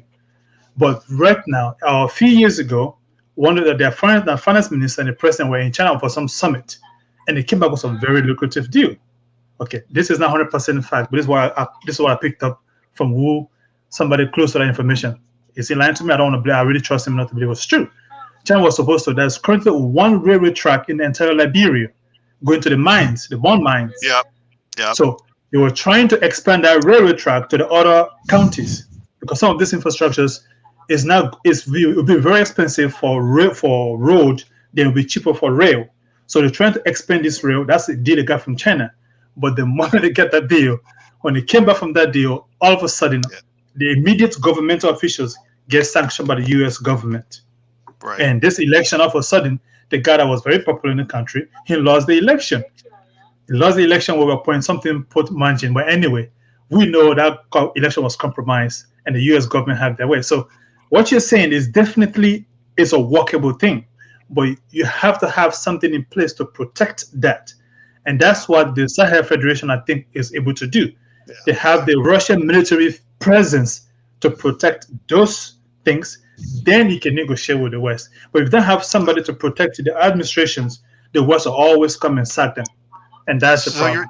So you're saying the governments that want to do these things need some explicit protection from Russia and China, maybe to the point of having Wagner there or something, so that you can't just be cooed every time you sign a railway deal. I mean, if you look at the actual map of Africa, the railway map of Africa tells you the whole story of colonialism. It is incompatible grade mining things that go just from the mines to the coastline. It is not there to develop Africa. It is there In to every loot country, Africa. in every country, Every country in Africa. every country in Africa, the railway goes straight.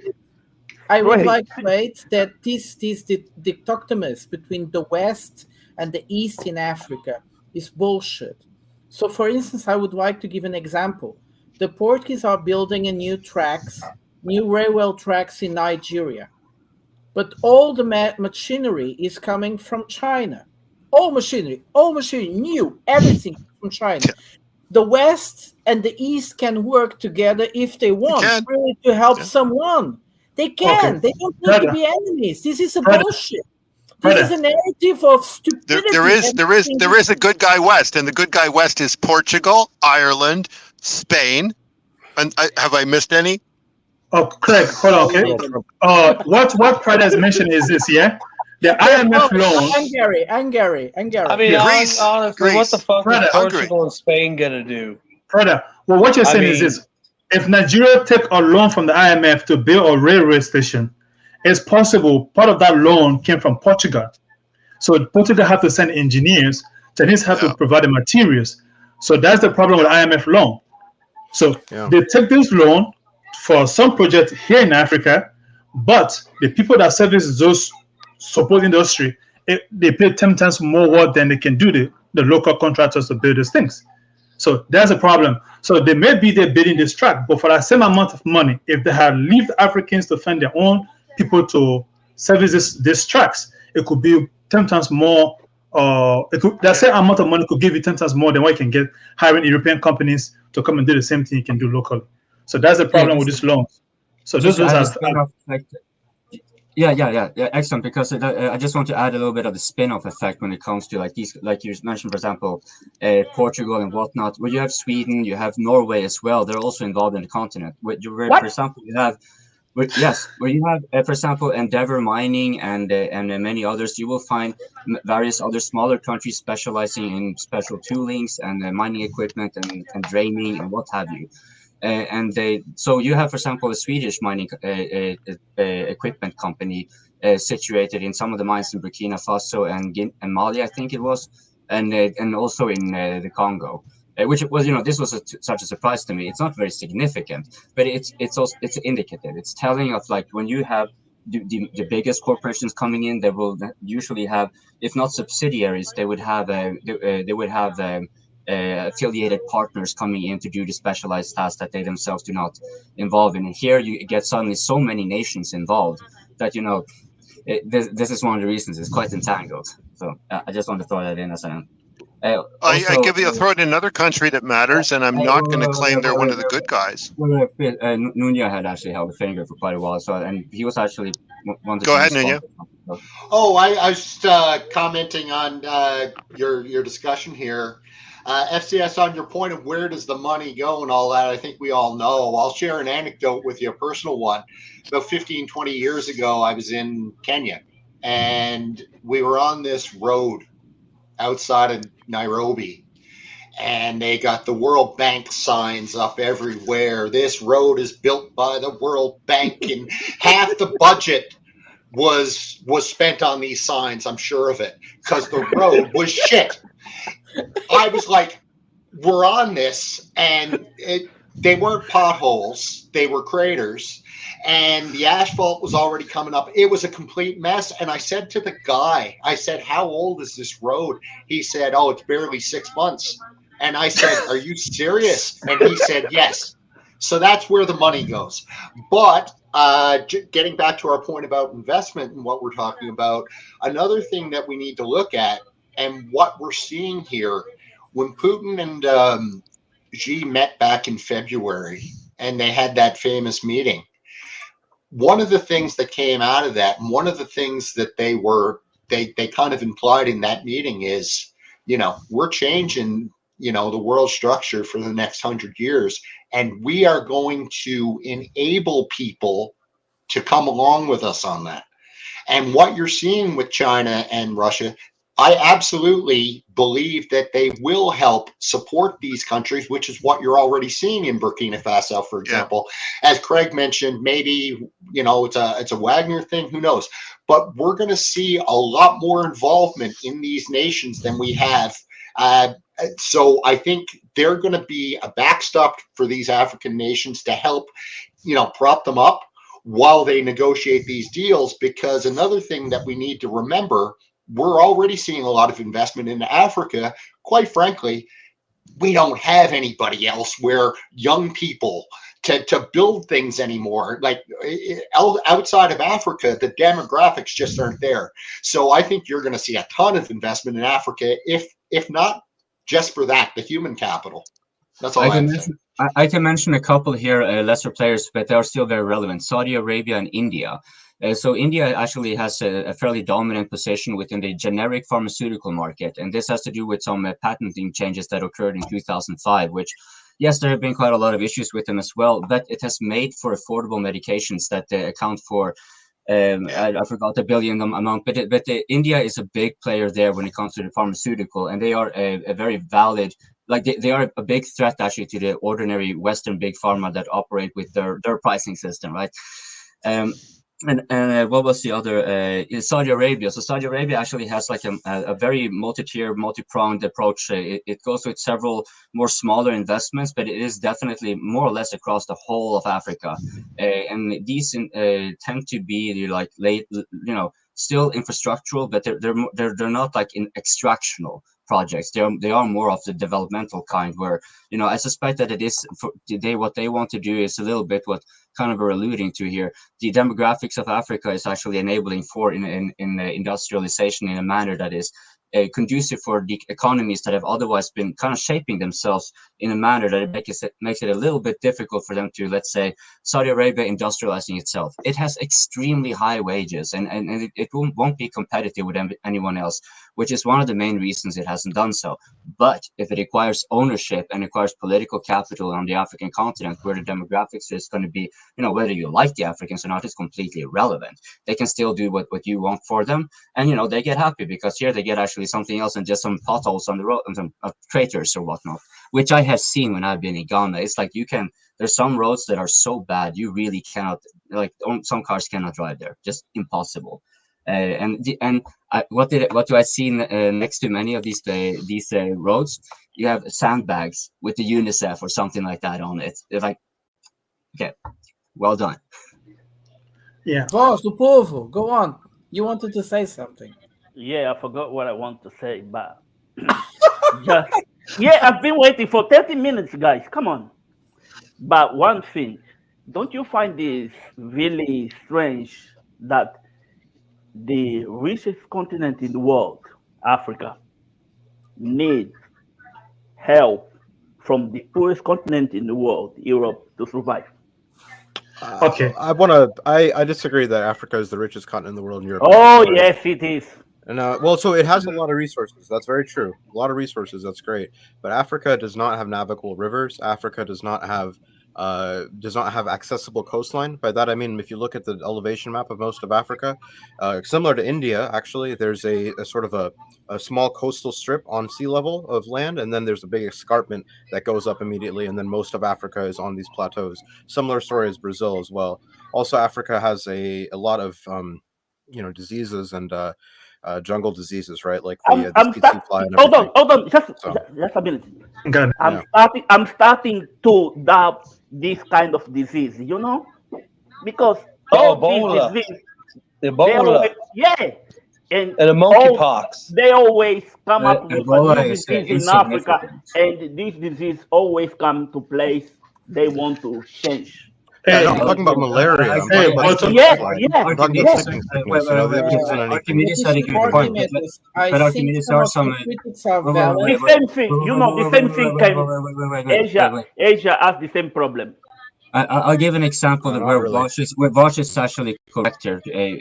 This is pertaining to malaria vaccines, which the West has simply given up on. And so the most what they focused on were prophylactic and cures and such like that, which, you know, okay, if you're a Westerner just visiting, but if you're an African, then you're going to be cyclically subjected to this. So this means that you have to pay expenses. However, vaccines are a very modern invention. When Angola was, I'm almost done. However, when it comes to malaria, there are several countries, notably Ghana, South Africa, and I forget who they were, who had managed to successfully develop a vaccine against malaria, which they have now gotten into not only human trials, but they're beginning to roll it out as well. So the disease factor are indeed real. That's you actually have an absolutely true point there. But these factors are getting mitigated by various means. For example, like the generic pharmaceutical market, making it more affordable for people to fight malaria without having to go through, more expensive means and whatnot. When Angola was part of Soviet Union regime, in communism, there was a lot of malaria in Angola all the time on the news. Malaria here, malaria there, and then malaria disappeared. And then when the Chinese started going to Angola, the malaria came back. You see, I'm stuck to this kind of thing when they come. Oh, there's a disease. There is always disease in Congo. Always.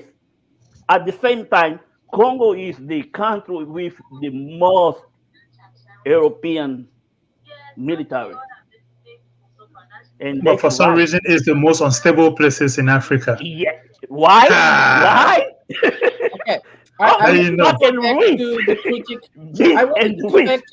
wanted to go back to the critique of Archimedes, which is a very valid one.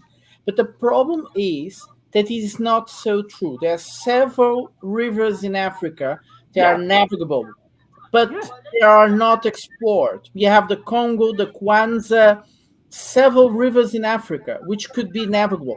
There are several rivers in Africa that are navigable inside of the continent, like the Zambezi, which is navigable in between almost the frontier of Mozambique to Zimbabwe. So there is a lot of potential to create.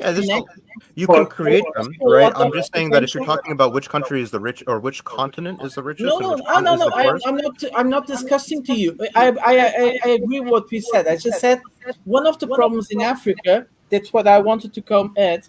Is that we see it with the eyes of today and the eyes of the past, and not with the eyes of the progress. I also don't want Africa to become too progress, because it's such a beautiful country. It's such a beautiful continent. If we touch it too much, it will lose all that charming. But that's up to the Africans to decide. It's not up to me. But I wish they don't make it too industrial, because it will be such a pity. But nevertheless, there is a lot of potential. Prata, basically, you want us Africans to keep buying rice from Europe. Yeah, but the Niger, for instance, is navigable in extreme way inside of the continent. There are no roads, but people can navigate the river between Mali and Niger. There is a lot of potential. Things are needed to be developed. I also would like to remember, for instance, there are many things the Africans can't do for themselves. But if someone helps them, many countries in Africa can't do for themselves. But if someone helps them, they will have an explosion in development. And I'm talking about dams. I'm talking about little things. They don't cost much. It's 1 billion euros, most of them. Do you know my suggestion? My suggestion is leave them alone. If they die off. Don't help them. Exactly. Don't subjugate them. Don't destroy them. Leave them alone. Leave us alone. If we die, we die. Exactly. To decide what they need. Can I make a point on that? And one of the biggest problems is that many times the Africans know what they need. They ask money for what they need. They don't get it. And this is disgusting, because we know that these projects will help people. I'm sorry if I keep touching in the same place, which is the dams, because that's mostly what Africans have been asking for. Dams, so they have electricity, so they can irrigate fields, so they can develop further. And these are not too expensive. The African Development Bank has been developed for a long time. Nobody wanted to give them money. It was like a project or not. They wanted to be independent from the World Bank. They could not. They were not allowed to. They could, but they could not. They were not being allowed to. And these are little things, as I said. $1 billion for one dam can change a whole country in their development. It's nothing. A country for themselves is very hard to get. To be honest, we don't want that money anymore. We don't want no more loans. All European countries needed this type of investments. They needed to ask. They don't need any money. We don't want that anymore. They need organizational skills. They need That's organizational okay. They will skills. get it. They will get That's them. That's the problem. not the problem.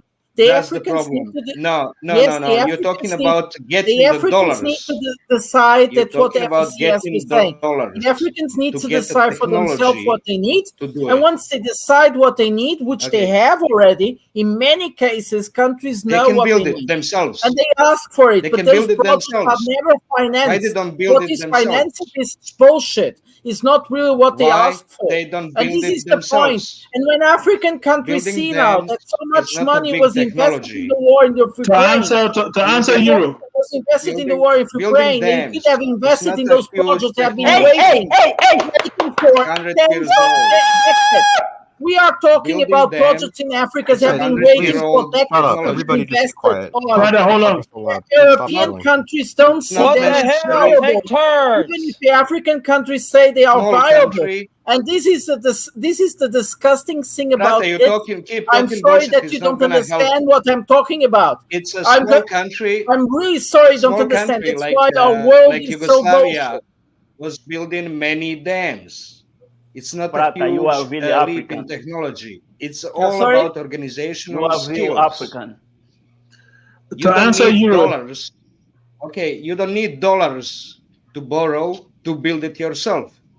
But you need organizational skill. You need the development of technology to build it up Come yourself. on. I Okay? give You don't I need give you an dollars to do it. example. You I know, You give can you an simply do it. example. I give you Jordan, an It's a example. problem Jordan, The when you Renaissance go for dam in dollars for Ethiopia. loans. The Renaissance dam in Jordan, Ethiopia. Go, The Ethiopians were able to finance the Renaissance dam just to build it, but the turbines, they had to import the turbines, and nobody in the Western nothing so countries difficult. wanted to finance the Nothing so turbines. difficult. They had to get the It's money from the 100-year-old Chinese in technology. order to buy the turbines. You see, that's where you're 100-year-old that's technology. where you're fake. The problem is that the Africans can do a lot of things, but they need also information from outside. It's a And when I say 100-year-old the technology, Renaissance dam is nothing one of new. the biggest projects in Africa ever. They 100-year-old technology. build it without even You knowing don't have organizational skills. influence it will That's the have. problem. That's the problem. You don't have organizational skills. They are It's the still tribal. Ethiopians are very organized still and they tribal. build it. The Ethiopians It's are still very tribal. organized and Prata, they stop build it. it. You're talking for 20 minutes and you didn't No, put I'm together not a talking for single 20 minutes. meaning. I'm not talking about 20 minutes. I just Yes, don't you were talking agree. for 20 minutes. Sorry, there are It's all about Euro, because you're wrong, Euro. You're wrong. That's why you keep triggering Prata. to go. There are intelligent I'm people not.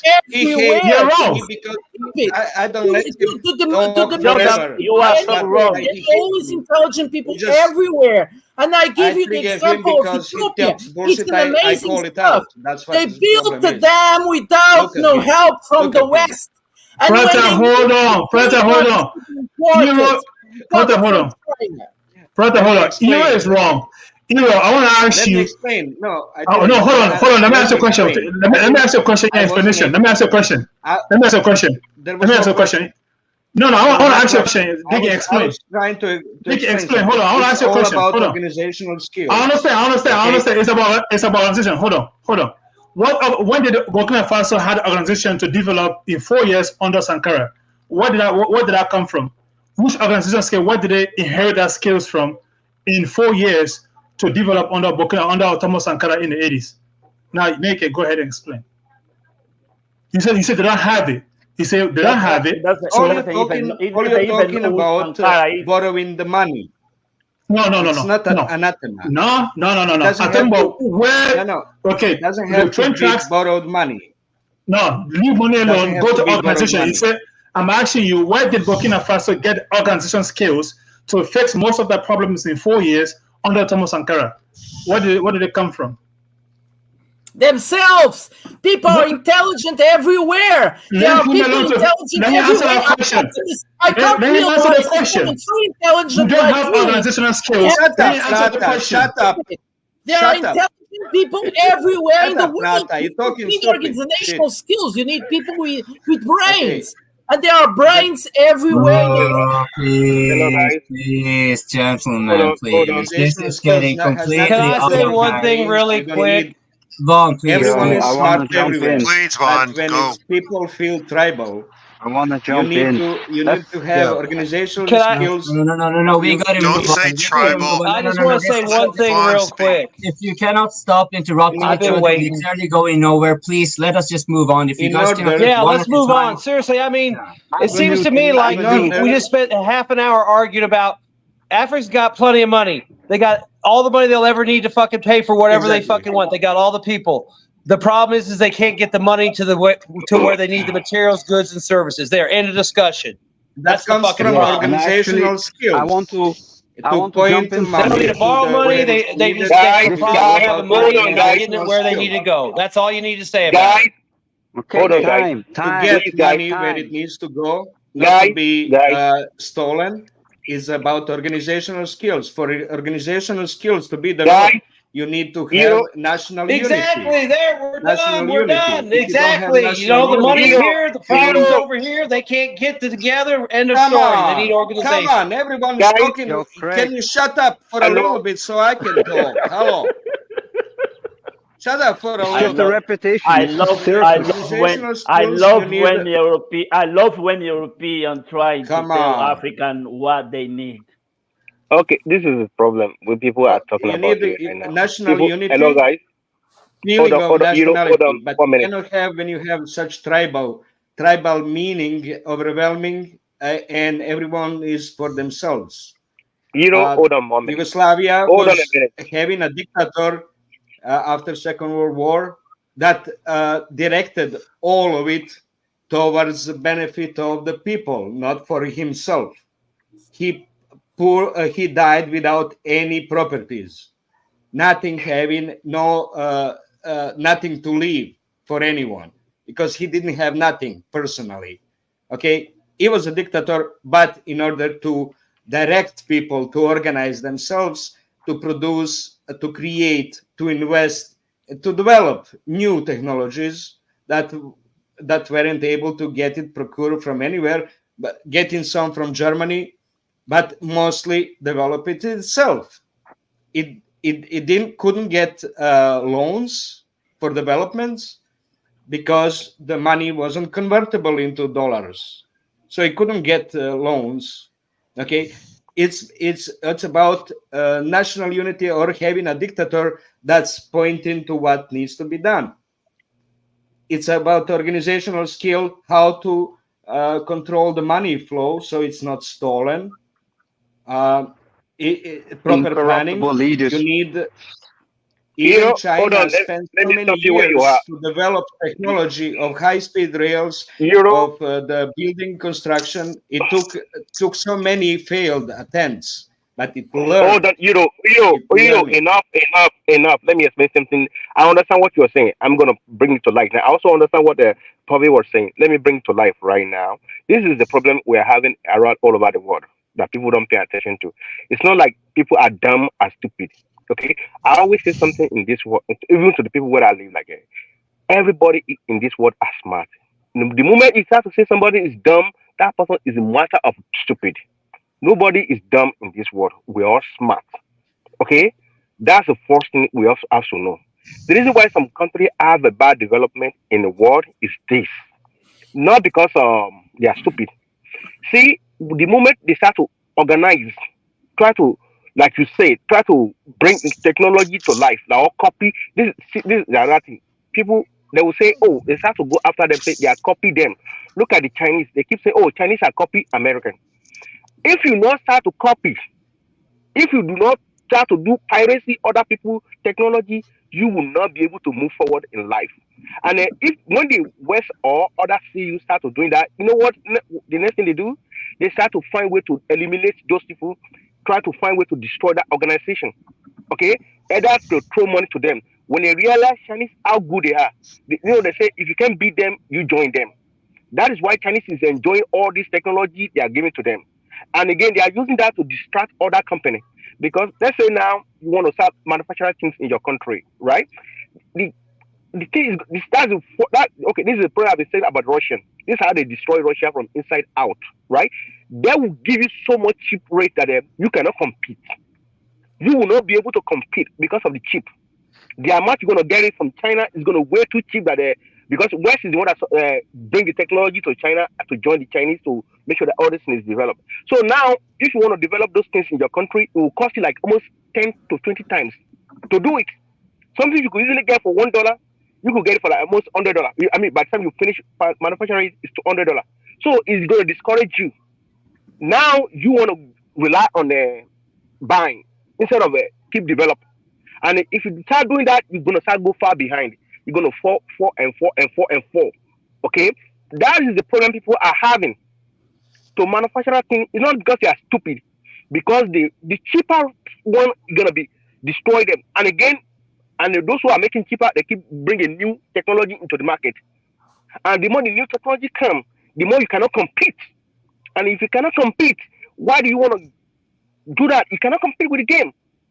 So it's not like they are stupid or they are dumb. So there is a system that the West are using, especially in America. It's not that look at the dollars.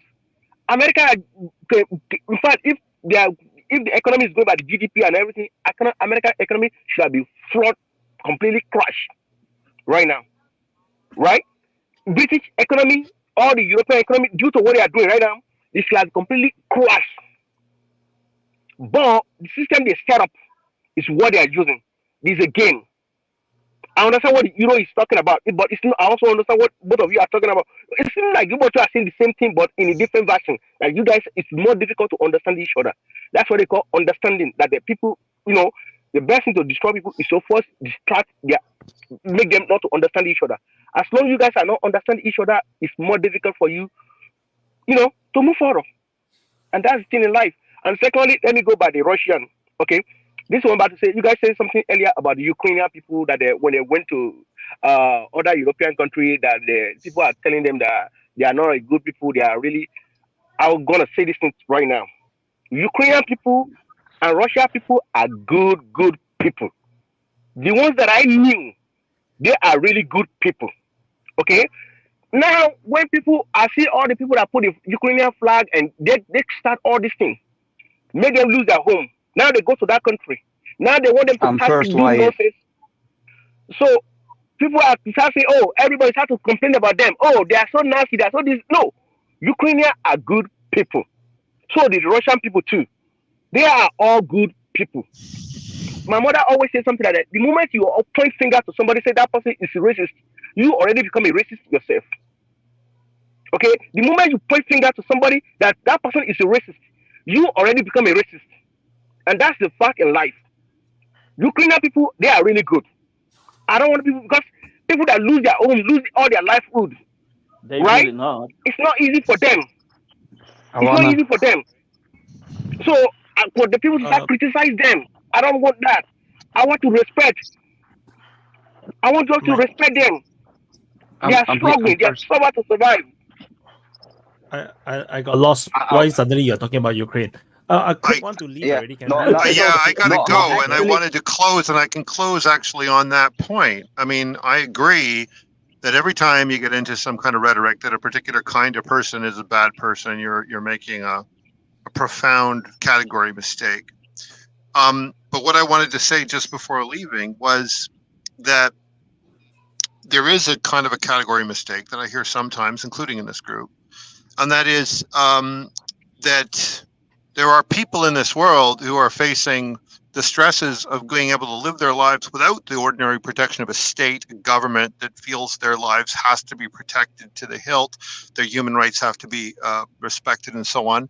There are stateless people in the world who are denied the coverage of a state, including when they live within a border.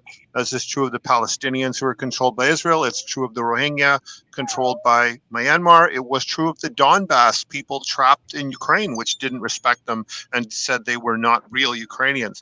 And so when you have people in this stateless position, I want to caution against ever using a word like terrorist. I will never describe stateless people trying to establish a state with that word. Never. They are freedom fighters by definition. By definition. Doesn't matter what they do. They have to achieve that state to protect themselves collectively so their population rights can be asserted. The state itself doesn't have rights, but the population does. And I'm very consistent across the Nazis in Ukraine, the Zionists in Israel, the Christian Zionists in the United States, all of these bigots, even the Buddhist bigots in Myanmar, all of them are fundamentally falling into that racist trap that says that a religion or a national history makes these people not belong here and therefore they're stateless. And you'll always find me on the side of the people who are denied that protection, right back to the Jews of World War II who were told they weren't real Germans and so on. So this is the caution I offer on any kind of rhetoric. Let's really never fall in the racism trap. And let's be incredibly careful about the most vulnerable people on the planet, stateless people, ever calling them terrorists. When you're stateless, the United Nations is supposed to stand up for you and back you to the absolute hilt until you have a state to protect you. You're wards of the UN. This is why the UN is so strongly on the side of the Palestinians, because they are stateless. If you want to criticize them, give them a damn state and then haul them to the carpet for behaving poorly as a state. Until then, it's international law, and until you have a nation to represent you, you can't be guilty of a war crime. You can't be a terrorist. So if that one understanding, combined with the idea that it's not the nation that has the rights or a state that has it, it's the population and the people, a whole lot of conflicts in this world just become much clearer. And the prejudices go away and we stop thinking emotionally, and maybe you have to start thinking a little more like lawyers. So in that sense, the Palestine-Israel conflict is illustrative of this problem. We can take the lessons learned in that, apply them to Ukraine, apply them to Myanmar, and maybe get that more peaceful world quickly. I hope. Agree. Nice closing, Craig. Thank you, Thanks, Craig. guys. So anyway, pleasure to be back. I'll be back when I can. Great. Come back to voice chat. If you do a voice chat briefing on technology issues, maybe I can be in that. That's what I've been spending most of my time researching. Yeah, we miss you. I need a communist guy, you know. I want to thank you, Vaz, and actually, it's a real pleasure to have a conversation about neglected topics in Africa with Africans. I specifically want to thank all the Africans who come to this chat, because this is like utterly neglected topics in the West we never hear about, and it's so useful to hear about. Hey, you know, Greg, you can't have these topics to talk about without thanking the colonizers in the room too, because without us, you wouldn't have these issues to talk about. Wouldn't have the issues to talk about. Oh man, I miss you, Vaughn. Okay, guys, I gotta go, but thanks for being here and thanks for fighting the good fight. Safe. Man, I jumped in to talk about Taiwan because Craig mentioned it, but fucked up. Yeah. So anyway, no one cares about Taiwan anymore. No. We need to prevent the riot from closing. Another topic. Let's talk about Africa. The first ever 24-hour open mic. To one, let me just say, colonized have been colonized by now. Who's colonized? What? The colonizer has been colonized again by now. The colonies were never. They never were decolonized. No. I didn't get it. No, so the colonizers are being colonized.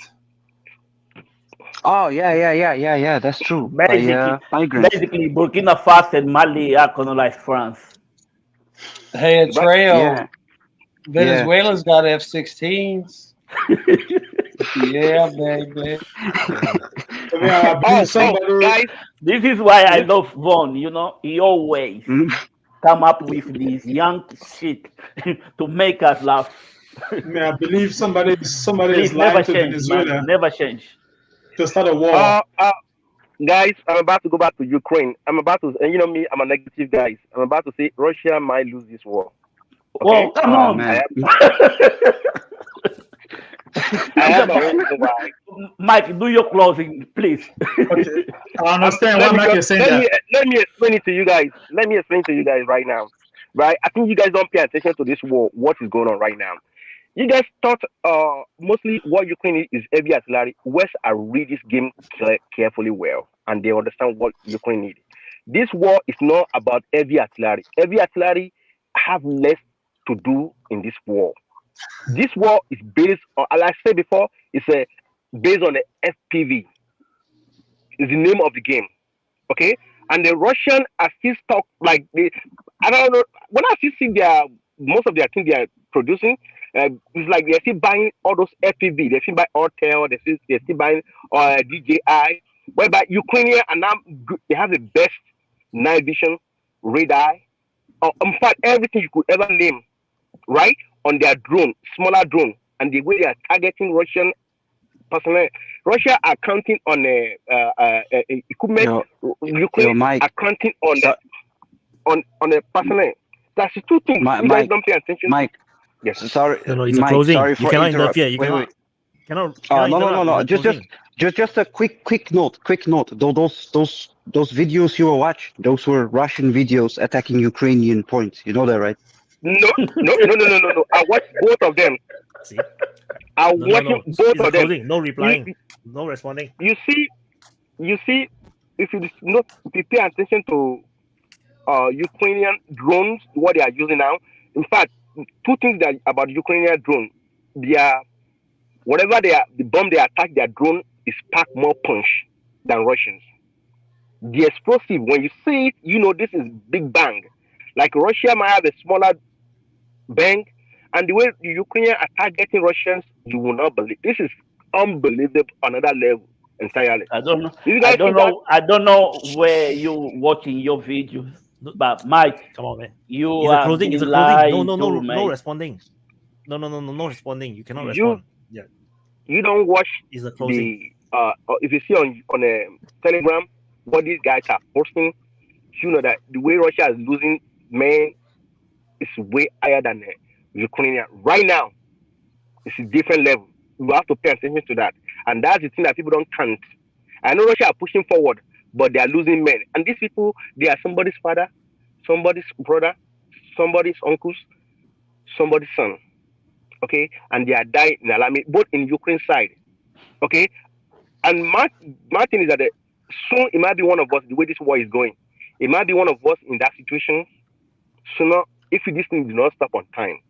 Because this thing is going to the point that people don't even pay attention to read that. It might be one of us that's going to be attacked by drone when the time comes. So we just have to know that those people that have been there, that are brave, and I respect them, and God, those who already lost their life, they should rest in peace, and God should always watch over them. That's what I can say. I miss you, Mike. I miss you. For my closing, I'm going to trigger Mike, but Mike don't answer to me. He can't answer to me. This is my closing. Ukraine is going to lose, and going to lose very hard, unfortunately.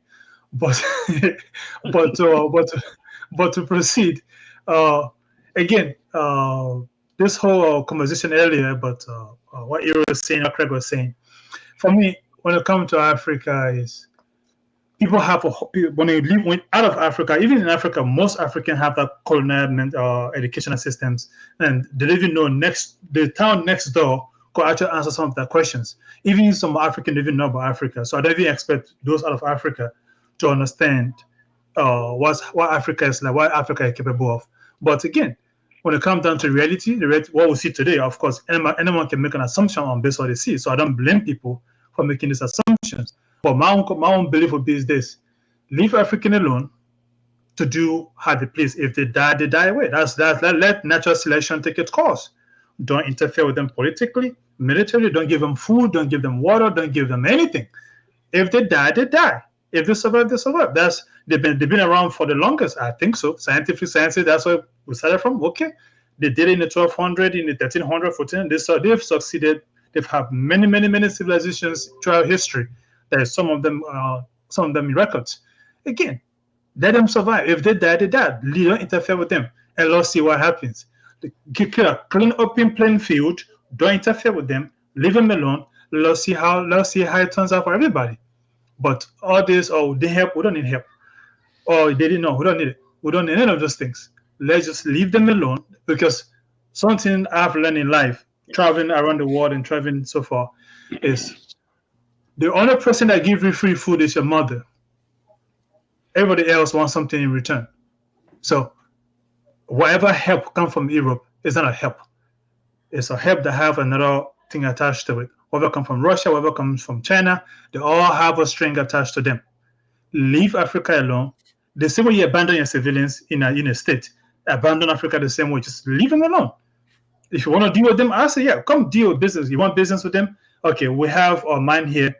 Here's our percentage. Don't go kill the guy that says your offer is too low. Don't kill the guy that says we don't want to deal with you, want to deal with China. Leave them 100% alone, or deal with them on the fair field, and let's see how life turns out for the continent. The continent disappears or they go forward. But to close it out, again, another long open mic. It was always nice meeting you all, and may the Sahel Federation hold tight. Again, this is a perfect example. Leave the Sahel Federation alone to either crumble or to succeed. Do not interfere with them. But again, I guarantee you, the U.S. and its cronies, I'm currently in the state, by the way, I'm currently in Texas. Yeah, back in the state. They can go back. The battle start. If they see the Sahel Federation is actually holding grounds, you're about to have another problem again. The U.S. is transferring a lot of weapons to Africa, but you guys are not paying attention to that. Who is it going for? What is it going for? I don't know. But the U.S. is transferring a lot of weapons to Africa, and somebody in Africa about to get it, and it's very soon. Till then, nice meeting you all. Thank you, FCS. Atrio. Yeah. So I quickly jumped in because I actually wanted to discuss the Asia part, but unfortunately I missed it. But jumping into the screaming of the colonizers and the colonized wasn't the best timing, I guess. But yeah, no, actually, from this perspective, it's interesting to hear because I'm a product of colonization, but it's a topic I would recommend for the VCs rather than the open mics. But either way, I think the OM was nice, was interesting. A lot of regions were discussed from South America to Africa to Asia. I hope we can do this kind of variety to go around the world more often. And especially now, since a lot of regions are heating up and a lot of untold stories, for example, with Myanmar, it's a war that has been going on for quite a while. I think these topics need some highlights too. And then, it was nice seeing you guys again. It's been a while, I guess. So, catch you on the next one, I hope. Thank you, Atrio. Yes. Well, great to be able to join you today. Actually, it's the time of the year where I'm extremely busy, so unfortunately I have been able to take part in these discussions. It was a pleasure. We spoke about really amazing stuff. This open mic. It's a very long open mic, so there are many topics we discussed. One of the things I would like to say is, fortunately, for the good sake of the world, Ukraine is not going to win. It is unfortunately for Ukraine, but Ukraine as a nation made mistakes. It chose wrong, and it was manipulated by other powers that had other intentions than help them, really. But that's another question.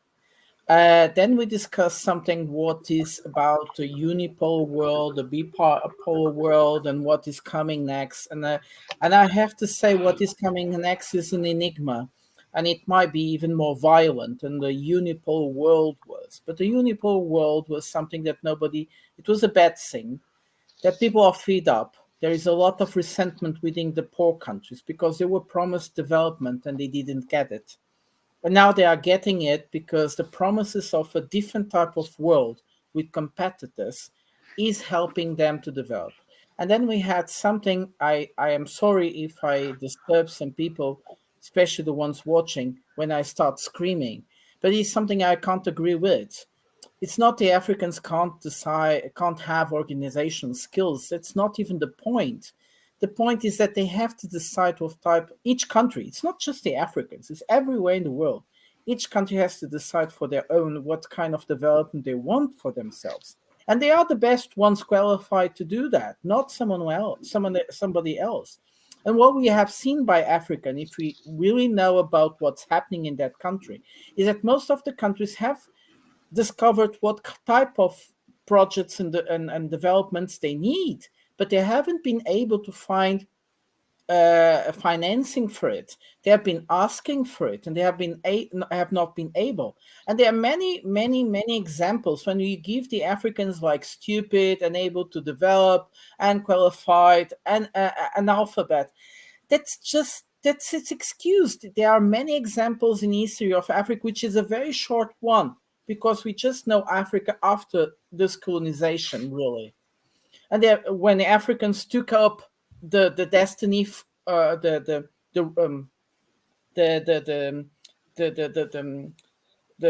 direction of their destiny on their own hands for a very short time. Most countries in the world exist longer than African countries exist.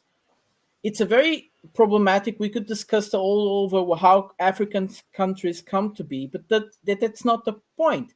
Even in that short time, there's many examples when Africans were able to do a lot of things, a lot of organization. But let's Africans decide first what they want, and I'm sure they will be able to organize themselves and get what they need.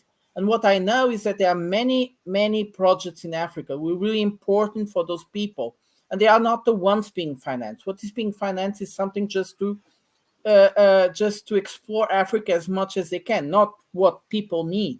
And I would say, in the world we live in today, one of the most important things for everybody in this table is electricity.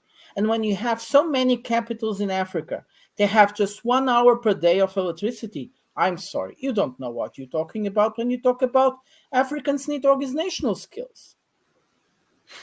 Coming back to the idea that the world is it will take a while until we'll find out what kind of balance we need, until the new hegemon comes in.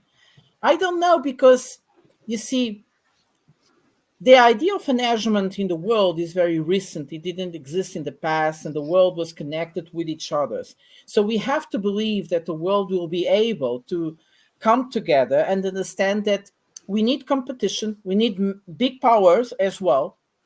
We need them in order for them to present good projects to the ones that are not so big, and the ones that are not so big need to be protected. And the competition, normally that works very well, because you are the one unprotected that can choose the best projects. What we need is a more fair world. And that's where I think the BRICS as a project, which is not consolidated at all, we don't know how it will going to become, at least offers something better. The United Nations, although I never believe I would say this, I always believe the United Nations will be the big organizational structure around the world, is failing big time. Is failing big time like never before. And this might be their own declaration of that. And then what we don't have much more. So BRICS could be an interesting project. I still believe that the United Nations needs to be reformed. And this is very important. And we have 5 big powers in this world. The United States, an amazing country that made so much things in so little time. China, one of the world's oldest countries in the world, that has preserved in time with the most beautiful things on history that we ever done in the humankind. Russia, that immense country that is able to renovate itself times and times again. India, a very old civilization that never existed as a single entity, but is able to preserve millennia after millennia. And Brazil, a new construct where many peoples on this earth come together in a mixed people and are able to survive side by side without conflict. So we need these 5 people to come to sit on the table, not France, not England, not the European Union. These 5 big countries need to sit on the table and give assurance to the rest of the world that we have someone pulling the strings. We are not living in a world of chaos. Because now you are living in a world of chaos. Okay, Piotr, I have no idea how many hours you just went on with it, but it's closing. It's over 6 hours with the open mic. Please show, like, why it looks like he has to put his tired face on now, like, even though he's not human, but you have to play it, right? And look, this is the progression of what. Okay, this is not my closing, but Piotr, wrap it up. He's done. Okay. Yeah, he's finishing, no? So, Prata, okay, good. Yeah, I finished. You start talking what I was. Hard to tell. Yeah, Sorry. like, It why? was hard to tell. I'm sorry, it was hard to tell. It looked like you were about to start again, so. Vaughn, closing. You're muted. Yeah, I was just going to say I like this open mic today. I know it was long, but it was good to cover all the topics, especially starting out with Venezuela and kind of getting that figured out, and then kind of going over everything else. You know, as always, like, subscribe, and share. In Ukraine, you know, just keep an eye on around Avdiivka. Obviously, that's the big spot. And then, you know, I think up around Seversk and Kupiansk is another area to watch. So we'll see what happens. Y'all have a good week. Thank you, Vaughn. That was incredibly short. Yes. Yeah. When contrasted with Prata's, it's like, what? And we love it, Prata. Short. Euro. Yeah, this is a long one. Another long one. I You will need to do fight it back, now. Prata, Yes. what Prata said. I will do it, a long one. It's called for. Yes, it's very difficult to talk about organizational skills in a conservative environment. This is pretty much a rightist leaning, except was rightist and a conservative leaning crowd. Nothing wrong with that. I'm just saying. I just want to say it's very difficult to say what organizational skill, because the conservatives hate the state because it tramples upon the wealthy. It's only power above the wealthy that can trump them. No, but nothing else. So the state is the one. The administration of the state is what provides organizational skill to prevent corruption, to organize production, to organize economic development. Something called the 5-year plan or 20-year plan or something like that. But that's what organizational skill is. It doesn't need money. The state usually doesn't need foreign money unless it's very advanced technology. Only for this advanced technology that takes 50 years to develop, that's what you need the foreign money to buy from the foreign. But that's not usually what you need for electricity, for the roads, for the trains. You don't need really high advanced technology. It's 100-year-old technology, 150-year-old technologies to create that. Yes, you need steel technology, which is a little bit complicated, but you can start small, small dams, small things like that. But when I hear someone say, only everything you're going to get from your mom, nobody else, everyone else demands something else from you, that's exactly mentality against organizations to build something, to think about future, because it shows how such thinking is basically your interior thinking. It's not how reality is, because the state provides so many free things for the people. So many things, because it's organization, power of organization to do that. It's providing for free so many things. Okay, it's unbelievable. When you stop hating it and try to learn about it, which is conservative, don't want to learn about their enemies. Don't want to learn about it. That's the problem. When you hate the state, you will never learn what it is. When you hate communism, you will never learn what it is, because you're not allowing it. You just have a cartoon picture about it. That's all.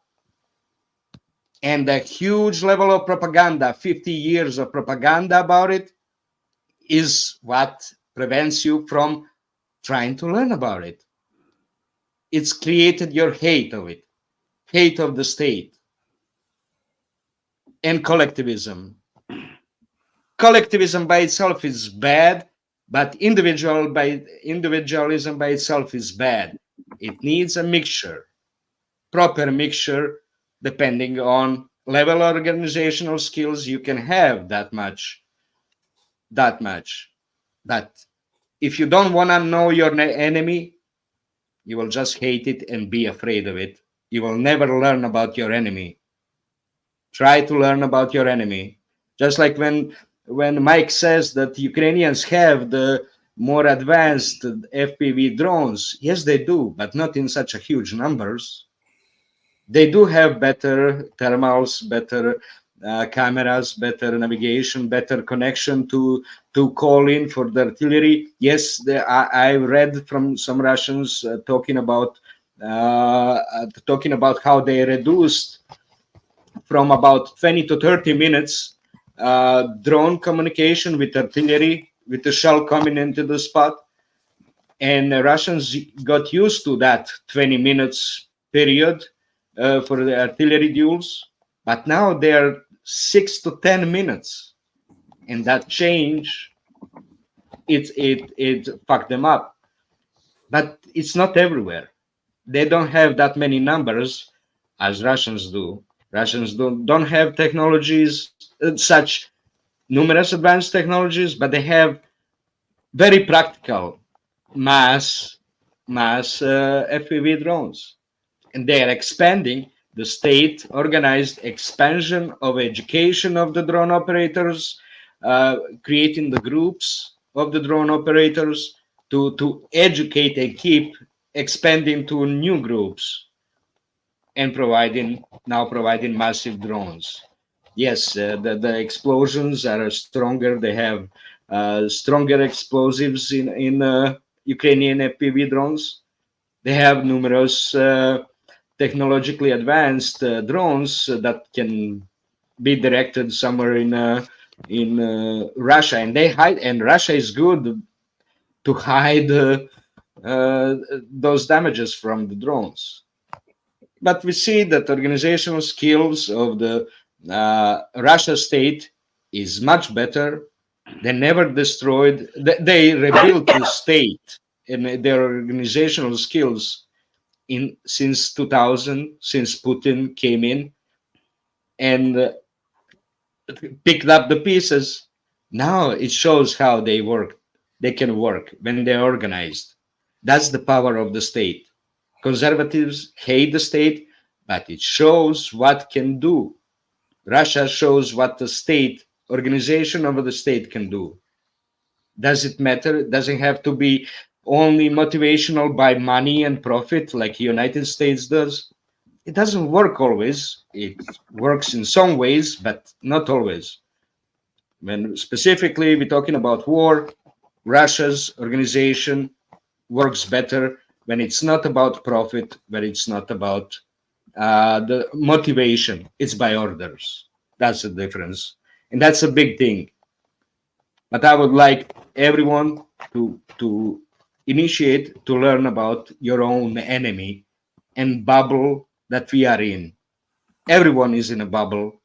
Everyone supports its own bubble, and we can learn from it. We don't have to compete who's the smartest or who has more to say or anything more opinionated.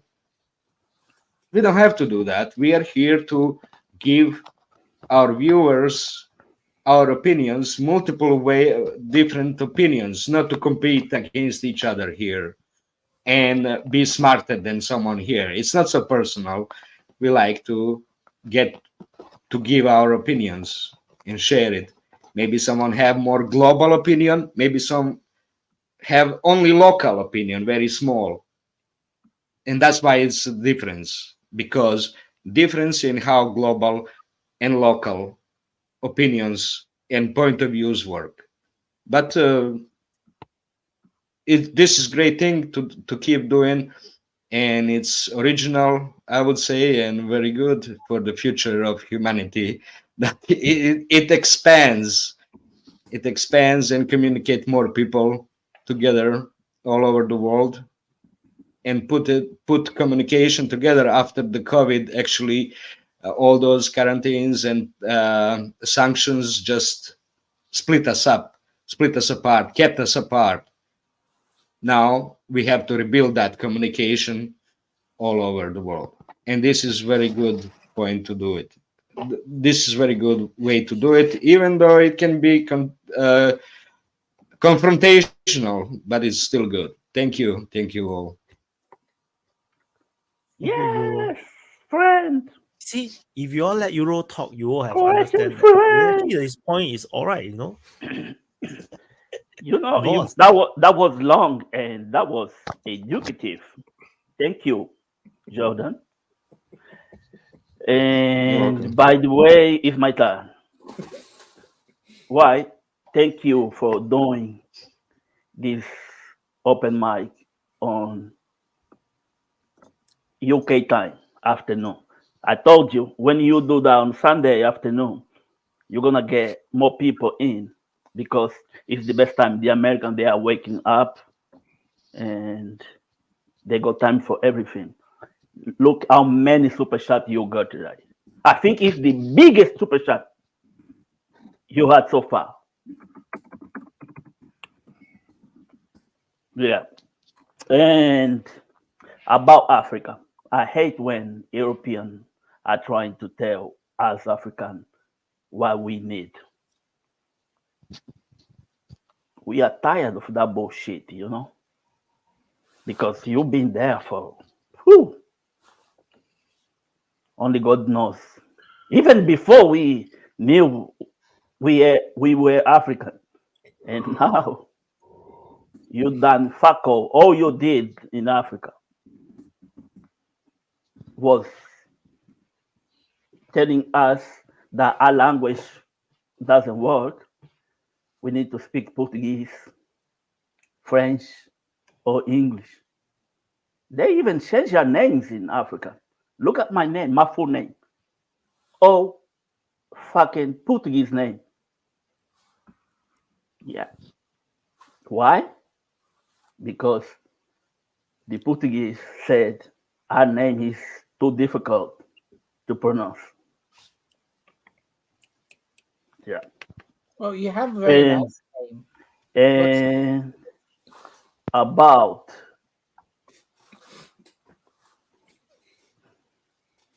the war in Ukraine, I think it's time for them to give up, you know. A lot of more people are gonna die. I just want them to stop dying. It's a lot of people dying on both sides. Please do a deal, wherever the deal is.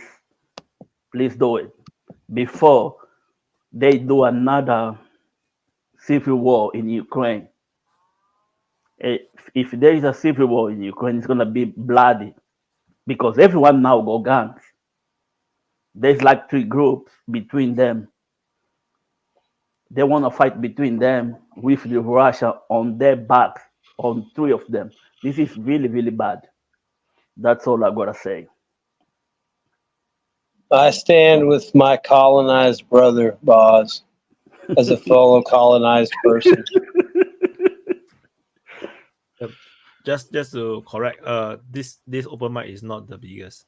In fact, this open mic will be loss making. Really? Right. Really. But it's okay. It's okay. I saw like 30 or 35 super chat. So Archimedes. Yeah. So I got a couple things to say. I've been in the open mic for like an hour, but this has been a very emotional open mic, and nobody's provided me any space to talk because we've just had people yelling at each other. It's okay. It's fun to watch. So I want to say about Africa first of all that I think the problem with the African countries basically comes down to the fact that they are effectively, right, they've been colonized, that the state structures that are in Africa are not representative of the actual societies in Africa, the way that, because states are not just some arbitrary thing on top of the society. A state represents the epitome of the social organization of that people, right? That goes all the way from the family to the tribal groups to local government and all the way up. Now, Africa needs to go ahead and earn that independence and rebuild their societies. Now, I disagree vehemently when people are saying that, we were just going to go and let them be on their own. We're just going to leave them alone out of the goodness of our hearts. That's not what's going to happen. Africa is going to have to take its independence and its space for its independent development. It's going to have to take that for itself by force. Nobody in the world is going to be allowing them to develop how they want to. No, they're going to make them, if they have the power, they're going to extract from Africa. This doesn't matter if it's European or American, South American, Indian, Arab, Russian, Chinese. I know a lot of people here seem to think that the Russians or the Chinese are going to be a much nicer hegemons than the Americans or the Westerners. It's not true at all. Not even the Indians. Nobody is going to be any nicer than anybody else because that's simply how power works. That's how humans work. If you're going to say that there's something special about Westerners that makes them able to be more uniquely evil than the rest of the world, that is not a path that you would want to go down, my little colonized friend. Okay, because then you can start saying that there's differences between racial groups and somehow Western Europeans are somehow more evil than the rest. It's not true. Okay, the history worked out the way that it did. The point is, Africans are going to have to earn that for themselves. If they earn it for themselves, great. Maybe they will. Maybe they won't. I think imperialism is going to be the way of the future. But with any luck, it's not going to be a single uniform imperialism of unipolarity as we've experienced in the last 20, 30 years. It's going to be a multipolar imperialism where the power centers of the world, the independent power centers of the world, are going to expand their influence into their hinterlands and force their weaker neighbors to submit and to form international institutions and economic relations in such a way as to benefit the independent power centers of the world. That's what multipolarity means. It doesn't mean that everybody's going to sit around a table and be nice to each other. It doesn't mean that they're going to be. I disagree with you, Prata, when you say that somebody's going to be in charge. There's going to be adults in the room, right? Effectively, that there's going to be a Congress of 5 powers that are going to make sure that the world goes well. It's not going to happen. It's going to be conflict. It's going, maybe I disagree, but we'll see. That's the way I see it. Now, in order for that to happen without a brutal war, well, right now we're living in a world where the American globalist regime is trying to hold on to hegemony over the entire world. In order to go into a world where there is sort of an even distribution of power along the world's land masses, that is going to require a withdrawal of the American globalist regime from hegemony.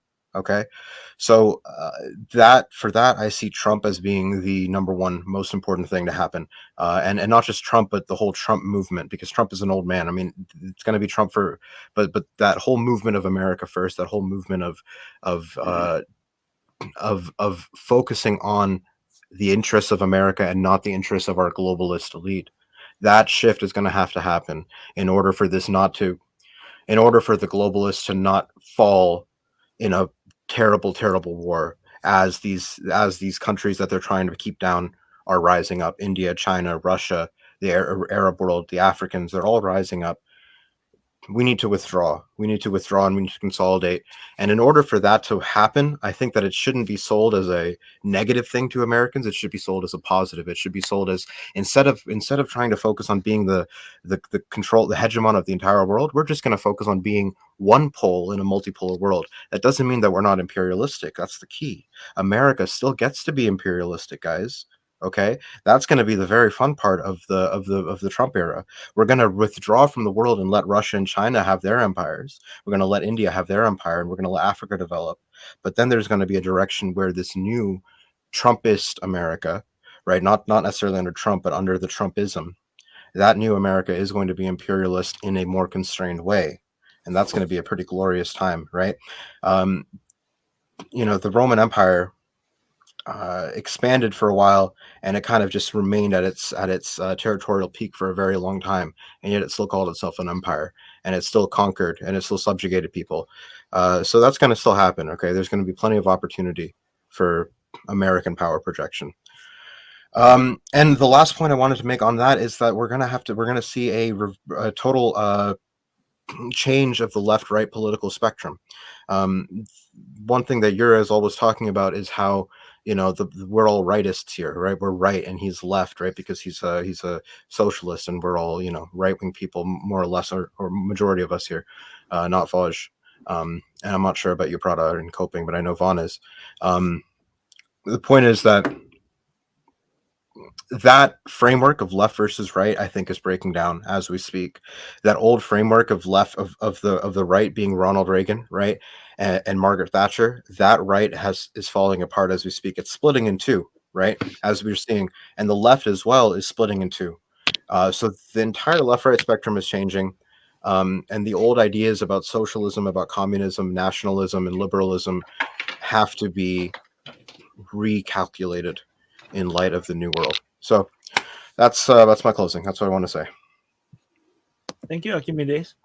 Just one thing. Can I say a word? I think Archimedes' closing was amazing. Just to finish something, we need a new narrative because the US is an amazing country. The Europe as a civilization was also amazing what they achieved, but we even need a new narrative where we understand our place in the world.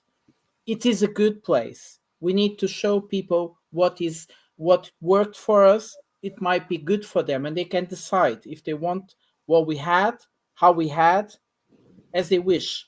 But we should stop trying to impose to the others. Yes, it is imperialism. Imperialism will still work, but we need a new narrative where we belong to this world. At the moment, the narrative we have is like everybody against us, and this is stupid. Sorry for that, Archimedes. Yeah, I just want to add one thing, because you said Trump is old. So if he wins, he only gonna just one term is 4 years. So I just hope he only have one term. Yes, left, and plus he's old. Yeah. I just want to say on this. Well, go ahead, Vaj. I'll respond. I just hope Vivek is gonna be his vice president, maybe. and he can go on because the guy the thing he said the right thing for me. I will never ever vote on the right side, but trust me, that guy is saying the things I want.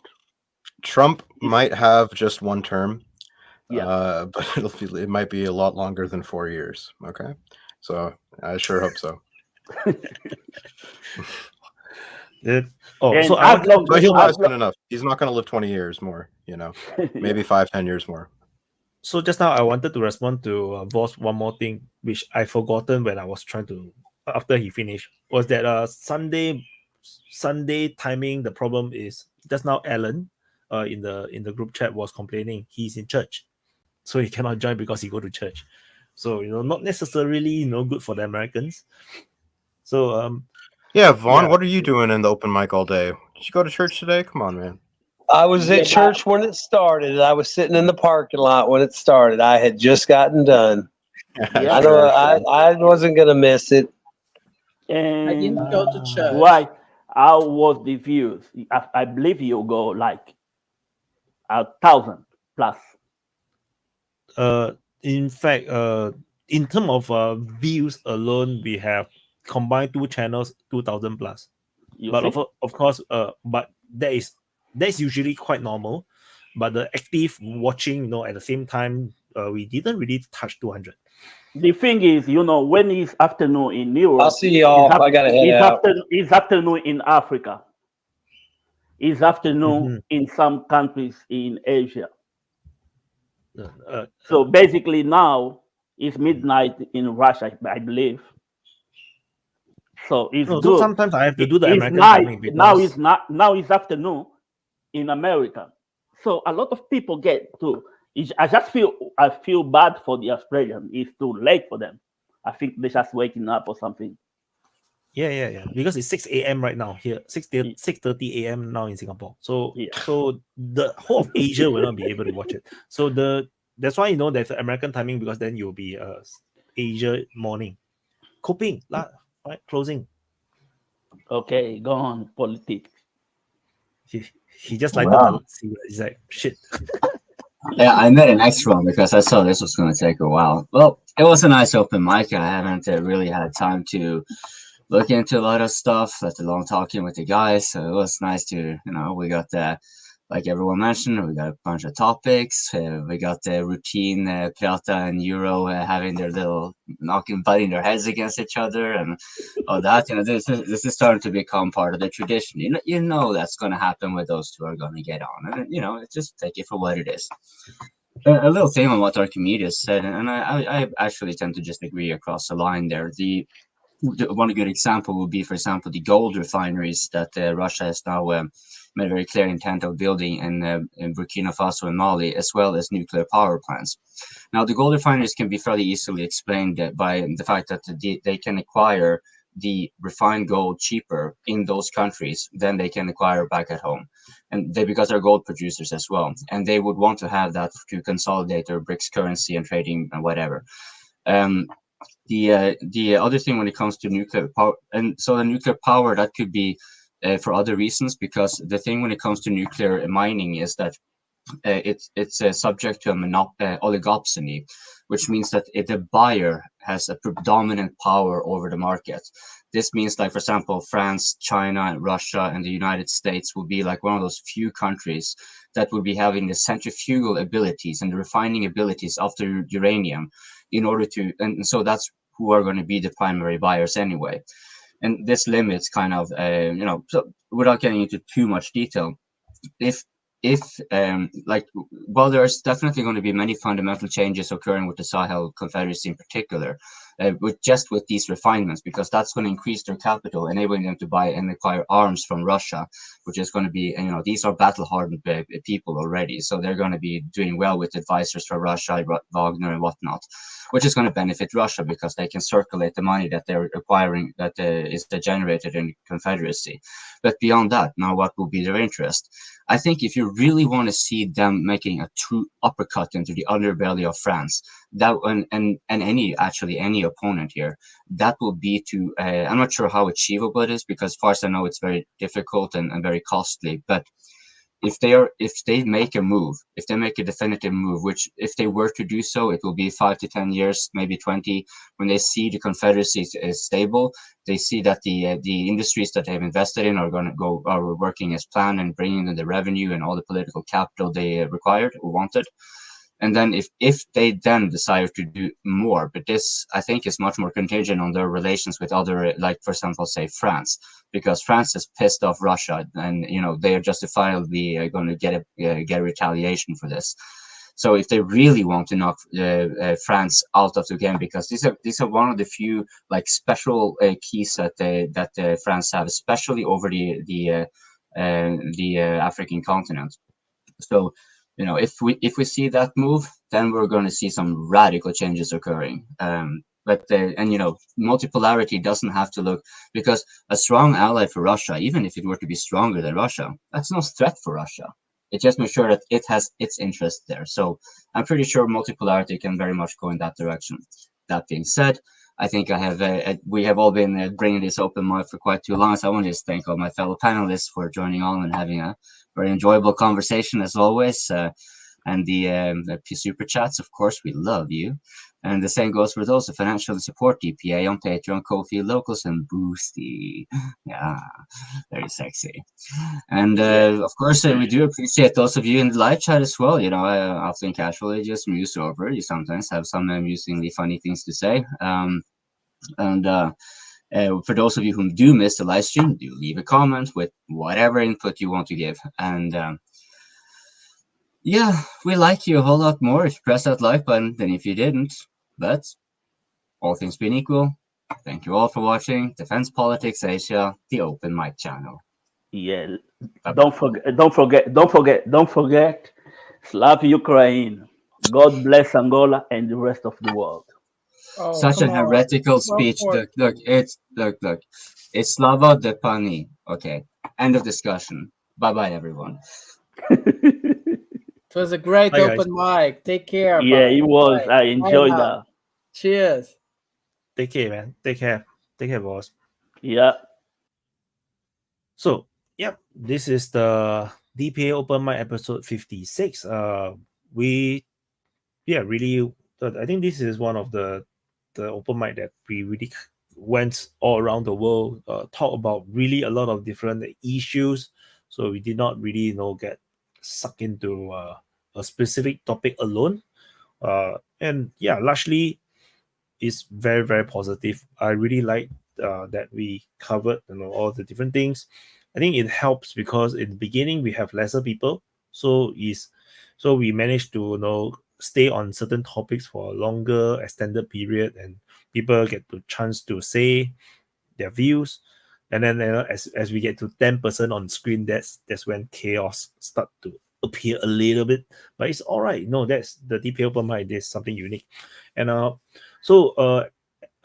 just now someone mentioned, how is this channel not having more people more people watching or subscribe? Yeah. So I just want to explain a bit.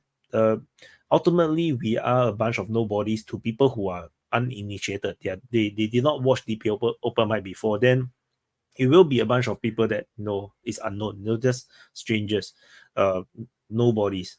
Even myself, my subscriber level is actually very low on the grand scale of what YouTube is.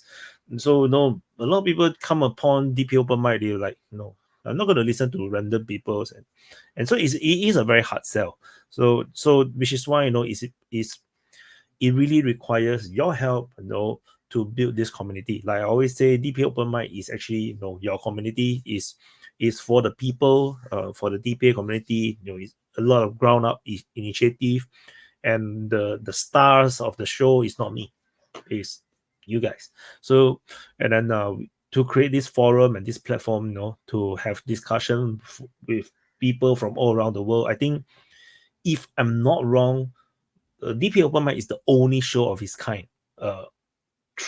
Of the entire of YouTube, I think this is the only show of its kind where you have people from all around the world, like literally all around the world, different continents, and from every continent is represented. I think a lot of countries are represented, and to share their views and discuss about geopolitics, war, and philosophies, or economics. So it is very, very unique. So, but it is a very, very hard sell, for people who really don't know who I am, who do not know DPA, to really get into this. I think a lot of the DPA subscribers on the main channel or war channel, they are still just war fans.